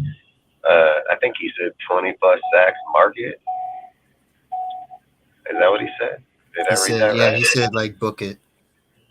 Yeah, he said Al goes 20 sacks for Max market or book it. Hey, I'm not gonna lie, dude. Did you know that Chat Sports is predicting that Max Crosby's gonna own the sack record in Raiders franchise history? I've said he can get it, dude. I mean, look at this fucking guy right now, dude. Like, I'm telling you, if you look at the way that they went through the training, they have a video of it. You can look it up. They have a training video for like our team. And they go over like the list of like how Max has progressed, dude. And he has a chart like the fucking Terminator, dude. Like the Russian and fucking Rocky. Like he has this fucking chart, dude, where his growth is just peaked at every single level. And this year he is like straight peaked. And that's why I think like he's about to go out. That's why I say like in the past, if we were talking 15 sacks, I'd be like, yeah, I don't know, man, but 15 sacks, I'm like, fuck, he might get more. You know what I mean? Like, to he be might honest, get more. this might be his like best year. This might be his like best year we'll ever see. Yeah, I think it's a good fucking chance, dude, because he may, like I said, he may have 15. He can probably have 15 to 20 sacks season. Like, I'm not even lying, because I think if Tyree comes into his game right away, just feels comfortable, comes into his shit, look, the way sacks end up happening is especially when you have dudes like Byron and fucking Neil Farrell out there on that front line, dude, and then you got a guy like Tyree. If they're pushing the pocket and collapsing it, they're gonna force dudes right into Max every single time. And Max doesn't fucking miss dudes very often, you know what I mean? So the odds are his success rate, he's going to fucking get those tackles or those sacks. So I'm not going to say that he can't have 15 to 20 sacks, dude. And I've said it. I'm not going to say – I've said, like, I can see 26 sacks between Tyree and Heck, I mean, Max. I predicted that Chandler, Tyree, and Max are going to combine at least 30 sacks. Yeah, and that's what I'm saying. It could very well easily be done. The players are there. They have the production. They can push the pocket enough to get it. I'm telling you, Max is going to go on another level. I think he has – I personally think – that he's gonna fuck up Max or Patrick Mahomes. Like, I honest to God believe it. If you think I'm lying, I was watching video on him again the other night. Hey, you can go watch, dude, where Max will bait Mahomes, dude. Like, Max will bait that fool. He'll fucking bait him to the outside, so Mahomes keeps moving outside, and Max will keep pushing that pocket outside, and then he'll do this spin move, dude, where he goes outside, inside, and he'll just run right into him and just sack the fucking. He baits that fool, bro. Like, he draws him into that play right there, and I think I believe he's fucking recapped on. It seems like that shit right there. it's looking like small, like He knows how to read I'll them. say like bits, like parts of the media are trying to build up, like they're trying to make like the Raiders and Chiefs rivalry be the Crosby versus Mahomes rivalry, because the big thing that happened last season between the Raiders and the Chiefs was Crosby and Mahomes like basically bad mouthing each other, like getting in each other's faces, and Crosby slamming his face in Mahomes' face. Like, that was a big deal in a lot of parts in the media. Damn right. And people were questioning Crosby, like, what was going on in your head while you and Mahomes were like basically arguing? Well, because Mahomes came to the sideline and talked shit. That's why he fucking talked shit back to Max, dude. They had a feud going back and forth on the field, and then he fucking ran over and said something to him on the side, and that's when Max was like, oh. And then he ran up and put his helmet right into him and fucking told him that. Like I said, at the end of the day, you need that. In my opinion, you need that. Max ain't fucking friends with Patrick. Patrick's on the fucking quarterback side in the offense. You want to fucking go over and get fucked with by the bull, you're going to get stuck by the horn, dude. Like, you can't, it doesn't matter what your name is and who you are on the Chiefs. You don't matter like that to everybody else, dude. They don't look at you the same, dude. Like, I've said, the defense doesn't respect a lot of people to begin with, dude, let alone it's hella hard to even get them to respect their own offense on their own fucking team. You know what I mean? Like, they don't just go and accept anybody, dude. So, yeah, I don't think like say if it's either Jimmy or Aiden, I don't think you want to like piss off like the edge rusher whose job is let's to, be like, real. ruin So your let's be day. real. Let's go look at this in the division. So I keep hearing people keep saying this. Oh, he's got to face him in the division. All right, who the fuck is he facing? Randy Gregory?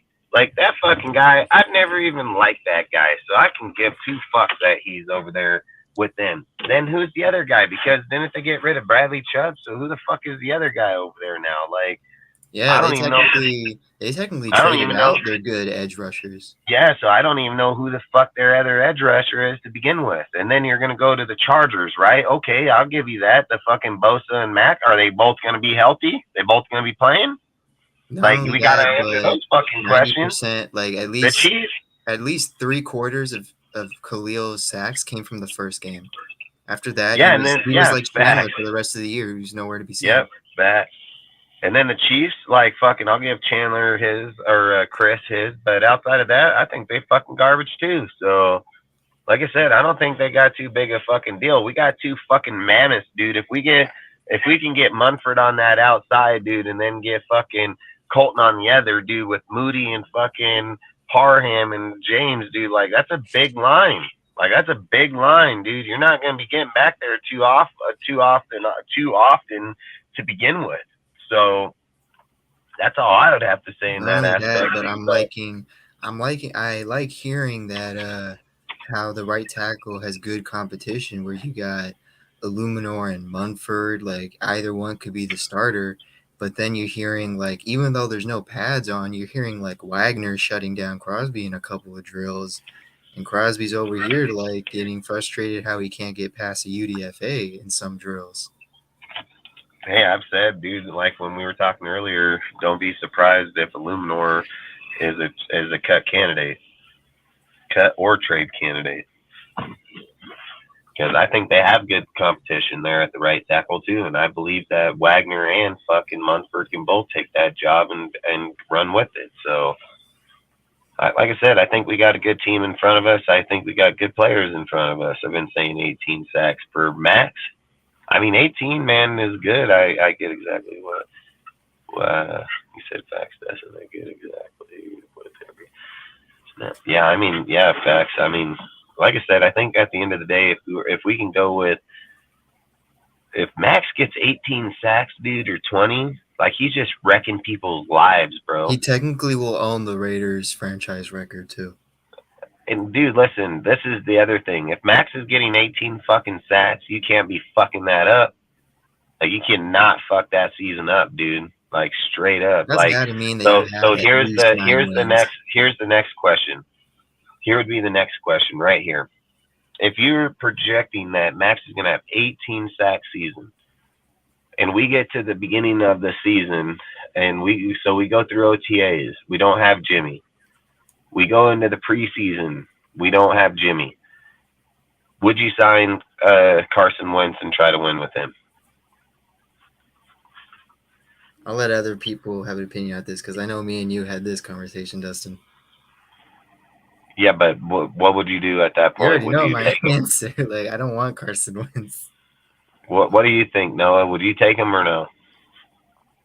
No, I wouldn't give Carson Wentz a fucking shot in the world, man. He's washed So up. is He's there a over. quarterback? Is there a quarterback out there that you would go with that would give you a better chance than the ones we have on our team right now? I checked free agency. There's not really a quarterback that like amazes me that much to where I'm like, because at that point I'm like, I'd rather just deal with the rookie at that point or just Yeah, Jimmy at that point.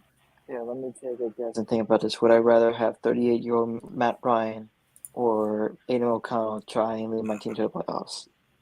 He said he can win elsewhere.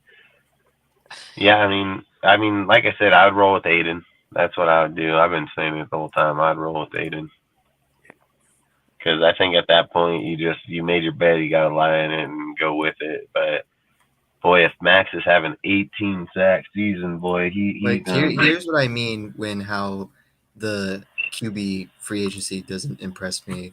Like these are the available free agent QBs according to Spot Track: Carson Wentz, Matt Ryan, Teddy Bridgewater, Nick Foles, Joe Flacco, Chase Daniel. I don't know who that is. The rest of the guys I don't know you who they can are. probably.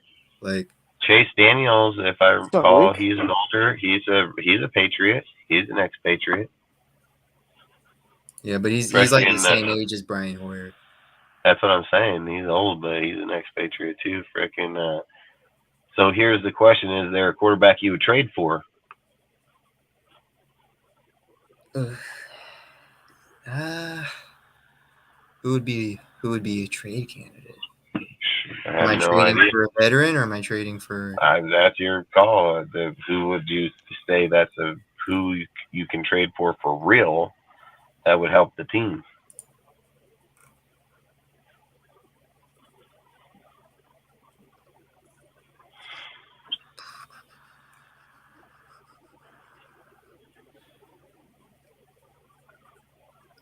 Trade candidate.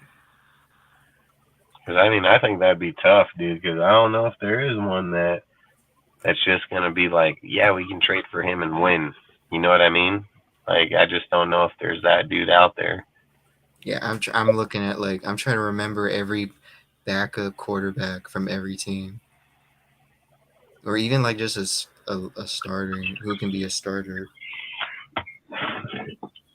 If you had the chance to trade for Dak Prescott, would you trade for him? No, I'm not trading for a guy that led the league in interceptions and played 5 less games than everyone else. But fuck else, you'll hear people say that he played his best fucking football last year. I did not. Oh my god! What? How? I just laugh at their dumbass. I would cry. I would cry if someone told me that. What Because that about lets me know backup? the intelligence level that I am surrounded by. He said, "What about the backup for Baltimore that made the Pro Bowl? Tyler Henney or Tyler? Yeah, it's Tyler. Oh, the Ravens backups. Was it Tyler Huntley or Huntley? Right? Yeah, it's Huntley. I mean, dude, I don't know. I think that was some bullshit. That guy should have never even made the Pro Bowl. So I don't know how the fuck that even Huntley, went down. I wouldn't because just like Lamar, they fit the system of like running quarterbacks. And McDaniels isn't looking for running quarterbacks. Man, it would be tough, dude, because like I've heard people say like, "Oh, go for Zappy because Zappy this and that." Like, hey, Zappy even sucked, dude. Like he sucks stat wise. Like, so I don't know if I would go like it. Like I said, I don't know if there's a dude out there. I would just be like, People would say Mac Jones, but Mac Jones has Bill O'Brien now. Like, yeah, there's not really anyone. there's not really anyone.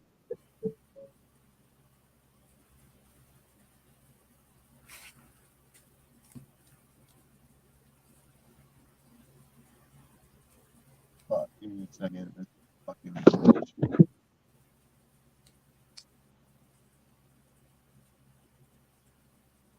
Hey, I'm gonna be honest with you though, Ozzy. If the NFL wasn't so like nitpicky for quarterbacks or even Patrick Mahomes, if Max Crosby wanted to, Mahomes would likely like My bad. You hear be me? on the injury report every time he would have to face Max. Let's fucking kick this one off.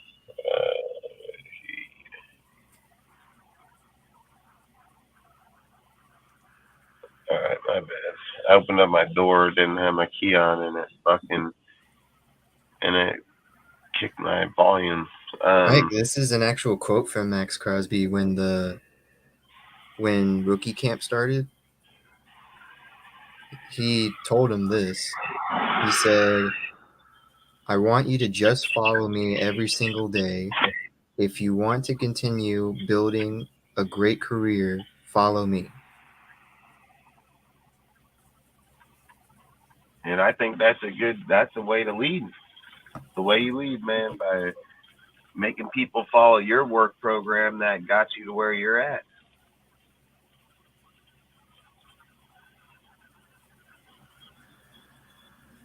Yeah, it's why I keep saying, like, you gotta look at what like players like Max are saying, because like even though like we're all having opinions on how the season's gonna go or how we feel about the regime, I'm looking at like what the players are saying. Like, I mean, Dude, Max has literally said out of his own mouth, dude, that he can see fucking playoffs, dude, with this defense, with the defense we have right now.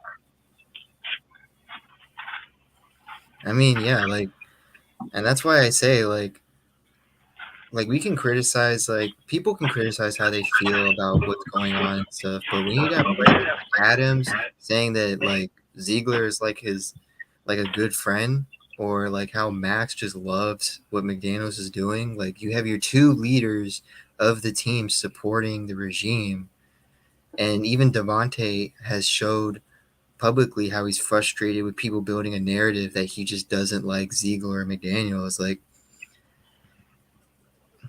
come on, like how many like narratives are you gonna make up until you just like admit that the players actually see something? Very true, very true. I mean, like I said, if you're looking at both sides of the ball, you have probably two of the most hardest working people in all of the NFL. Devontae and the wide receiver and Max and the fucking DN. And I guarantee you Max will load up in that DT spot too and wreck motherfucking people's life. You know what I mean? So like I said, I think Max, dude, is the perfect guy to lead from, you know, so I think he was the best part, and I think that it's even better that he wants to be here and he wants to take that leadership role, and he's going to do everything and anything he can to make sure that he does it at his best point. You guys want to talk about something else? What about, have you guys heard about the Daniel Carlson? He doesn't like the new rule change. Which, the one where they changed how if a player calls a fair catch at kickoffs, or I think they said kickoff or punt, anything inside, they can be at the 1 yard line, call fair catch, and I agree with Carlson on that. Like like at that point, you're taking away another part of the game. Like, sure, special teams like isn't as exciting to many people, but people don't realize how important special teams is. Yeah, and he says that he wants to be able to play at the most elite level he can, and most competitive level that they can. And they said that they know that they're getting ahead of themselves because of the fact that they haven't played any games yet, because they don't know if it's actually going to change anything deterrent wise, because of the fact that a lot of times when the ball is kicked back into the end zone, it's 25 yards to begin with. So let's say that somebody takes at the 10-yard line and they fair catch it. Basically what they're trying to say is it wouldn't be no different than if somebody was to take the ball, let it bounce and go into the end zone or something of that factor. You know what I In mean? my opinion, that would change the game. That Yeah, definitely but changes the game. only if it was fair caught. Do you see what I'm saying? Like if they fair caught, and so for instance, if he fair catches the ball and they don't have that, it's down in the 10. But if they let the ball bounce and the guy grabs it in there, they're going up there regardless. Do Then you see what I'm saying? What's the point of kicking them? And that's the whole thing. That's where, like, I agree with Daniel, because this is where so look, this is where I think it takes into more skill, right? You can't fair catch a fucking, I don't think they can fair catch the punt if they kick it out of bounds. You know what I mean? Like if he kicks it and he can't catch it, I think that his ass is out at that 1 yard line. But I think if he kicks it and they're down there and they fair catch it, then he can advance the ball. You know what I mean? Like I'd have to check into that more, but there would have to be some type of way that they can kick it out of bounds and not be penalized, and especially in a punt. You know what I mean? So yeah, because at that point, like there's just no point then in doing it. Just give the kickoff. There's no point. You just might as well just give them the ball. There's no point in the kickoff then, because that means like 9 times out of 10 the ball is just going to start at the 25. But you also know there's always going to be that one guy that thinks he can run that motherfucker too. So don't think like you wouldn't be able to get past it. You know what I mean? Yeah, but that's what I like. Like sometimes it's also a strategy that kickers do. Like okay, I'm gonna make him think that the ball is gonna go in the end zone, but it's gonna bounce like right there. Yeah. And he's gonna have to run that ball. But then you got to think, if he doesn't fair catch it and it hits, he has to go. You know what I mean? Yeah. So like that could be a good point that you just made right there. If he fucking down kicks it, that fool don't see it coming, he don't get a fair catch, and it fucking hits somebody, that shit's gone. So I mean, I guess there would be ways around it if you planned it right. You know what I mean? But that's gonna be a lot more strategic play, I'll tell you that. What do you think, Noah? I think the kickoff rule where they can just do the fair catch. Yeah, I agree with Carlson in that regard. I think it's not healthy for the game. They're kind of eliminating the need for the kickoff. You know, to me, this is more of an extreme stance. But why not just do what the XFL does, or the XFL where you can just, XFL, or was the AAF that did you completely limited the kickoffs. And then there's the only reason you would have a kicker around is just to do the field goals and PATs. I think it's stupid. I know their goal is to try to make the game safer, but that's what the technology is for. You have new helmets coming in like once a decade to try and help out with these issues with concussions and such. I'm very much against this rule. No, I agree. I mean, I'm down. I mean, like I said, I think you're just taking away from the game. Might as well just say fucking start at the 25 every time. You're also basically taking away like playmaking from players on special teams, like defensive players and offensive players, where that's like the only time they get to be on the field. Yeah, it's true. And I think you're going to take away from people having a job.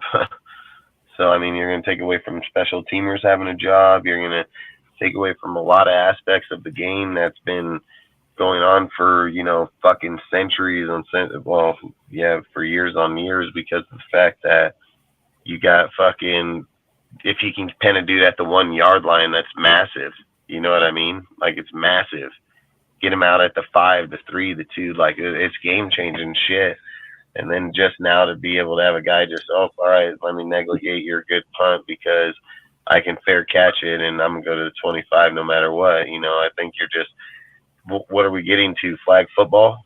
You know, are we getting to a point where, okay, you get the ball for 10 possessions and then you don't score, we get it. You know what I mean? And then we get it 10 possessions, we don't score. Like, you're just taking away from the way the game has been played its whole entire time. You're just slowly but surely taking shit away. Yeah, they're taking the no fun league to a whole other level. And plus, a lot of those players, those special teamers, they're either just rookies or people trying that they're like on the depth chart, but they're trying to like get a spot. So it's That's kind of facts. And then some of those guys end up turning out to be either really good halfbacks later on in their careers or good developed wide receivers. I mean, go look at, what's his name, Cordell Patterson. I mean, that guy, dude, he plays all over the fucking place now. You know what I mean? Like, special teamer known, fucking halfback, wide receiver, fucking surprised he ain't played tight end and fucking quarterback yet, you know? Yeah, I just think there was no point in just changing that rule. Like, if he's talking about like player safety, like, Yeah, but you're talking about player safety, right? But yeah, one, you have a player damn near die on the field, but not even a year later, motherfucker right back on the field. You know what I mean? Like, Yeah. how far does player safety go, dude? Like, where you draw the line? What's the guidelines on that shit? This dude died twice on the field, bro, and you're just like, yeah, he can come back next year, no not problem. only that, but I was apparently so I was watching. If dying like, twice ain't the line, what's the line? You know? I was watching this video where like someone was saying that like the situation Hamlin was in, it was actually really rare. Like one of the only ways that situation would happen is if the moment that the runner like hit his chest is when his heart like wasn't beating at that exact moment, so his body was like in defense mode. Yeah, but this is the problem. Is you're right. It may be rare, but it did happen. You know what I mean? And if it did happen once, it will happen again. There's no doubt about it. It's not if, it's when. And That's the thing is, what though, you is have when to do. it's like a simple like tackle, like it's just a simple tackle, and the dude died on the field. Yeah, and then that's my point, though. That's where my point comes in. If death isn't the line, what is the line? You know what I mean? Like, if a guy fucking dies twice on the field, what's the line? Like, you're basically saying, fuck, unless he physically dies or ends up like Shazier, there's just no real line there, period. We want to protect you. We want to make sure you're okay. But as long as you pass this test, then you can play the game. You know, and that test is determining one dude that got concussions that can fucking brain fuck him the rest of his life. Another dude dies 2 times on the field. Could happen again easily. And that's the thing, right? They preach player safety. We're talking about fucking 10 different situations that we can keep going on. You're preaching player safety, right? And Tua, he can do whatever he wants. He can play if he wants, right? But when you're preaching player safety, but you're letting a guy who, if he gets one more concussion, like there's a very good chance that he's probably going to end up in a Hamlin situation. Like, you can't preach player safety. What if he ends up like Ryan Shazier? What if they end up like that, where you're fucking just crippled the rest of your fucking life, struggling to try to walk again? You can't preach player safety, but you're allowing stuff like this to happen. I mean, Ryan Shazier was pretty fucking bad too. His shit was no joke. I mean, he's still struggling with that every single fucking day. So, and he'll struggle with that till the day he dies easily. And he's lucky he can even walk. He's lucky. So, I mean, like I said, where is the line? There is no line, dude. Like, that line does not exist, dude. That line is just, it's a squiggly line. It's a squiggly line. They would love for you to think that line exists, and they would love for you to think there was a line to begin with, but there is no fucking line. It's what they can get away with, and how far is it going to go? Look at it like this. Shazier ends up crippled. Nobody complains enough to even matter.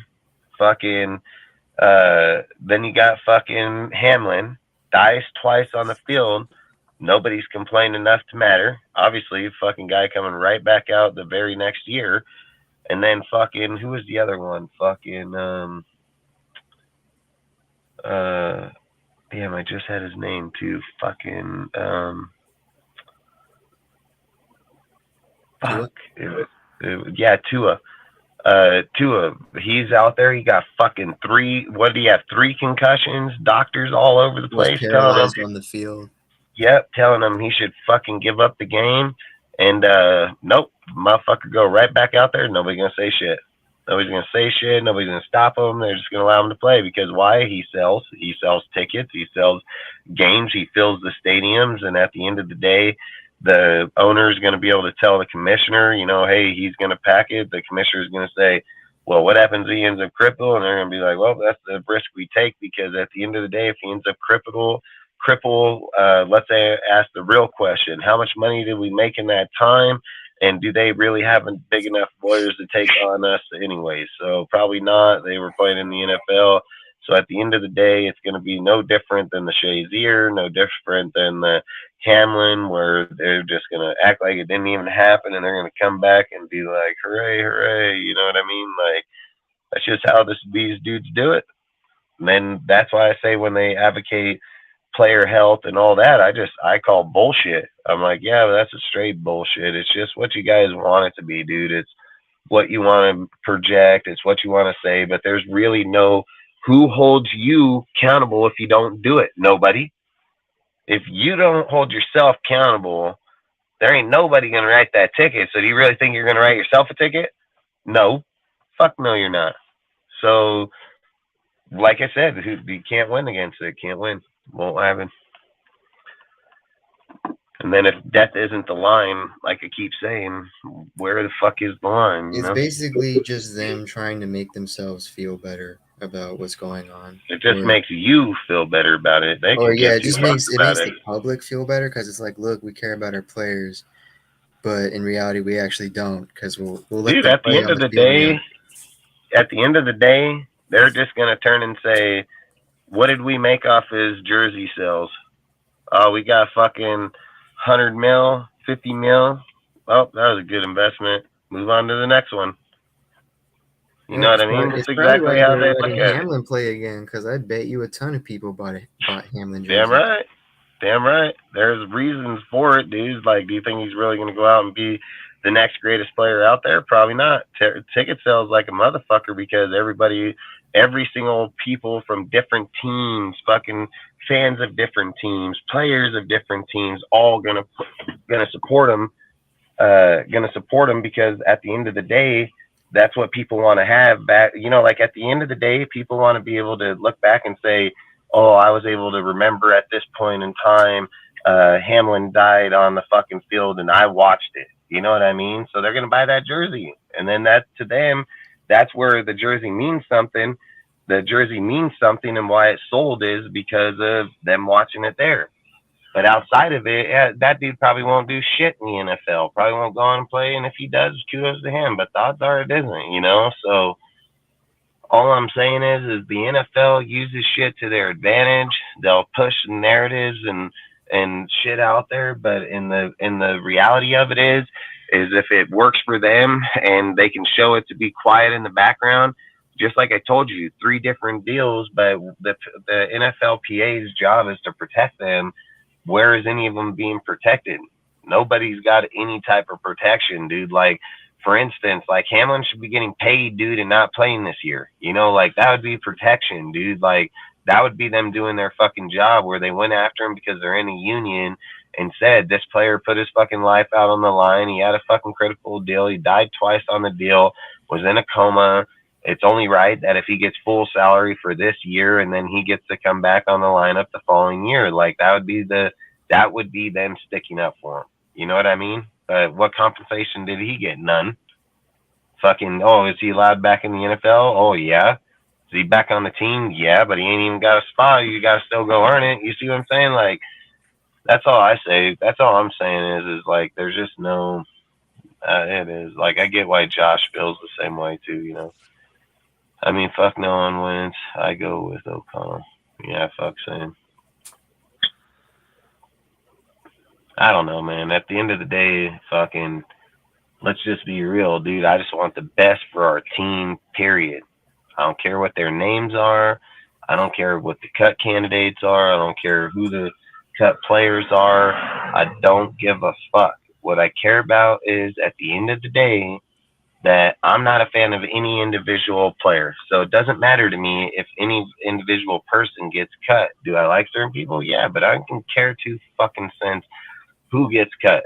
At the end of the day, I care who makes the team better and who is going to make us win. Not just get in this loop we've been stuck in for so many years where we can never get better because of people's names and we want to keep these guys. Well, those guys only get us to a certain point. They can't get us past it.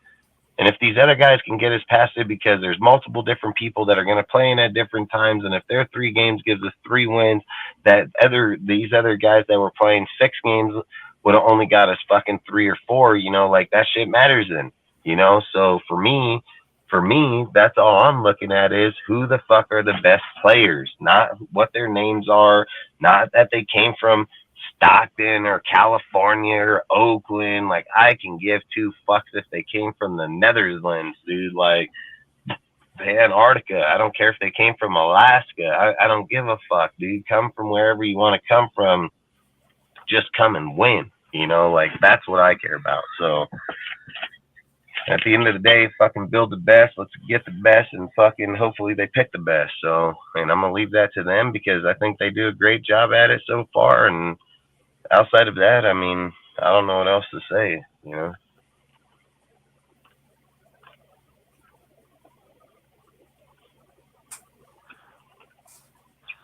It's about the shield, not one player. I just want to win. Don't care who the 53 are. That's facts, dude. I don't give a fuck if 53 can give us fucking 10, 11 wins.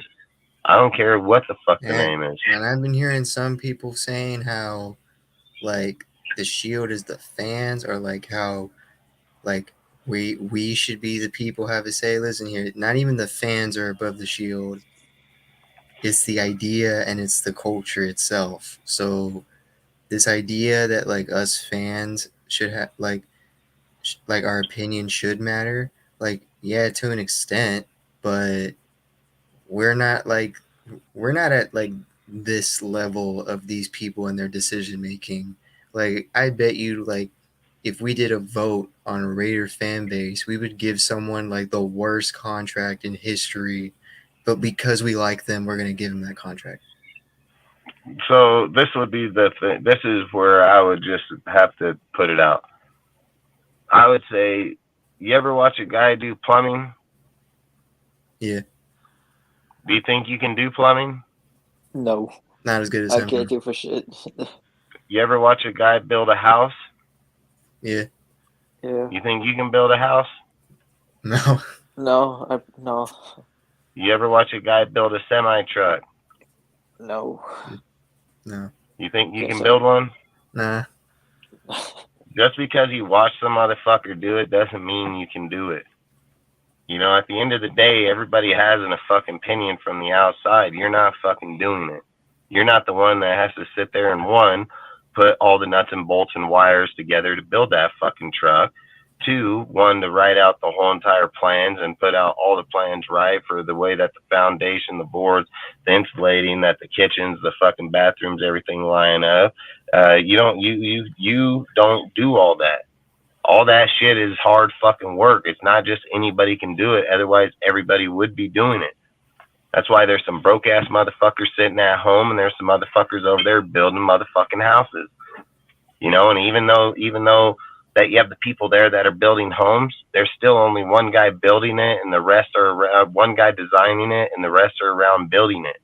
You know what I mean? Like, that's all I'm saying is at the end of the day, just because you can look at somebody lay pipes down, Doesn't mean you can do it. Doesn't mean you understand it. Doesn't mean you understand any of those concepts. So when a guy out here is looking at someone build the team, you're just looking at a name. That's all you're fucking doing. You're looking at a name. I have said this for weeks again, for the last few weeks. One move has a whole entire wave of moves. It doesn't just work that, well, I can just get this guy and nothing else matters. Yeah, it fucking does. It matters in cap, players, who's on the team, who's not on the team. Where's that player go to? How does he look when he goes there? Is there 2, 3 other people that are there? Is this guy 1 on the list, or is this guy 3 on the list? Are we looking for him to make the team, or are we looking at him to play on the squad? Or are we looking at him to be gone by camp? Like, there's a million different things in there. Not only that, when we get this guy on the team, are we paying him $1.2 million? Are we giving him $3 million? Are we giving him $750,000? And if we give him that, are we giving him signing bonus? Because if we do that, then it goes against the Cavs. Like, you have 900 fucking things that come across there. It's not just, well, get that guy. We're not playing fucking Madden. It's not press X on top of this fucker because his stats are 76 when that guy is 72. Like, it doesn't work like that. They don't work like that. In real life, one move has a plethora of fucking moves. And then when you're doing that and you're multiplying it by fucking 10, like, how many guys this is the thing I think is so crazy about half these dipshits that even talk about it, right? Go into Madden, what is it? Owner's mode. How many guys quit fucking owner's mode instantly and just let the computer fucking generate their teams? Because they can't fucking do the numbers. They're like, oh, fuck this team up. Fucking just got me 5 fucking guys on my team and can't even afford to get nobody else. You ain't even got past the offense, bro. You can't even get the starting offensive line, and you can't even build the defense.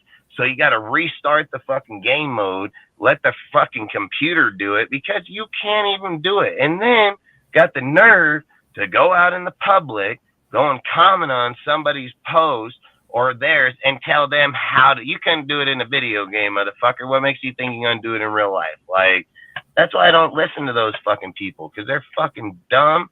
They don't know what they're talking about. They just want to talk. Like I've always said, dude, there are fucking 100 moves, dude, that you have to make to be able to move. Just to think about it, you go do Devontae, restructure him, puts in void years, mean that now his contract goes from 4 to 5 years, with 1 year being a void year, not even on the fucking team. So you're gonna probably have to convince him to extend his contract, probably 2, 3 more years, so he can pick up that void year, so he can wash away that $10 fucking million that you're gonna be borrowing. And then when you borrow that $10 million, you take a $2.5 million cap hit against that $10 million. So in reality, we're only getting 7.5 million out of the 10 fucking million. So then if we get to 7.5, then if we get a player, then you only have 10 fucking million or 12 million. Then if you get this guy at 8 fucking million, you're only gonna have 4 million. And then if a player gets injured, how are you gonna pay that money? Like, there are 100 million things. You can't just say, oh, I fucking know. You don't fucking know shit. You don't know how to evaluate a player, let alone evaluate a fucking team, let alone tell somebody how to run the team. If you've never had the money, if you don't run a successful business, or you don't take fucking classes to learn how to run successful businesses, how in the fuck can you tell somebody how to do it? Like, if you could tell somebody how to do it, let's just pause shit real quick. Let's pause shit. Let's see you turn on your fucking camera, or hell, tell me where you live and I'll come down and meet you. And then let's look where your surroundings are. Are you sitting in a fucking house all day doing fucking nothing? Are you fucking living off fucking government? Do you have a fucking job? Like, all that shit fucking matters, because if you can't conduct yourself in the real world outside of just talking to somebody, how in the fuck are you asking a multi-billion-dollar company to go by your advice? What fucking advice do you have, bro? Like, your advice is buying Twizzlers at a 7-Eleven. Like, and I probably wouldn't even credit that. You know what I mean? Like, you have no financial advice. You have no fucking land advice. You have no experience whatsoever. You have no management skills because you have no company that has employees. You had no fucking business skill because you didn't buy any company, any ground, any equipment, any fucking shit to employ those fucking people. What motherfucking skill do you have that entitles you to run other people's fucking lives and then talk about it? Like, you can't fucking do that. Everybody has an opinion, doesn't make it valid. Doesn't mean that it matters, dude. Like, there is a whole list of shit that goes in to every single move inside there. And you got to think about it. They don't just do it once. They do it 53 fucking times over. And then not only that, they do it for the coaching staff. They do it for the other fucking 30 some odd candidates for the 90 fucking one people, or 40, 30, 40, whatever it may be. Like, they're doing this beyond levels that people can't even look at. How many teams are in the fucking negative just trying to do this shit. Then they raise the cap. They're giving dudes a fucking 4 or 5 year out. They're giving them 5 years out, dude, and not being negative in their caps no more. And all they're saying is don't use the money. Fucking pay your fucking fines on that money for the next 4 or 5 years. Keep playing on the money that you've been playing on. And then at the end of those 5 years, you'll be fucking free to go just like everybody else. But fuck, people are going to play the credit card game just like in real life, where they go to a bank and they get a fucking card for $500 on credit. So they get a $500 credit card. They go and withdraw the $500 because they're going to spend all that fucking money. And then the bank says, okay, in order for you to have that $500, all you have to do is give us $25 a month, and you just pay the minimal payment, and we won't come after you with the card. But guess what? You pay $25 for the rest of your life because you're never going to put the $500 back on there. And guess what? You end up paying way more than the $500 fucking bucks than just putting $500 back on and being even with everybody else. Like, that's the shit I don't understand. Like, you can't talk about being good investors or being good within there if you can't even manage your own fucking $500 card. You know what I mean? Like, that's real life, everyday shit.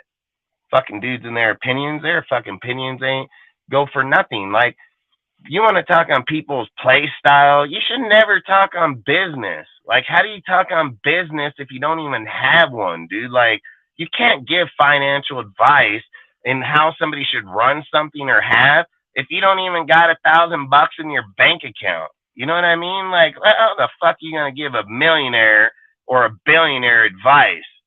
Your advice is you can't even save up $1,000. Like, these motherfuckers, $1,000, they go over and wipe their ass with $1,000. They take all these dudes out to eat and piss on $1,000. They don't give a fuck about it. That they do with $100 grand.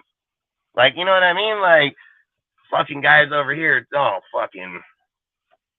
fuck some of these fans. Some of these fans shouldn't even be speaking, dude. Like, you think I go to fucking Raider fucking comment sections to get advice? Like, fuck no. Fuck no. I ain't never even read their comments unless I want to laugh at some motherfuckers, but never would I go in there to get any type of financial or fucking credibility on my fucking team. Less dudes are commenting on our YouTube video like, hey, great job, fucking keep up the good work. Like, I'll go read that shit. But you think I'm going to a comment section to worry about what some fucking dink-ass motherfucker got to say? Because more times than not, they're just troll-ass people. Go in there, talk their bullshit, fucking troll on. Fucking guys, some dudes talk about their finance. Fucking guy don't even got financial, So I said there's certain parts people shouldn't even talk about in football, dude. Like, not every part in football is cut out for everybody. Like, just talking on the players is hard enough. Motherfuckers want to go talk on fucking how to run billion-dollar corporations. Like, whatever. I just think it's crazy. You know what I mean? Like, we can be fans, man. We can love the players because I think that's what it is. But when they start getting into those type of details, like, you have to go in there, you have to see their books, dude. You're going to have to spend fucking a week in there because they're a fucking billion-dollar corporation. So it's not like you go into H&R Block and filing your shit in a few hours and being the fuck out of there, or even in the first hour. You know what I mean? Like, that type of shit's where people line up, dude, sit in there for a fucking week trying to figure out where shit's go. Like, that shit ain't no one-day bullshit, dude. And then that's like fucking 10, 12, 15-hour days, dude, just to even get back to being flat. Like, that's the kind of thing people don't give Ziegler and them as much credit as they deserve, dude. Like, they come in here, dude, and literally put down, like, you see, I work out 100 fucking hours out there. Like, imagine these guys, 100 hours in a week, dude, fucking maybe 130 in a week, fuck every day, every night, fucking 3, 4 in the morning in that building till fucking 8, 9 o'clock at night, going through tape, going through paperwork, going through fucking bills, going through financial shit. Like, that's where people ain't even giving Ziegler any remote credit, dude. Like, this dude is a fucking genius, dude. He's restructured contracts, give us stability within the fucking franchise. He's fucking getting players and depth and all this shit within our team. He's building foundational fucking needs. Just like I said, if I bring you to my property and have you tear down this fucking barn, you can tear it down in 15, 20 fucking minutes with the dozer. There's not a problem. But you gotta, if I came back out and said, here's a hammer and nails, and asked you to rebuild it, it's gonna take you a year. It's not something you can build today. You got to build a concrete fucking foundational slab, dude. You got to fucking not only do that, you got to fucking clean up all the fucking mess, clean the debris, fucking get a dozer, flat cut the fucking ground so you can get flat pads, dude. Then you're going to have to bring in concrete. Then you're going to have to build your frames, dude, and get your fucking foundation. Like, you have a lot of shit to do before you can just start slapping up shit. You can't just slap it up. And when you're sitting here looking at Ziegler, not only did he just tear down, like I said, a good team, like there was no denying it. Not only did he tear it down, he gave up contracts that people said, oh man, those are overpaid contracts. I don't know what the hell he's doing. Oh, why would he give Josh 17 million? Well, guess what? The Giants took it, no problem. 17 million was a fucking slap on the back to them. They didn't give a fuck. They were like, 17 mil, fuck, no problem, send them. You know what I mean? Like, overpaid. I've heard people say Devontae's overpaid, Max Crosby overpaid. Bullshit, they are. They're not over fucking paid. Devontae Adams is the best wide receiver in all fucking football, bro. If not the fucking second best. Like, the motherfucker gonna get paid what he's fucking owed, dude. Like, you can't sit here and say that, oh, he ain't good and then not gonna get his money. He gonna get his fucking money. Max is fucking gonna get his money. 25 mil a year is going to look like chump change when other dudes start getting in and max producing at one of the highest levels in all football. So that's the difference. People ain't doing the math on, hey, the inflation of football is going up. We were only at 180 million. Now we're going to be at 256, you know, and we're going to make that jump in 4 years. And what this guy was making at fucking 10% at 186, now he's going to make 10% at 250. You know what I mean? Like, of course his numbers are going to go up. Of course all their numbers are going to go up. Every single player in all football's numbers are going to go up. The problem with Josh's and their numbers is like, they're trying to go from 12 million to like 20. Like, that's not in the percentage. Like, now that's why I say, like, the NFL, hell of people are going to step in on that, because they're going to say, okay, look, the money is not there, because even inside where we did the growth in here, that's done by a percentage, dude. In the football, the halfback percentage isn't accounted for. So, like, in order to change that, they would probably have to add more money. Like, so for instance, next year, they'd probably have to put on 10 or $15 million, because let's be real. Let's just say that they're banked at like 15 million or 12 million. That's what they're averaging them for in the NFL. Like, just on certain, let's just say they're averaged at 10. If you're trying to raise it to like fucking 13 to 15, and let's just say that they banked out at 10 on the books, that means the only way to make that increase the following year, they couldn't do it that year, because the money's already locked. It's locked in limbo already, because that's what's been added. So they would have to say, okay, at the end of this year, instead of putting 18 million on, well, you'd have to do it twice. You'd have to put 18 million on this year, and then the final, which would be the 10 or 15 the following year, to make up the halfback position. But that's why I think these guys think it's so easy, is like, if a team wants to pay the halfback $20 million, you have to think about it like this. Where's the next spot on the roster that's worth $20 million? That's a high valued spot. So then if you're saying, okay, I'm going to go give the halfback 20 million, are you giving up a receiver? You giving up a DN? You giving up a linebacker? Like, you're going to give up a key positional spot. Hey, that is a good point, Jason, how it's crazy that no one's talking. Like, this is what, like, blows my mind, is how the fan base, like, the whole fan base hasn't gave Ziegler credit on how he got his 12 picks. Like, he finessed a few teams to get 12 picks. Edwards was one of them picks, dude. I mean, Ryan Edwards was one of them. Fucking same. Well, I don't think Leatherwood wasn't one of them. I'm pretty sure, wasn't Trayvon Mullen technically traded? Yeah, he was traded, yeah. Abrams was cut, so he wasn't one of them. Fucking. But he did it with all kinds. Don't get me wrong. I'm just thinking of the ones that wasn't. He did it with all kinds, dude. Like he did a really good job. So I'm not even gonna lie. Ziegler, like I said, Ziegler should probably had Coach of the Year, like easily, or GM of the Year, because I think with the draft value, the compensation, everything he got back in return, I think was phenomenal, man. Like phenomenal. So I'm not, like I said, I love Ziegler. I've been fighting for Ziegler and Josh this whole time. I don't give a fuck. I'll go to war for those two dudes because I think in the end, that's what we need. In the end, we need them, like straight up. And I say it right here on this channel, and you hear me say it loud and proud, dude. Like I don't give a fuck about someone's biased ass opinion. I'll tell it straight to their fucking face. Like at the end of the day, I want what's best for our team, our organization, our franchise, dude. I don't care what's best for you. You know what I mean? Like they don't look when they said the other day, they said, well, I don't think the Patriot people don't like how the Patriots don't look good look good. What'd they say? What did he say? He said something like people don't like the way the Patriots play. And I said, well, fuck, if they don't like winning, then I don't know what the hell's wrong with them. You know what I mean? Like what, you don't like 6 rings? Yeah, that's my point. That's exactly what I said. I did say that. I said, I don't give a fuck if they don't like it. They got 6 fucking rings and they win. So that was you don't like winning in 6 the rings. weirdest thing I ever heard. I don't like it how they won the 6 rings. Yeah, I ain't gonna lie. I just think like at the end of the day, we got to win, and I don't care if it's Patriot players, fucking Raider, Cleveland, fucking Jet. I don't care what fucking players, what personnel it is. I just care that we can win. That's it, dude. Like I'm never gonna sit on this show and be like, oh fucking Josh and all them because they were Patriots. Like I don't give a fuck where they're at. I'm gonna say, hey, you got a degree, you're fucking smart as fuck. You have some of the most NFL experience in all of football.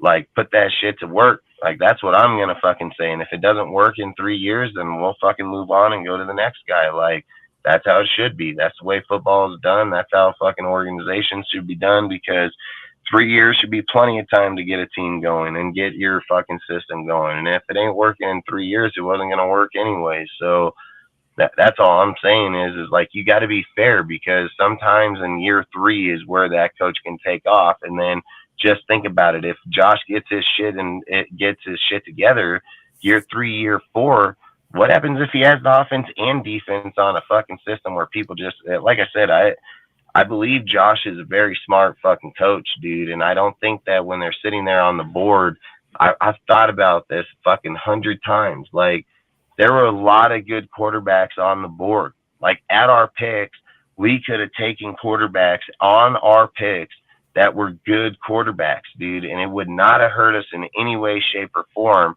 And just look at the way that the roster worked out in the draft to where we were able to take him in the 4th round, trade up, and still get. Why didn't we take other people? You know what I mean? Like you're saying that dude from fucking Fresno wasn't better. You're saying that Duggan wasn't better. Like there's a lot of guys out there that had better resumes, dude, and we grabbed him.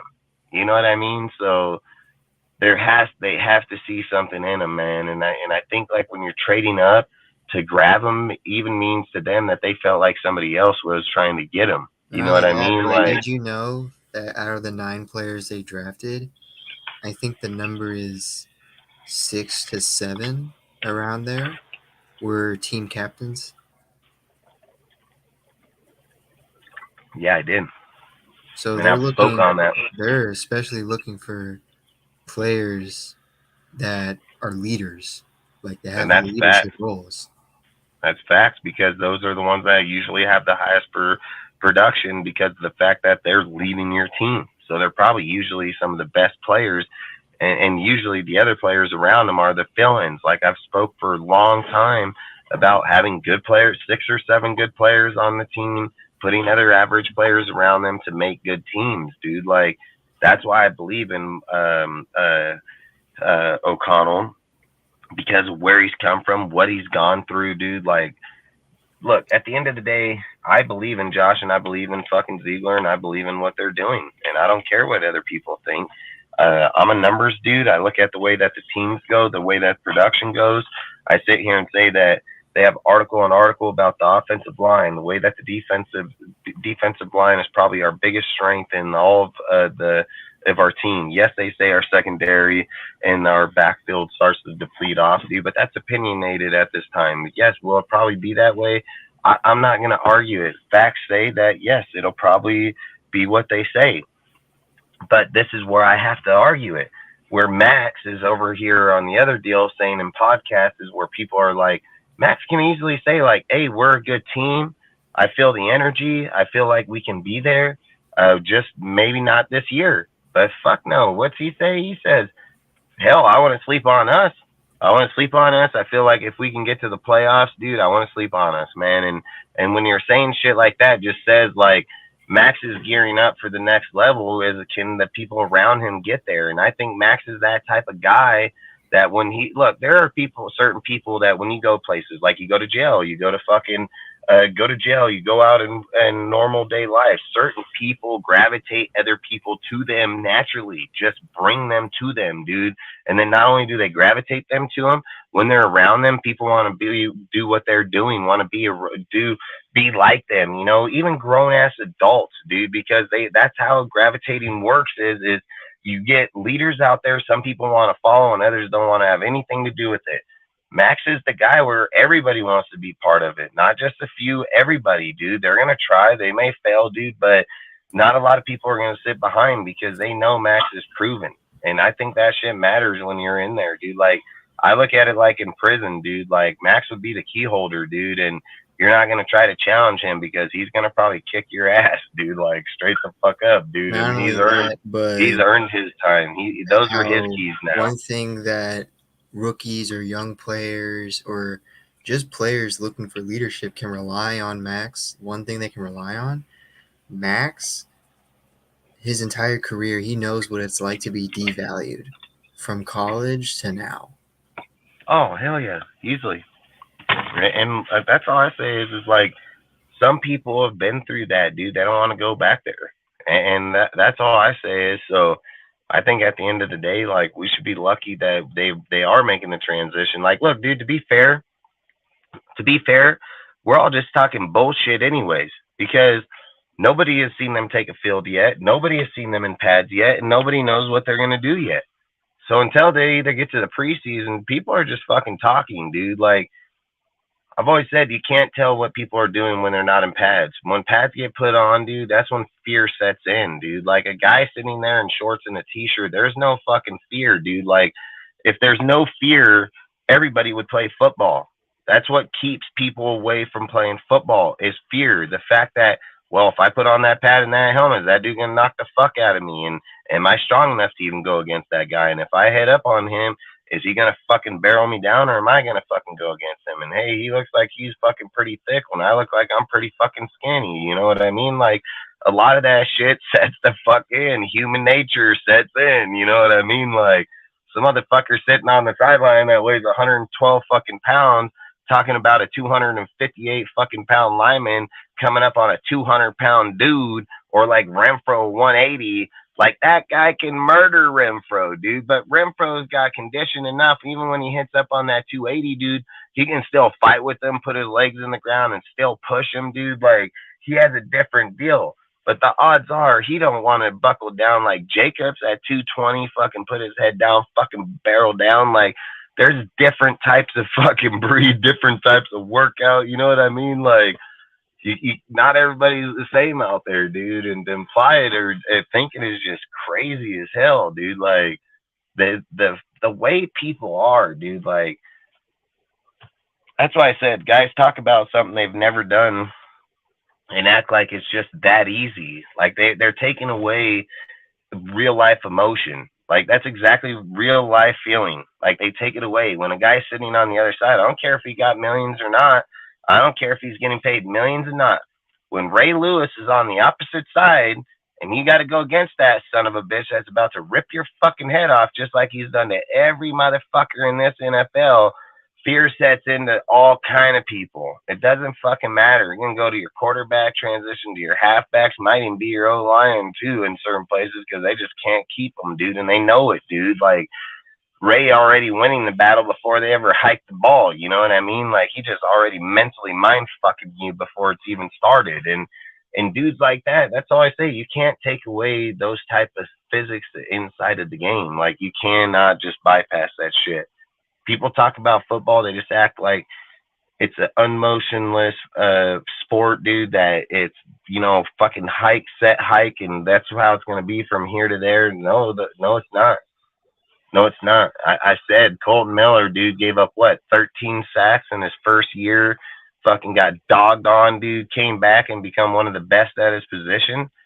Like, there's a difference. Colton didn't want to have that happen again, and Colton made damn sure it didn't happen again. He tried his ass off, and I've always said, like, if I was going to have players, I want players like him because this motherfucker, I want players that know what it's like to fail to win. I've said it. I want a Justin Herbert hella bad, dude. Like, I felt if Justin Herbert came here with Gruden, the way he played in Oregon, had to fucking lose to win, dude, the mentality he carried, everything about that guy. I was like, man, you bring Justin Herbert here, man, dude. Like, I literally was about to move off Carr for him, dude. Like, and that's I said the it. biggest problem I've had.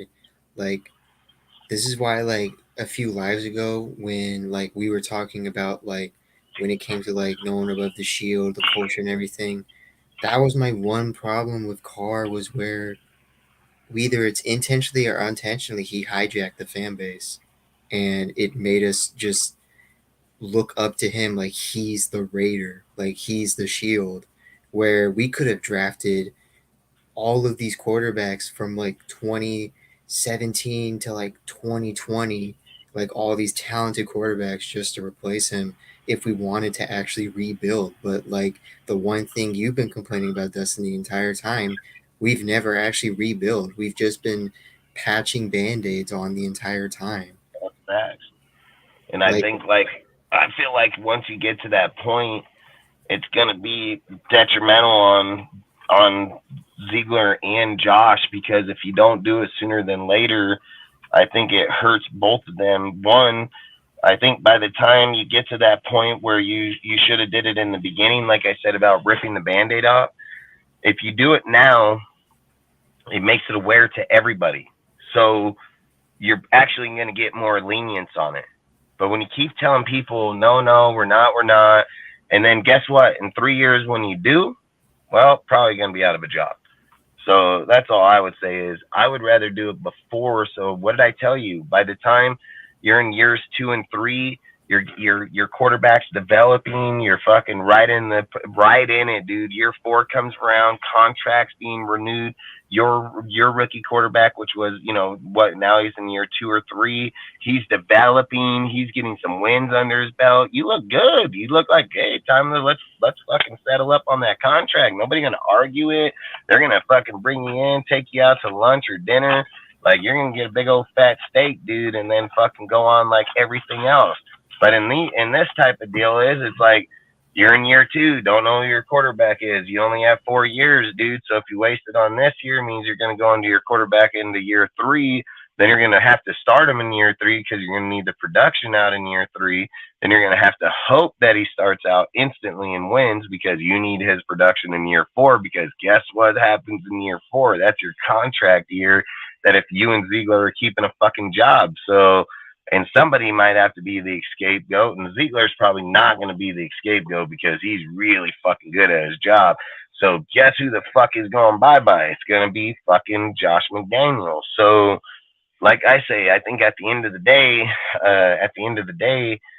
you could have did this 2 different ways. I've said, why wouldn't you just tank out this last year, went after Stroud or fucking Bryce and got a quarterback right away? You know what I mean? Like, you could have tanked it instantly. It doesn't matter if Carr is on this team. Trade the fucking dude away at the trade deadline. Like, it doesn't matter who's on the team if you're trying to rebuild the team, and you can trade them for draft capital at the end of the year or not. I don't think it really fucking matters. I said Waller should be the perfect example. They thought the team was solid at first. Like, you can maybe build off of it depending how the season goes. But midway, when you got injuries happening, the players aren't actually like what you were advertised on being, and then you're trying to tank, but then you have like how we were saying, like Carr didn't want to tank, but McDaniels and Ziegler did. So Carr is just like, well, I'm going to try to win games. Meanwhile, after the Steelers game, they're like, okay, there's no way we can be in the playoffs now. We were just eliminated. We got to make sure that like you don't get injured or that you don't try to win a game. So we're just going to bench you. I think it was just the winning the game, because I even made a post where it was like, I wish I could have got to see Derek finish out the last two games, because there's a lot of reasons for it, like there's a lot of reasons. Derek's been in the league for 9 years. Finally got to play with his best friend, dude. Been fucking regulated, had a bad year. Fucking a lot of things were going against, a lot of different emotions. Here's another change in here. This is the dude's fucking fifth, sixth fucking time. Again, he's got his best fucking friend here, bought a new home, got his family here, thinking about their future, dude, how they're going to be Raiders for the rest of their lives. Carr's been the quarterback here for 9 years, so he don't feel like he's in jeopardize of probably his whole future, and he's thinking probably gonna get a year or two for sure. And then just bam, everything just smack dead right in front of you, dude. Fucking everything's ripped away from you, dude. Everything you thought was there isn't there. It just crumbles down, dude. And then you got Devontae there that's trying to feel the same things, where he's like, dude, I could have been like, just imagine if Carr goes into those last two games. Carr goes in those last two games. He probably ends up with two 4 touchdowns. So he probably would have had 28 touchdowns. Odds are he may have thrown 1 or 2 more interceptions. So he'd have been 28-16. He probably would have went from 34. He was 3,500 yards. So he probably would have been around 38, 38 to probably even close to 4,000. Like, Carr wouldn't have had fucking losing numbers, dude, and he would have had projected winning numbers. The problem is they shut him down. And again, the same point I'm trying to tell you about Jacobs, they did this to Carr, and people are not trying to pay attention to the bigger points, dude. Like I said, I'm a numbers dude, and it sticks out bigger than shit, because you can regulate people's numbers in all types of ways, where you're sitting here saying, oh, Carr's numbers look bad. Like, listen, I don't care what any person says about Stenham and the Niner game. If Stenham can put up a game like that, Carr can most definitely put up a game like that in passing. There's no fucking doubt in my mind. Derek Carr has a fucking arm. He can see the field very well. I don't give a fuck if Carr throws the ball away on 4th down or too pussy to run or not. At the end of the day, Carr knows the X and O's, dude, and he's very fucking good at it. And if he has the time, and he does, Devontae didn't get 1,400 yards because Carr sucked. You know what I mean? Like, fucking Devontae got those yards because Carr is good at what he fucking does, dude. Like, even in a shitty fucking year behind a shitty fucking team that's struggling and trying to get to know each other, he still fucking produced at a very good level. So that's all I'm saying is like, when people are sitting here trying to say like, oh, Carr doesn't know. Yeah, the fuck he does. Like, Devontae, fuck, here's even one more. Here, just fuck Devontae. We don't even got to talk about Devontae. How about Mac fucking Hollins? Mac Hollins has another career year. So, again, here's the narrative. Derek doesn't build receivers. Fucking every guy comes here, oh, fucking they just are good players to begin with. Again, Derek Carr takes a player that fucking he had 690 yards, dude, with Carr, and that was the most he had in his whole entire career. Every year added up, didn't even beat it. You see what I'm saying? Like, the narrative of Carr doesn't do his job is just bullshit. He most definitely did the job. They most definitely can do it in his system, and it's not about that at the end of the day. It's about the money. It was about the rebuild. I bet if they would have probably talked to Carr and asked him to take the $25 million, like, I don't know those personal things, and I know Derek can say at the end of the day, oh, I would have did it if they, yeah, right. We don't know that. Because at the end of the day, I didn't hear you go up to them at any point or tell your fucking agent at any point that you were willing to give them back money. I never heard that. And I never heard you write a check and fucking say, hey, man, I'll give you back fucking X amount of millions if I can stay the quarterback. Like, you knew you were getting traded out of there. You knew you were getting cut. You knew that they were shopping you. You could have brought that up at any given fucking time. So again, like as much as I like Derek Carr, the one thing I like about myself is I analyze people. I analyze conversations, dude. Like I've always said, people ask me, they say, hey man, if you see this guy over here in social media or you see him in the Discord and he says something out, or it's this guy and he has a different name, like how do you know that? Because you can't listen. Your signature is how you talk, the way that you present, the way that you fucking go right, the way that you talk in conversation. Like you can't take away your signature. You can't take it away no more than writing than from fucking talking. It's the same fucking thing. So it doesn't matter when people use certain language, dude, or certain ways that they talk about things. It's just a instant dead giveaway. So like I say, at the end, man, I think we'll have a good he's in the 22-28 range. Who is? Oh, he's talking about how the NFL ranked Carr as I think like at best the 22nd best quarterback. Yeah, but see, I would argue it, dude, because look, I would never say Carr is a bad quarterback, dude, because let's be real. Carr's been through, 5 different head coaches, 5 or 6 different head coaches, right? He's been through 4 or 5 different offensive coordinators. Fuck, even count this. He's been through fucking Todd Downey's garbage ass bullshit system. He's gone through multiple different receivers, different tight ends, different halfbacks. He's been through night and day different schemes. He is the 32nd all-time leading quarterback in the NFL. 32nd, bro, on the Raiders.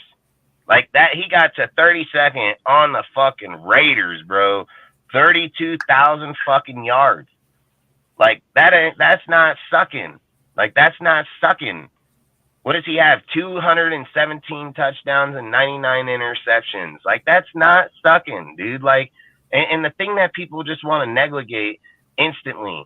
Carr did this in a franchise that's been in poverty for over 20 fucking years. There was nothing that indicates that if Carr leaves the Raiders, that the Raiders were getting better. I've said it for years, dude. Carr was not the fucking problem, dude. Just people like to talk on him, like to blame him, like to just say, oh, listen, I can name you fucking 10 or 12 fucking receivers that Carr only made better and made them better when they left here.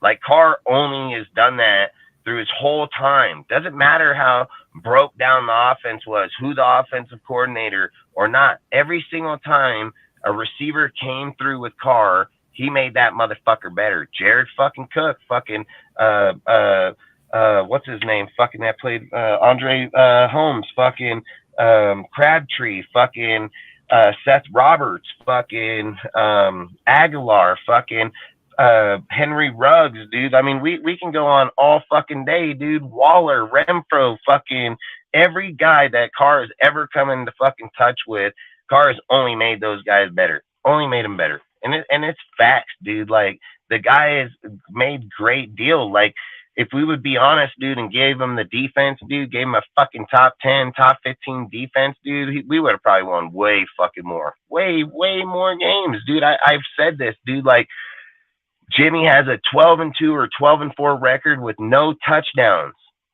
Carr's only thrown 3 games in his whole career without a touchdown. Well, fucking Raider fans crucify the fuck out of him. Oh, this guy, he fucking throws no touchdowns in this game. Oh, bitch, get ready for it. It might be a fucking Cinemax over here of it right now. And then implying that we don't have the defense behind it to back that shit up. But now we got fucking Max advocating that we could be that playoff fucking defense. Why didn't they have it with Carr, man? That's all I'm saying. Like, look at what were the Saints? Top 5? They were top 5 defense, I think. They already had a good fucking they had a good offense.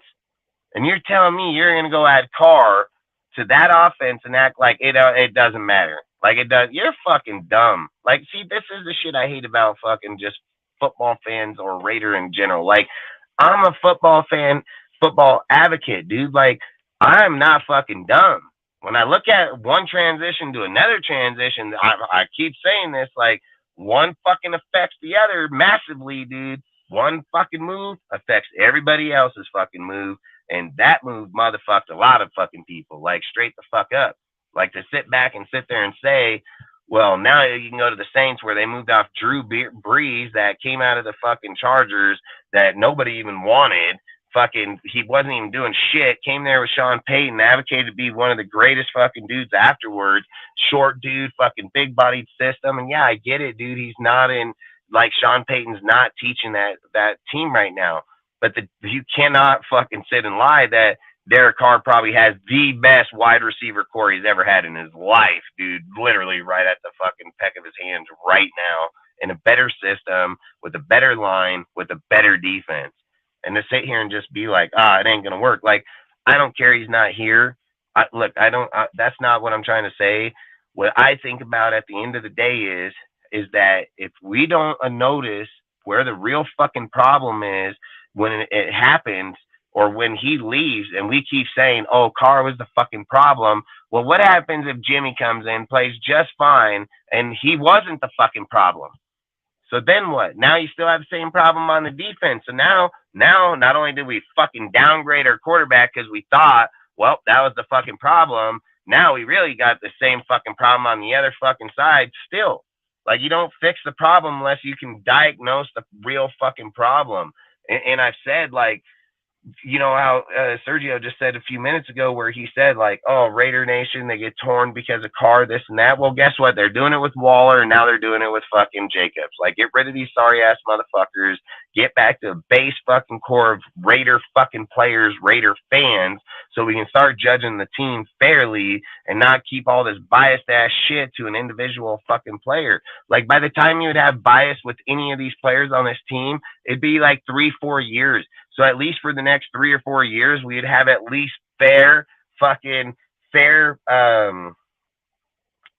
the word I'm looking for? You'd have fair fucking assessment, dude. Like, you would all see the team the same way. You'd assess the team the same exact way. So, like, you would all see it equally. It wouldn't be for years until people took natural biasness into consideration. Like, you're not going to just dog on Adams. You're not just going to dog on fucking Max. So boom, neutral instantly. The only thing that fucks us is fucking Jimmy, and that's why I keep advocating for Aiden O'Connell, because Aiden O'Connell, he's at least going to get 5, 6, 7 games before people can just start hating on him, dude. Jimmy, he goes out and fucks up one game, they're going to start hating on him instantly.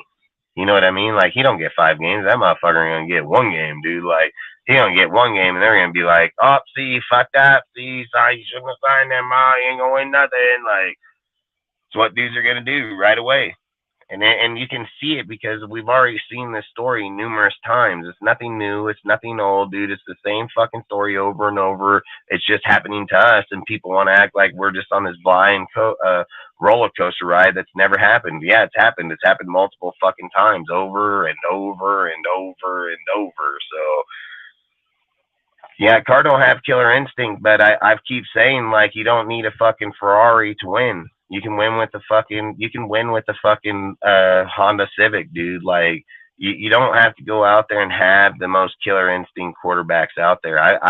I've said it, dude. Brad Johnson, dude, when John Gruden took over the 2002 for the fucking Tampa Bay, dude, like, Tony Dungy had that team built up. It was a good fucking team, but Brad Johnson was a sucky ass dude. He was a sucky ass quarterback, and he was one of the worst rated quarterbacks that year. I think he had like 100.9 QBR, dude, when he was playing in that year. He was actually rated one of the lowest quarterbacks in the deal, and they still won the Super Bowl, dude. And that's all my point is that sometimes you don't need to have a Corvette at the quarterback position in order to win, dude. As long as you have good consistency. It's like Tom Brady, for instance. Tom Brady is like a fucking, what would Tom Brady be like? Like a fucking station wagon? Like a fucking 1970s state now? Because, man, that thing probably got a little power too. So, like, we probably want to go back farther. We want to go back to like a Model T, you know, where it's like, chug it. Chug it, chug it, chug it, chug it, chug it, chug it, chug it. Like, you got to go back where it's fucking like slow time. So, like, Model T would probably give you the better better type on Tom Brady. But inside there, even being Model T, his pocket presence was so fucking ruthless because he didn't have to move. He just hike, look through his progression, see where you're weak, and fucking stick a knife right in you. So again, you don't have to be a Ferrari to win. Like, you could win with fucking lesser deals, just have better mental mind, better fucking better vision, better you've got to have better fucking like senses than what other people would have running. You know what I mean? So like I said, I think we can sit and argue that, oh, Carr doesn't have the mental, but I think under John Gruden, I'd beg to differ, because if John Gruden was still here, Derek Carr was the quarterback, and Henry Ruggs never went to jail, well, you guys probably wouldn't even be saying the same shit. Like, you're saying the same shit because of what happened with Josh, but I've still argued that even in the time span of so look, like, I don't know how people don't see it this way and how people can still hate on Carr. Like, at the end of the day, Carr only played 2 quarters of football, right? He only played 2 quarters of football because everybody says they shut down after halftime. They couldn't score points, no more, right? So what is that? That's 17 times fucking 2, which is just 17-2. What is 14? It's going to be 34. So basically 34 quarters, right? Out of 70, what it would be, 34. So 34 would be 68, right? So 68 total quarters in a season is what you play, 68. They played 34. Carr put up top 12 numbers. So how in the fuck is it that in 34 quarters, Carr had top 12 numbers where he gave fucking 34 quarters up? Literally. Like, literally. They didn't score. They didn't move the ball. They didn't do shit. And people are saying that he sucked. Now, look at it like this. In 34 quarters, and let's just even get more. Let's just say 40, 45, right? 45 quarters, Carr put up 3,500 yards, fucking 24 touchdowns, 14 interceptions, and only played in 15 games. 1 year before, under fucking Gruden and Rich Bisaccia and fucking, dipshit ass Olsen, Carr had 4,800 yards, 23 touchdowns, and 14 interceptions in 17 games. How in the fuck did he have 1,300 more yards, 1 less touchdown, and be graded better? He was graded better. He had a better deal. That's what everybody says, that Carr was better. Well, I'd fucking disagree. I would disagree. I would say Carr was better in Josh's system than he was in that system. Carr actually had 2 less games, 3,500 fucking yards, which was 1,300 yards less with 1 more touchdown and the exact same fucking interceptions. I would argue Carr had a way better fucking season going on under Josh McDaniels than he did under John Gruden. I don't give a fuck if you have 4,800 fucking yards. If your touchdowns aren't matching your yards, it means fucking nothing. It means nothing. He had fucking 1,300 more yards. So look at it like this, 1,300, right? So, fuck, that's like a 4-game stretch, 5-game stretch right there. Carr averages 255 per game, 225 to 255 per game, 2 touchdowns. That's what Carr's average is in his career. So if you were to do the math, if Carr was to go 225 per game for 1,300 more fucking yards, that's 4 fucking games just to get to 1,000. So it's still under. So you're looking at right around 5 to 6 fucking games. And then you're looking at 2 touchdown average per fucking game. That'd be 12 fucking touchdowns. So let's just knock it down to 8. So if you go from 24 to 8, it's going to be 32 fucking touchdowns, 32 touchdowns. Then you go 14. Let's just say give him 2 more, 16 interceptions, 17. I mean, fuck, this dude balled out. Then you're looking at his yards. Fuck, if he had 1,300 more yards under Josh McDaniels, Derek Carr would have had fucking 34 to 36 touchdowns, dude, and fucking, like, that's what I'm saying. Like, you can't look at him going, well, he had hell no. He had just as equal shit at fucking 15 games. At 15 games, he had just as many equal to him as at 17 for a whole season. So I would argue that shit in a heartbeat, dude. Carr didn't have as bad a season as people look. They just keep saying it because other motherfuckers keep saying it over and over and over. Salute, Robert Pena. Appreciate you, bro, stopping by. Like I said, and at a certain point, people got to start doing the math themselves. They got to start doing the homework. Like you can't keep looking over the person in front of you and cheating off their paper, dude. If you don't understand what the fucking questions are on the paper, how the fuck you know if he ain't answering those questions wrong to begin with? Like you're just copying what he's writing, assuming that he's right. There's nothing that validates he's right because you can't check your own work. So if you did the work yourself and then you looked at his fucking answer and he answered C when you know the answer is A, you would know the answer is A because you did the fucking work to know it. But when people don't do the work, how do you justify a scale? Because this guy said it is, and then you get 25 of them saying it is because this guy kept saying it and his buddies kept saying it over him. Like, why don't you just do the work yourself? Do the fucking math. The math does not fucking lie. The math is going to be the only thing that doesn't fucking lie because math don't fucking lie, dude. Like, that's why stats do fucking matter. That's why that shit fucking matters, dude. Like, you can't sit here and say that, oh, they shut him down. They shut him down. Devontae had 1,200 yards and 12 touchdowns. Like, fuck, dude. Carr was killing it. You know what I mean? Like, Carr was killing it with that fool in his first year. Like, slaying it. Just slaying motherfuckers, dude. Like, that's why I say, like, this fool fucking played a total. And I've even said, like, just give him the benefit of just so people don't argue so much, like, he had 30 or 40 quarters. You know what I mean? Like, they didn't play half of the game, multiple games in a row, dude, for weeks and weeks at a time. So that's all I'm saying. Like, people ain't crediting for him. At the end of the day, it was just more principle on the money, dude. Like, that's all it was. It was just principle on the money, dude. And to sit here and say, like, oh, he wasn't going to be as good under Gruden. Yeah, right. Bullshit. Gruden was getting Carr where he needed to be, and he was getting there real quick, dude. And Ruggs was getting there real fucking fast, too. Like, that team was about to slay the fuck out of people, dude. Like, we were probably a wide receiver away, maybe another fucking tight end. Man, that team was coming there, dude. Like, we were there, but that defense was just garbage. Just sucked every year. But I don't know, man. I'll ramble on this shit forever because this shit bugs the hell out of me. Like, I care, like I say, man, at the end of the day, I think fucking there's a lot of things people got to look at when you're going to judge your team, judge it fairly, know that we're judging fairly. So we know when we make a move that move, is it equal? Is it less? Does it matter? Is it worth paying them? Is it not worth paying them? If we don't pay him, is there other people in the free agent market? And why pay Josh $15 million when Ezekiel can probably get picked up for 8 to fucking 10, or you can probably pick up Dalvin Cook, or you can probably pick up Kareem Hunt. Like, you got multiple people here on the board that may not be Josh Jacobs, but ain't too far off either. So I mean, that's all I'm saying is like we have been making excuses for him for 9 years. It's always everybody else. I mean, I would disagree in that comment because who's made excuses for him? Only people that are fucking Carr haters, because I've never made an excuse for Derek Carr. I've never gone over and looked at him. The thing is that when I look at our team, to answer this honest, Jason, and this is facts. It's not about disrespect or respectfully or not. This is facts, dude.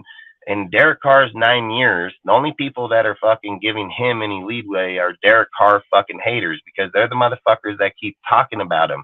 In the end of the day, when I am not biased to the team in any way, shape, or fucking form, I can look at the team and go, well, the defense fucking sucks, and that's a clear fucking point. And there's no fucking if, and, or but about it. When the offense is ranked fucking 10th overall, and the defense for the last fucking 5 years under Gruden and including this fucking deal, and not only under Gruden, but under every single motherfucker, even including Del Rio. Like, people keep saying, like, oh, Del Rio had this structure. Guess what? Del Rio had a 12-4 season, and then he fucking ended with an 8-9. Like, people, what? Do people forget that shit? Like, did they forget that he got rid of fucking Musgrave, and then he went with Todd fucking Downey and threw this shit down in the ground? Like, one person does not change the fucking game. One person does not win or lose fucking games. The team wins and loses games.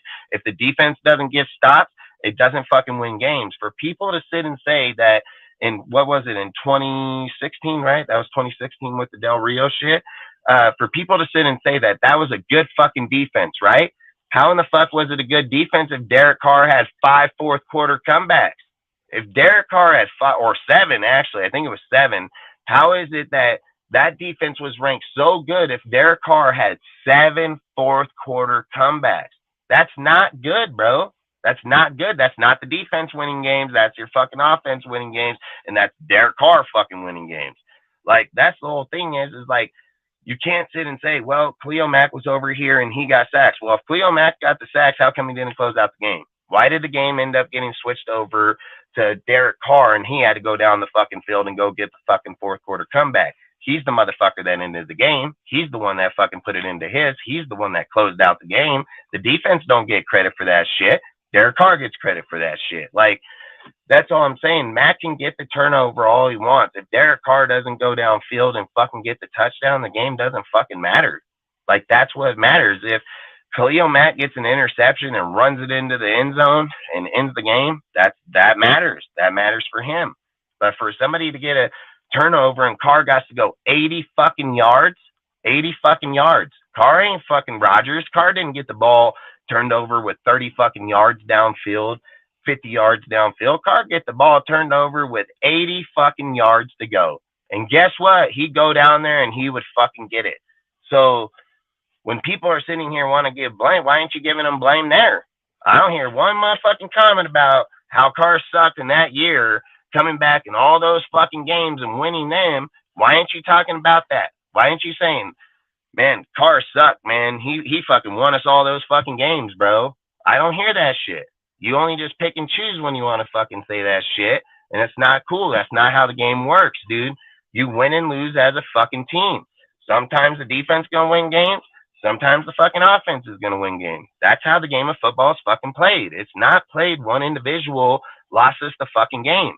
It'd be different if, like, you threw the ball to your fucking receiver and he ran the opposite way. Then I would be like, yeah, you fucking lost that shit. Like, you fucking dumbass motherfucker. But if you're playing the game and every play is going forward to try to get to the other fucking field, then one person is not held responsible. It's not how the way the game's played. And you can't sit there and just narrative and say, oh, the fucking deal. You want to say that, if I read the comment right a while back ago, you said that the 22nd ranked defense, that was his best ranked defense in the whole entire 9 fucking years. And that was 1 year.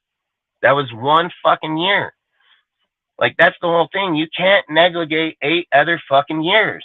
Like, you can't negligate the 8 other years, dude. The 8 other years, his defense was ranked 24, 26, 28, 30 fucking second. Like, you can't negligate those. You can't just pick one good fucking stat and then act like that's the way the whole fucking thing went. It didn't go that way. It's not true life. That's not real shit. That's not even close, dude. Like, the reality of it is the defense sucked a lot. We had shitty ass fucking cornerbacks. We've had no linebacker for fucking multiple years. We've been going from Tahir Whitehead to fucking to Perryman to fucking this dude. Like, we've been just going from low level dudes hoping for high results, dude. Like, the reality is that we pick up low level guys. They have a good fucking year. Then Raider fans dick ride them and want them to be the motherfucking starters for our team, acting like they're good when they're not.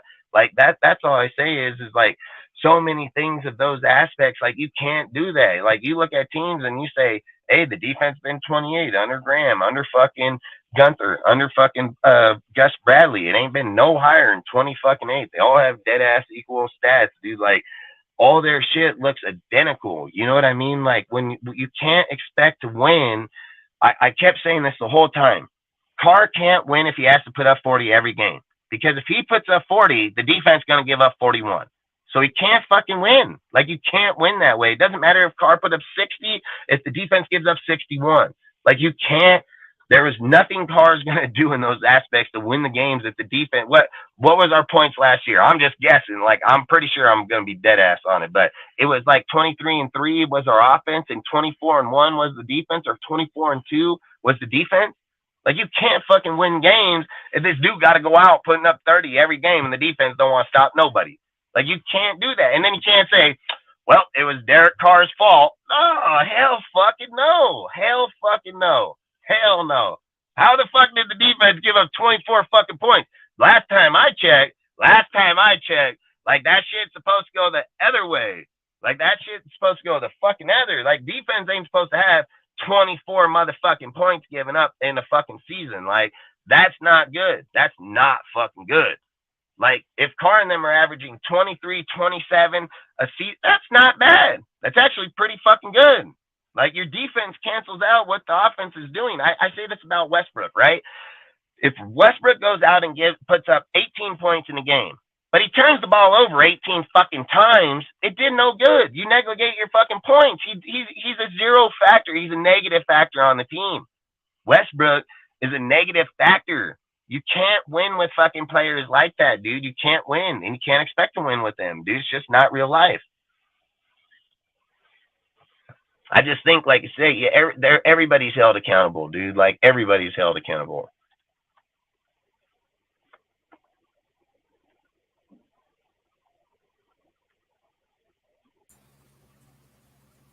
Damn, male people are shooting off fireworks right now.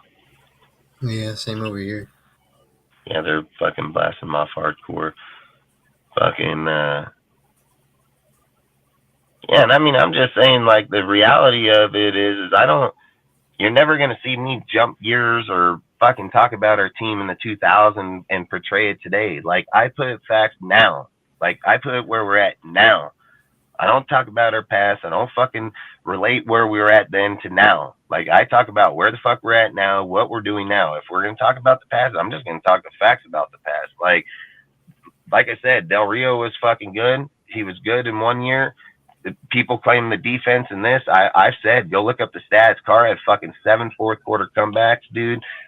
You don't have those if your defense is closing out games, dude. And that's all I'm saying. Like, you have to look at the finer details in the fucking stat lines. This is why I've said I'm huge in the advocating of stats, because when you're looking back at the way, when you're looking at structural, what happened? Okay, if the defense was so good, right? If the defense was so fucking good, what was the only move that they made that year? Like, this is why I don't understand why Raider fans ain't fucking smarter than they are, and they're so goddamn dumb. Is that, listen, they only made one move in that year. Guess what the move was? It wasn't them firing the defensive coordinator. It wasn't them getting rid of defensive players. It was them getting rid of the offensive coordinator, Todd Musgrave, and going with the quarterback coach, Todd fucking Downing. That's what happened. Then guess what their record was? 8-9. They weren't fucking stopping. They weren't winning. They weren't having the fourth quarter comebacks. They weren't even nowhere close to the production. But goddamn, wouldn't you think that the defense would have stayed the exact same? Because fuck, not really anybody went anywhere. So that's all I'm saying is the fucking shit tell you right in front of your face where the fucking problem was. There was only one major transaction that happened in that time. Todd Downey went to fucking, where'd he go? To the Broncos, if I remember right. Fucking been a minute, but I think he went to the Broncos. Fucking, we went and got Todd Downey's stupid ass. Then that's exactly what happened. Then he went to the Titans. Yeah, and then he his only way of calling plays was just use Derrick Henry. Yeah, and that's all I'm saying is like, you gotta look at the real situation of where they were. If it wasn't for Carr winning those games, we wouldn't even have had 12-4 fucking season, dude. What was the reason why they fired Musgrave? I don't think they fired or like that. I think they just wanted to move off of him to go with Todd Downey because he was the quarterback coach with Carr at the time and probably had relation, like, which was the dumbest ass fucking decision ever to do. But they should have waited on that shit, dude, or something. I don't know the whole technicality of that whole deal, but that's the only thing I can think of, because why else would you fucking do it? Like, there is no reason to fucking do it, dude. Like, it was dumb. And I've said this every single time we get to a point where we are fucking winning or we look good at winning, somebody fucks it up one way or another. Fucking get rid of the offensive coordinator. Oh, Gruden gets here, starts fucking building a team. Damn, look at fucking Henry Ruggs, burning ass motherfuckers, dude, already. Just burning them in year two. Fucking stretching motherfuckers, fucking 100-yard games, dude, touchdown, every deal. Like, this dude is going to straight burn your ass. Next thing you know, emails, fucking Gruden up out of here. Got to go get fucking, look, like I said, they downgrade us in a heartbeat, dude. Like, they're like, look, bro, we're going to take Gruden and we're going to convince you fuckers to take fucking Rich Bisaccia. and motherfuckers were out there advocating to sign this motherfucker, dude. Like I said, the guy is not a bad guy, but you literally were like, let's go off of John Gruden that knows what the fuck he's doing when it comes to running the organization, team, fucking coaching, and go to the special team coach and have him do it when all they're doing is running John Gruden's playbook. Like, that's all I'm saying. Like, these fucking guys about convince you to hire this motherfucker when Gruden's shit is the one that fucking did it. That's why I kept saying over and over. That's why he ain't getting a fucking job. That's why Olsen ain't getting a fucking job. They seen this shit in 2002 with Bill fucking Callahan and them, and they were like, yep, we ain't going back down that road again. Like, these guys ain't fucking dumb. They're very fucking smart, and that's the thing that pisses me off, that they advocate that shit all right. Like, they don't forget about that shit. But any other part, it's like, no, fucking Raiders, they ain't worth it. They don't know what they're doing. They're dumb. They can't get. But when it comes to that shit, they're like, hell no, we ain't signed that motherfucker. Like, we already seen what he did with. Oh, you'll acknowledge that shit, right? You'll acknowledge the fact that they're riding the coattail of his playbook, but you're not going to give the credit to him when it's fucking due when he's doing it. Like, that doesn't even make sense. It doesn't make sense, dude. But what did I tell you guys the whole time? I said that shit the whole time. People are like, oh, he's going to get, I said, hell fucking no. It's a special teams coach. What's he bring to the team? Like, what's he bring? He going to bring an onside fucking kick? At the end of the day, when he sits down, he brings nothing to the offense, nothing to the defense. He has no game planning whatsoever to bring structural plays, build plays, create fucking plays offensively or defensively. That's why they hire offense and defensive head coaches, because of the fact that they game scheme, they fucking create plays. When they go home, they design plays. They come back and they teach that shit, dude. What is he going to teach? Fucking kicking a fucking left side kick or a right side kick? Like, he ain't doing that, dude. That's why not very many special teams coach, probably if any, ever fucking succeed, period. So it's not anything against him. It's about, at the end of the day, what is he bringing? John Gruden's playbook? Is that what he's going to bring? John Gruden's playbook? That's what he's going to bring to the table? Because that's all he fucking has. I know that fuck he ain't bringing Gus Bradley or fucking Paul Gunther's fucking playbook, so you know damn well that ain't the playbook he's bringing up to that meeting. So that's all I'm saying. Like, that's what people know. That's what people fucking know, and that's facts, dude. It's not being mean. It's not being, oh, they ain't good enough. It ain't, no, it's facts, dude. There's a real element of fucking real football and real life out there. They ain't friends out there, dude. Like, this friend bullshit, I don't know where people get this shit, where they're like, he's a good guy. Good, he's a good guy. He don't pay my bills when he's a good guy. He don't make our team win being a good guy. Like, that shit, does, good guy only goes so far. Like, we need to win. We need to fucking have a winning organization. What's he do in the management? What's he do with that outside of the players all liking him and then going and running 150 miles down the road and killing motherfuckers? Like, they would have never did that on Gruden's clock. Never in a million years. Never. Yeah, that's another thing that no one talked about was that fool would have been at Top Golf. When Bisaccia was taking the helm as head coach, that's when players were making stupid decisions. Dude, hey, I'm gonna tell you right now, if motherfucking Ruggs is at Top Golf, knowing that he gonna fucking see Gruden's ass the next morning, especially coming off a fucking, what, they were in their bye, weren't they? They were in the bye. It was the bye. Oh, hell fucking no, dude. Hell no. He would have told his woman straight up, like, hey, I ain't showing up I'm not showing up drunk tomorrow. Like, no fucking way. Like, Gruden will be on my ass, babe. Like, nope. That shit wouldn't have went down like that. Like, you have the respect inside. I've always said this, dude. Like, like I tell my woman, you can be best friends with your kids. There's nothing wrong with that. But there's a time you got to be the fucking parent too. Like, there's a time you need to let them know, like, hey, when you're fucking up, like, you can't fucking do that. Like, you got to have that fucking line too. It's just like people have said, hey, Gruden's fucking funny dude. He's a good guy, but man, he one mean motherfucker.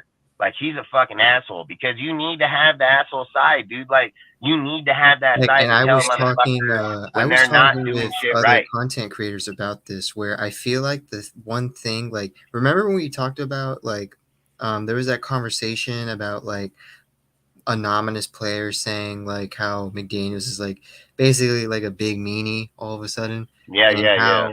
And how I was thinking about this. I'm like, okay, well, let's think about this. The players probably they probably want Bisaccia because they know that they can get away with some things, and how they know if someone else is in charge, like, that are not like Gruden or McDaniels, it's more like, hey, like I can work, but I can also do this stuff too. Meanwhile, you got McDaniels, who's like a drill sergeant, he doesn't care who it is. He doesn't care if it's a star player, if it's the freaking water boy. He's going on you. And I feel like that's what some players just weren't used to at the moment. Yeah, and I mean, I've always said, like, when you're like, for me, right? Like, I just know how I've always been raised. Like, you can't take nothing for granted. You can't go in somewhere and expect $100 an hour if you're not willing to put in the work to earn $100 an hour or deserve $100 an hour. You can't walk into a professional organization and think that they owe you fucking money. They don't owe you fucking anything. The second that you don't put up the yards, the second you don't put up the fucking touchdowns, the second you don't show up, you are expired, bro. Like, you don't exist anymore. They can make you vanish in a fucking overnight. And it doesn't matter what type of numbers you put up. It doesn't matter what you do or not. If they don't want you there, you won't be there. And the only way to be there and be on top is to keep producing at those numbers for year in and year fucking out. And you think about it. You got to do it for fucking, what, 15 years. 15 years of your life, you can't fuck up, dude, and got to be on top at all times if you want to be irrelevant in this fucking game. And dudes to show up and say, well, this guy, he's working me too hard, or I'm not getting paid enough, or I got to stay late and fucking, hey, I don't give a fuck. If you suck, motherfucker, and you're taking that money, then you need to stay your ass in there. You need to quit fucking crying. And if you're crying, get the fuck out of here, because at the end of the day, I want my team to fucking win. And if you are not willing to put in as equal work as Matt is to win, then you probably shouldn't have fucking be here to begin with, dude. Because at the end of the day, this guy is showing you where the standard should be at. And if you're not willing to work to that standard or get to that fucking standard, then you shouldn't be here, dude. And I don't give a fuck if it's offensively, defensively. I don't care where it's at, dude. Like I said, at the end of the day, look, you can't be a pussy in this sport, dude. These guys are out to kill you. Like, they're literally out to kill you, dude. Like, they will take your fucking head off, dude, and just smash you in the ground. Like, they will destroy your life. They will cripple you. They will put you in a hospital and make sure that you never play football again. You know what I mean? Like, this dude is not out there to be your fucking friend at that time, dude. Maybe off the field, this and that, but at the same time, man, you can be there's a possibility you're going to end up in the hospital, you know? And that's all I'm saying. Like, at the end of the day, if we're sitting here looking at structure, when we're looking at players, and we're sitting here looking at the whole deal, right? We can blame Carr. We can sit here and say, you know what? Carr was the one that did it. Carr did this. Carr did that, right? What happens if Jimmy comes in, puts up good numbers, and you still fucking lose because of the defense? Then what are you going to fucking say? You going to say it was fucking Carr? Carr ain't even on this team. You going to say it was Carr that did it because the fact that he left here and it was Josh? Or are you going to fucking validate the actual facts of where the fucking problem is? And the problem lied in the fucking defense, because the defense ain't never been better than 32nd or 28th, you know, for, you know, last goddamn 10 years. So at the same time, to sit here and say 2 years in and out of here, I mean, again, I've said it. You're just choice picking those fucking deals. You're putting these stats together to make shit look good when that's not really how it goes down.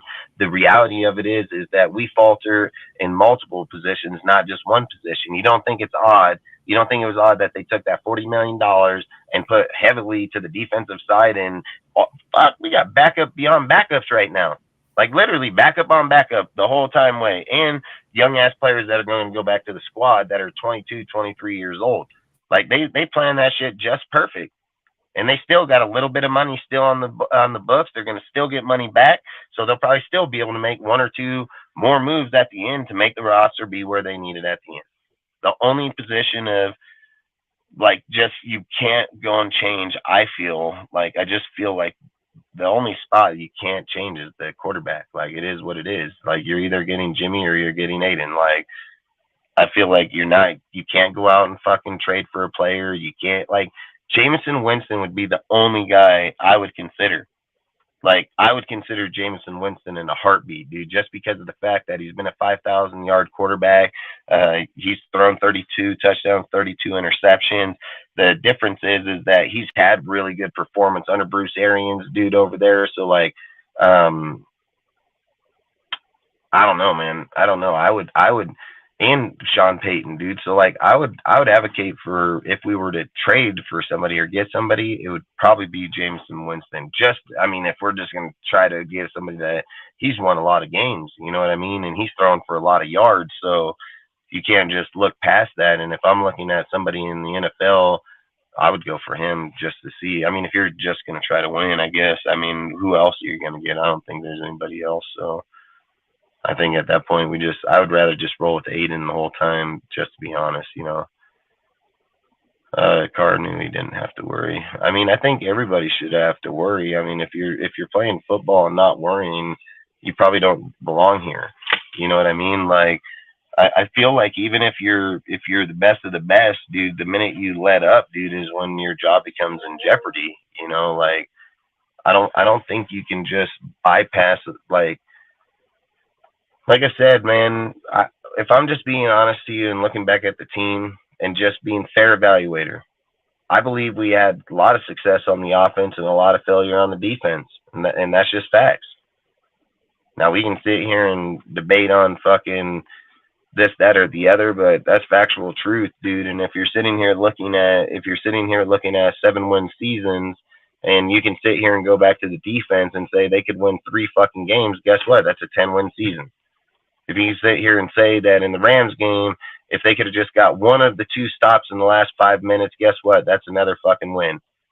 You know what I mean? Like, there are games here, especially in last year's season, that could have probably gave us another winning season, just getting fucking 2-3 stops defensively in multiple of those fucking games that came back for 5, 6, 7 of the biggest comebacks in, you know, fucking the Raiders fucking history, apparently. But that's all I'm saying is it's like it could go either which way when we're looking at the team fairly. You know what I mean? Like, we got to look at it fairly because it goes both ways. Carr had good games and gave up bad games. Like, there's no arguing that, you know.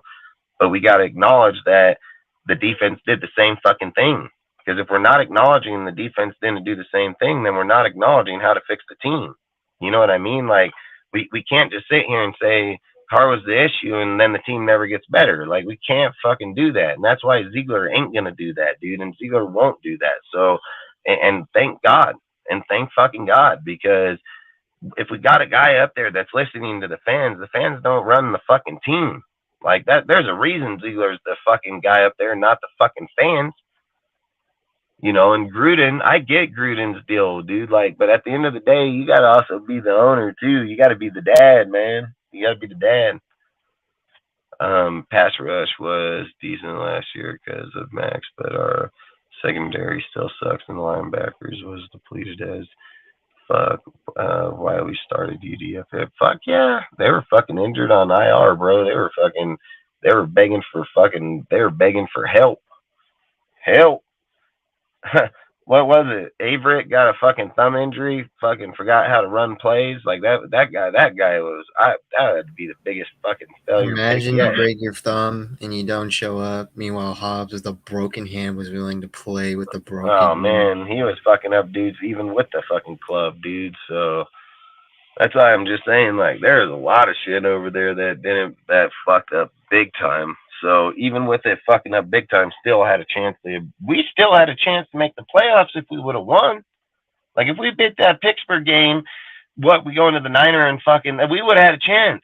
You know what I mean? Like, that's all I'm saying. Like, even as fucked up as we were, we still almost had a fucking chance. So that's all. You don't have a chance. You don't almost have a chance if you just suck as bad as everybody thought we did. Like, I just don't get it. But again, at the end of the day, I just judge fair. I'm just call it what I say. I've always said I'm not a Carr hater in any way. I mean, I like Carr a lot. I mean, he's one of my favorite quarterbacks, all-time quarterbacks, no doubt about it. Like, I love everything about that dude. I love his personality. I love who he was as a person. I thought Carr was fucking awesome, dude. Like, every time that a fourth quarter game came on, dude, we were at the end, and I knew Carr. I was like, yep, he's gonna come back and win this motherfucker. Like, I don't know that now.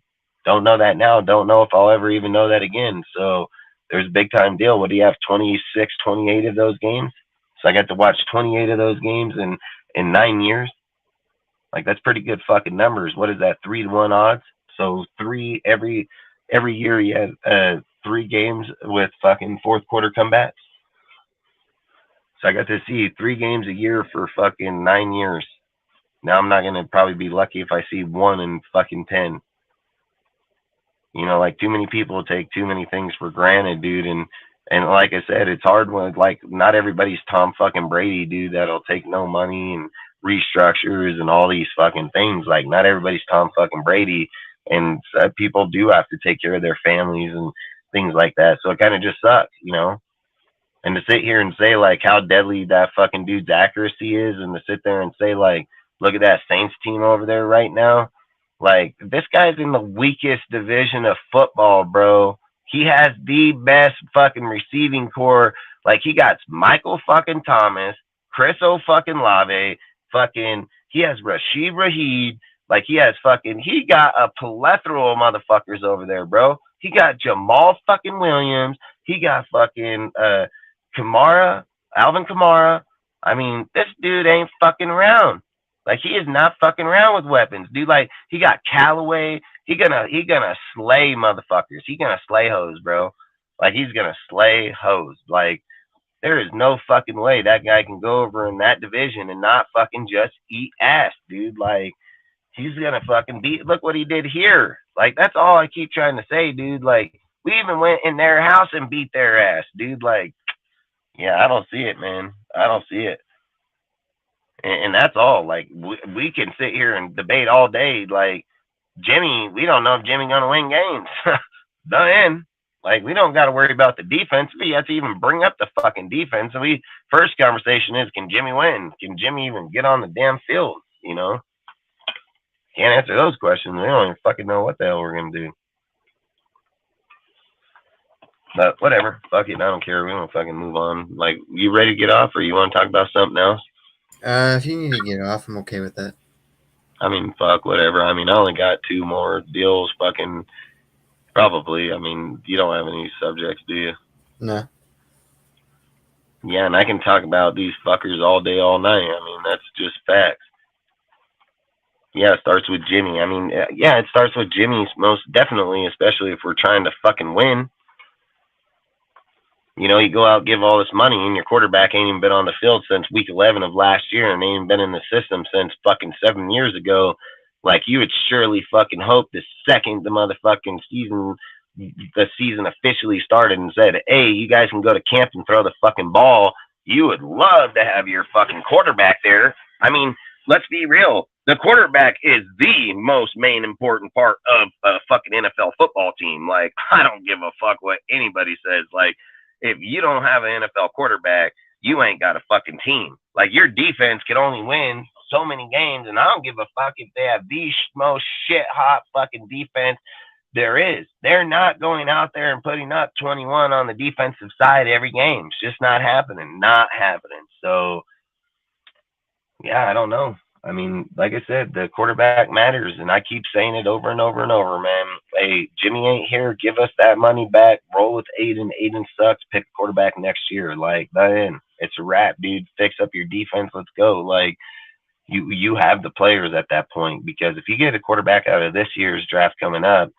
there is no way we can lose. I mean, look, Bo Nix is going to be dead accurate quarterback, dude. I mean, you're going to have fucking Drake Mays, Caleb Williams, dude. You're going to have all kind of quarterbacks coming out of all kind of, like, there's numerous.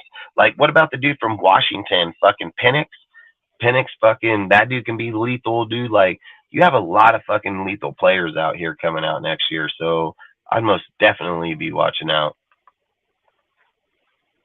We can probably end up getting Penix anyways. Like, I can see it instantly. Like, I can see us picking up Penix no matter what.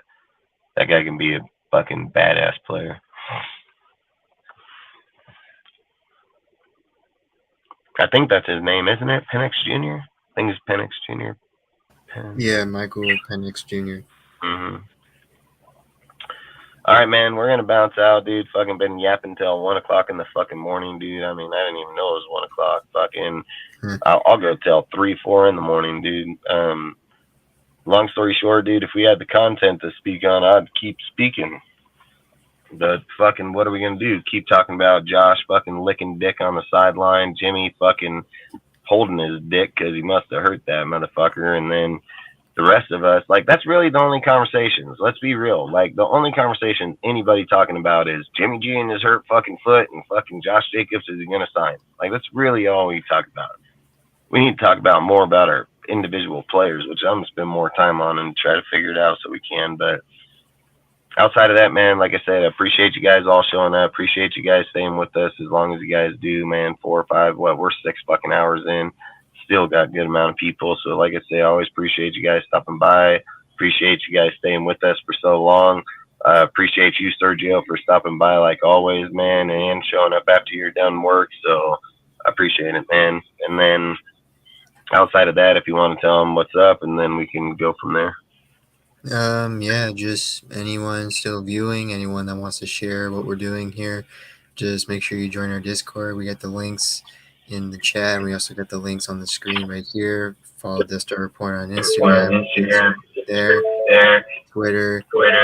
Also make sure you follow my content on Instagram. I have it right here, Raiders.stats. You can also find on my Instagram articles that I make. I've been starting to write articles on the Raiders, analyzing the schemes, the coaches, what we're doing.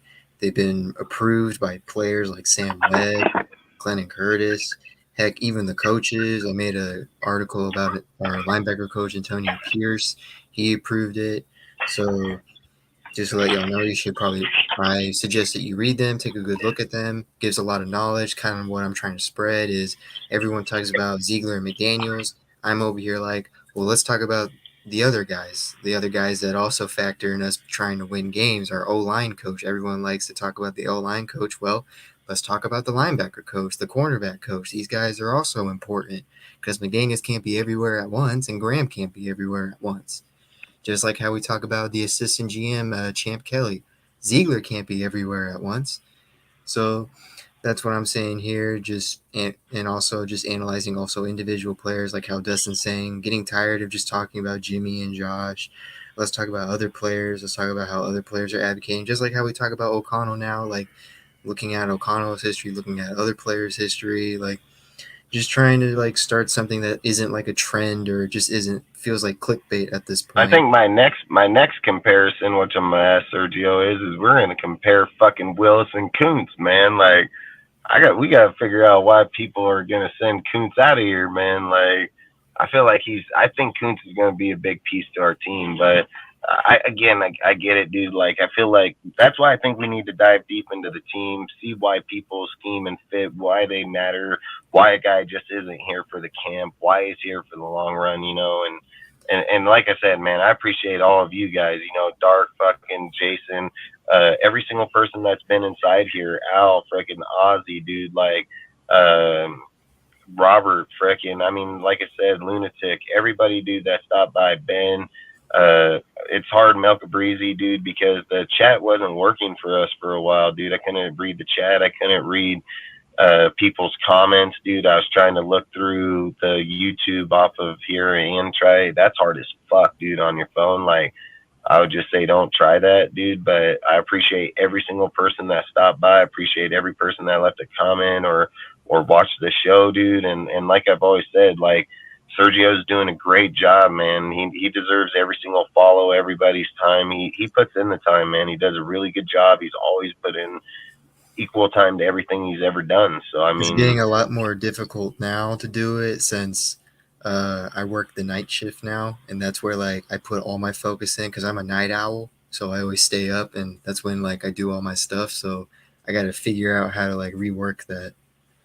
And you'll figure it out, dude. You got a brain, dude, and you're pretty smart at it. So I've always said people that do the work will figure it out, dude. It's the people that are too lazy to do it, they'll never figure it out because they never get to see, you know, create different ways or rhythms. If something matters enough to you, you're going to find the time to do it regardless, dude. I tell people all the time when we're, you know, like when I'm telling them for their topics and a guy tells me, well, I don't have any topics. Well, go take a shit and look at it. Because when you're taking a shit, you're looking on your phone at Instagram or fucking Facebook. You can just look up Raider news, man. Bam, man. You know what I mean? Like, if you find the time or places, dude, there's going to be somewhere at all times to be able to get shit done. So Look at me. I mean, fuck, I do it like no tomorrow. It wears me out sometimes, but I'll still fucking do it.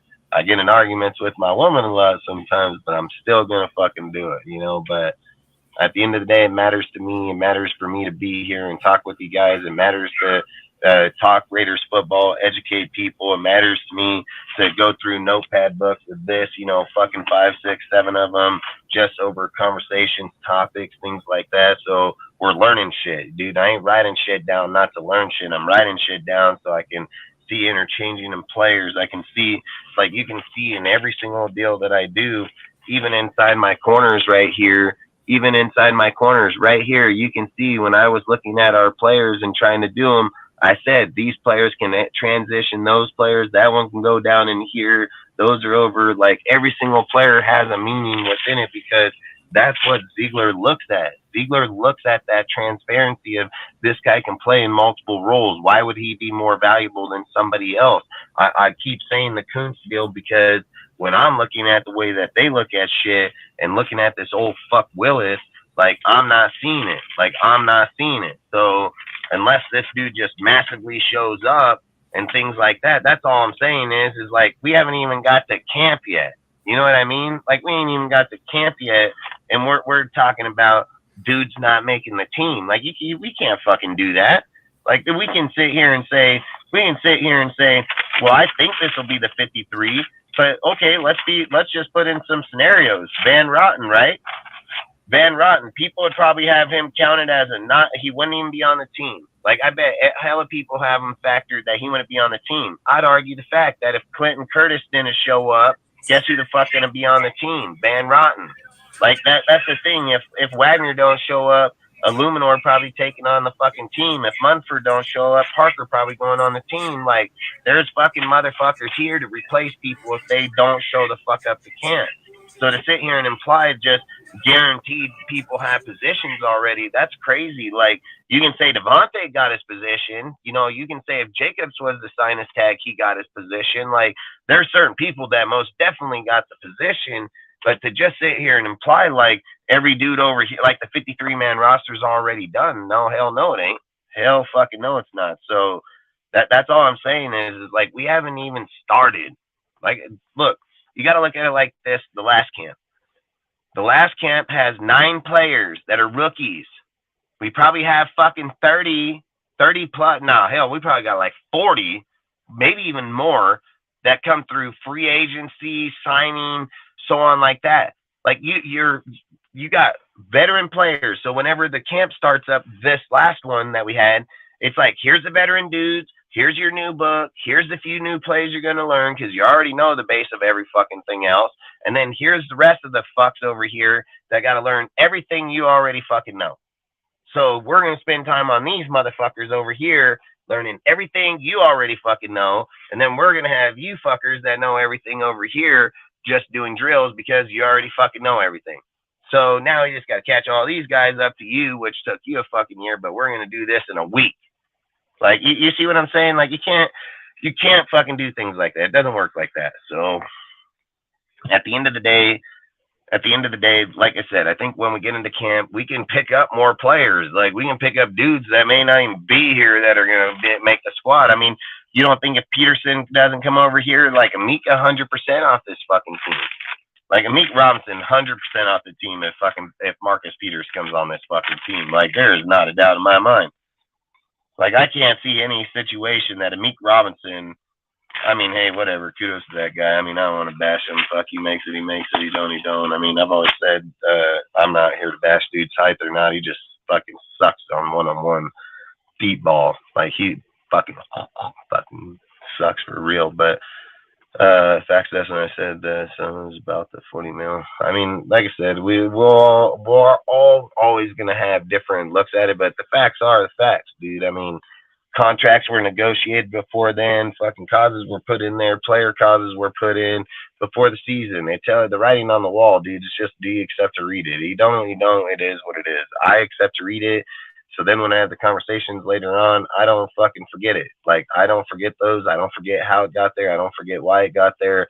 So when people are over here making up reasons, I'm like, bullshit. That shit was spoke on like fucking 3 fucking months ago when they signed that shit. So I didn't forget that, nor did any guy obviously that was doing YouTube, but apparently YouTubers instantly forget that shit because they want to have clicks. They want to have clicks. They want to act like what they said 3 months ago. Nobody goes back in the archives. Nobody goes back and looks at those videos unless you get some troll ass motherfucker that got no life. Then he's going to go back, look for those videos. He's going to clip them. Then he's going to try to send you clips. Then he's going to try to send everybody else clips. Then he's going to talk about how you said this and said that, blah, blah, blah, bullshit. But the reality of it is the most of the people ain't even going to fucking care. Most of them don't give a fuck. Most of them don't even acknowledge that was said that fucking many months ago. They don't care if you said it was or it wasn't. So at the end, it is what it is. But outside of that, man, we're going to bounce out because all yep on this bullshit all day. Bounce out. Fucking appreciate all of you guys, man. We're going to be on the 4th of July, man. So just be safe when you're drinking. Fucking don't drink and drive, man. Like I always say, sleep it off, call an Uber. It ain't worth killing somebody because you're going to kill them, not you, man. And again, just ain't worth it, dude. Just have fun. Fucking stay the night where you're at, dude, or fucking sleep it off before you go, or just don't fucking drink too much because I've always said, you know what you're fucking doing, man. So you can't go with that bullshit story that you don't know what's going on. So especially on the 4th of July, man, it's going to be a dangerous fucking night. So a lot of DUI checkpoints, a lot of deals. So just be careful, be safe, man. I ain't your mom and dad, but I do care. So I've always said, just be careful, man. Outside of that, we appreciate you. Appreciate all of you guys showing up week in and week out, man. You guys show up loyal, dude, and stay for a long time, dude. I mean, I couldn't ask for better people, dude. I mean, we're only growing as we go, and you guys are what's making us grow. So I've always said, share with a friend, join our Discords, join our Instagram, our Facebooks, our Twitter, join his Instagram, every platform he has. He's really good at what he does. Like I said, I wouldn't have gone out and got him if he wasn't. I think I tell him all the time, privately, that he was easily one of the best decisions that we've made, period. So, and I mean it, like, he takes the platform to full ability of what we do. He uses it for all the right reasons. And I've always said that's what it's here for, you know, to expand everybody's mind, to expand everybody's knowledge, not just one dude putting in all the work and everybody else. It's everybody putting in the work to be equally. He's got to deal in stats. I got a lot of information in the history of football. I have a lot of information into football. It works in perfectly with everybody. It doesn't work if they don't do the work. You know what I mean? So that's why I've always said he deserves every single view. I've said get him to 1,000 people because he 100% deserves 1,000 people and more, because the more he gets, the harder he's going to work. And I strongly believe that. And that's why I tell him, like, all the time, he's going to succeed in life because he doesn't have a fail mentality. And I say this all the time. God puts two types of people on here. He puts workers and sleepers. I'm a worker. He's a worker. And a lot of other people are sleepers. So you're only going to get what you put out of it, man. That's just facts. And nobody else is going to give it to you, and nobody else is going to do it for you. And if you expect somebody else to do it for you, then let's be real. At the end, it's not yours. It's theirs. You know what I mean? They were the ones that did it. They were the ones that took the dedication. They were the ones that went out and took all the hours and the times to create it and write it and send it. So like I've always said, dude, he deserves it. So I don't want to yap on too much. I've always said we appreciate every single thing you guys do for us, every follow, every hour that you guys spend here, let alone every minute. And outside of that, I hope you guys have a great 4th of July, and we're going to bounce out. You don't have anything else you want to say, Sergio? Or yeah, so thanks for the shout out, Dustin. Just make sure you follow me, trying to reach to 1,000 before the season starts. Everyone just have a good night. And something I've been starting to say now when it comes to alcohol, if you know how you are when you're drunk, then don't drink at all. that's facts, bro. Way, That's just have a good and safe 4th of July. It's going to get crazy, especially where I'm at. The fireworks are just going to go crazy because all the bad, like the illegal fireworks in California, they're legal where I'm at, and that's new to me still. So just everyone just be safe. Don't start any fires, because I know. Man, I've always said, like, we'll start a fire. That's facts. And you know, I've always said you can't expect change if you're not willing to speak up to demand change either. You know, if you stand by in a crowd that everybody else is agreeing when shit's not right, and you just stand there with them, you ain't gonna be no better than them, man. Like, sometimes the way to demand change is to be the person to stand up and show people need change at first. That's why I'm here every night, dude, and I'll debate any topic and any conversation, because of the fact that I know that the Raiders demand change, and I didn't go out and do what was easy. I didn't go out and get everybody else's information and go by what they're talking about. I went out to not only have their information, but to have the debatable information too at the exact same time. So it's like we're doing double the work. You know, we're not just doing one part of it. We're doing both parts of it. We're doing not only the agreements part, but the non-agreements part. You know, like I've always said, to be educated in the sport and to demand change within the organization or within the fan base or to educate people. I've said at the end of the day, if we're demanding that we need to fix something and we're looking at two different players, but in the same realm of the defense to get it fixed, then at the end of the day, when we take a second and pause it and step back and look at the whole picture, sometimes we get in an argument over an individual name at a position because that's something that we feel strongly about. And we get into arguments and debates about it. But if we were to just look back, take a second and look back, step back, at the end of the day, we're both trying to do the same thing, which is better the defensive side of the ball and trying to get better there. Your view was linebacker, mine was corner. His was defensive tackle, mine could have been safety. You see what I'm saying? Like, all we're doing is trying to be what's better. So there doesn't mean that we need to hate on a guy because of the way that he views this side or not. Try to understand why he sees that. Why is he seeing it different than you're seeing it? And then if it's just blatant ass, dumbass shit, then you tell him it's just blatant, dumbass shit. But you also got to be open to the idea of change, because if you're not open to the idea of change, how do you demand change? How do you expect change? How do you expect to get better, dude? You can't expect to get better if you're just so fucking blind to everything because that's what your mind's telling you. You got to be able, the only way to demand change is to know both sides of the thing and then debate which is logic and then go with that route. That's the only way, dude, because what do they say? The definition of insanity is doing the same thing over and over and over, expecting a different result because you've never ventured to see what the other result could be. You just keep going this route because in your mind it keeps telling you this is the fucking route because you've come across that to be the only fucking route. The reality of it is there might have been 5 other fucking routes. You just got fucking stuck on this stupid ass one, and then that's why you're in the loophole or the purgatory that you're in, is because that's what your mind keeps telling you to believe. And all I'm saying is that sometimes when you know it's right, you just got to say it, man. And it doesn't matter what people say. You know, like Sergio says, he says, well, you know, some of these, who gives a fuck about them fans? They shouldn't be talking about business to begin with. You know what I mean? Sometimes not everybody's voice matters, dude. Like, I'm not trying to be a dick, dude, but it's just like I brought up a little bit ago about the plumbing, the building, and so on. There's just certain points you just can't talk on if you can't do it. You know what I mean? Like, it's easy for dudes to look in on shit. It's easy for dudes to talk from afar. The second it gets put in your hands, it's a whole different fucking ball game. You don't understand the whole ins and outs to it. That's why they're called fucking, what do they call them? Life fucking engineering skills, dude, because that's something somebody takes for a career. That one fucking category a guy may do for a whole fucking lifetime. And for a guy that's never even done it to act like he knows what he's doing is just fucking crazy, dude. You know what I mean? Like, there's nothing wrong with trying to learn different. I always say, I'm a jack of all trades, master of none. I've never walked into a situation that I don't think I can learn or get better at. I've never done that. Because you know who I want to be in life? I want to be the best motherfucker in life I can be. So I demand change. I demand to be fucking better. I demand people to be around me to be fucking better. I demand when we fucking talk or take the time to do our shit that we are doing it at the best that we can, or else why are you doing it? Why are you wasting your time? Why are you wasting my time? You're not fucking putting in the effort to do the best, then why do it?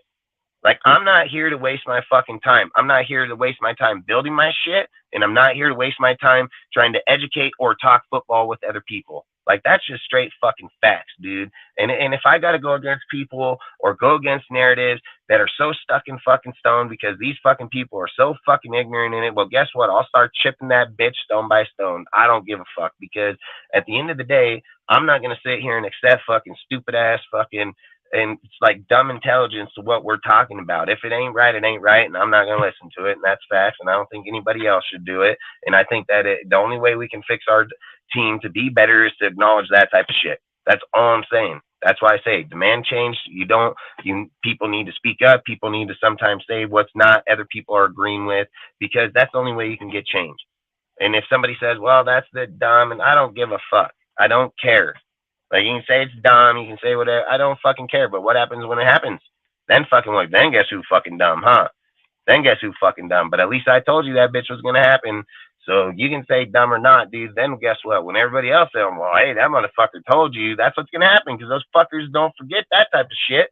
They're like, oh yeah, that motherfucker, he called that shit, bro. You see what I'm saying? Like, 1 minute it's fucking dumb as fuck, and the next minute it's like, oh, that dude knew it was coming. He called it. He knew that. You know what I mean? So again, I don't want to keep fucking rambling on. I've always said, don't be afraid to be different than other people, because otherwise you can't demand change or change things in the world if we're all the same. So don't be afraid to be unique. Don't be afraid to be different.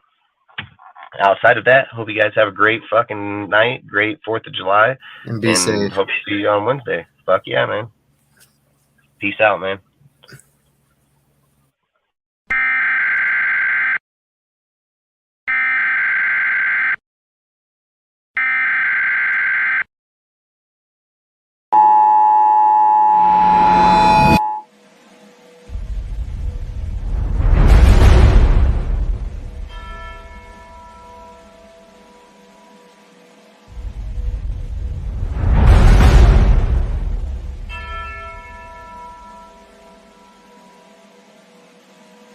The king and his men stole the queen from her bed, Touchdown!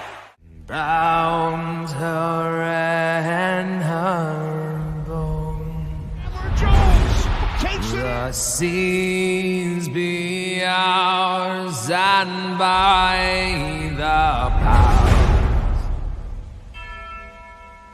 where we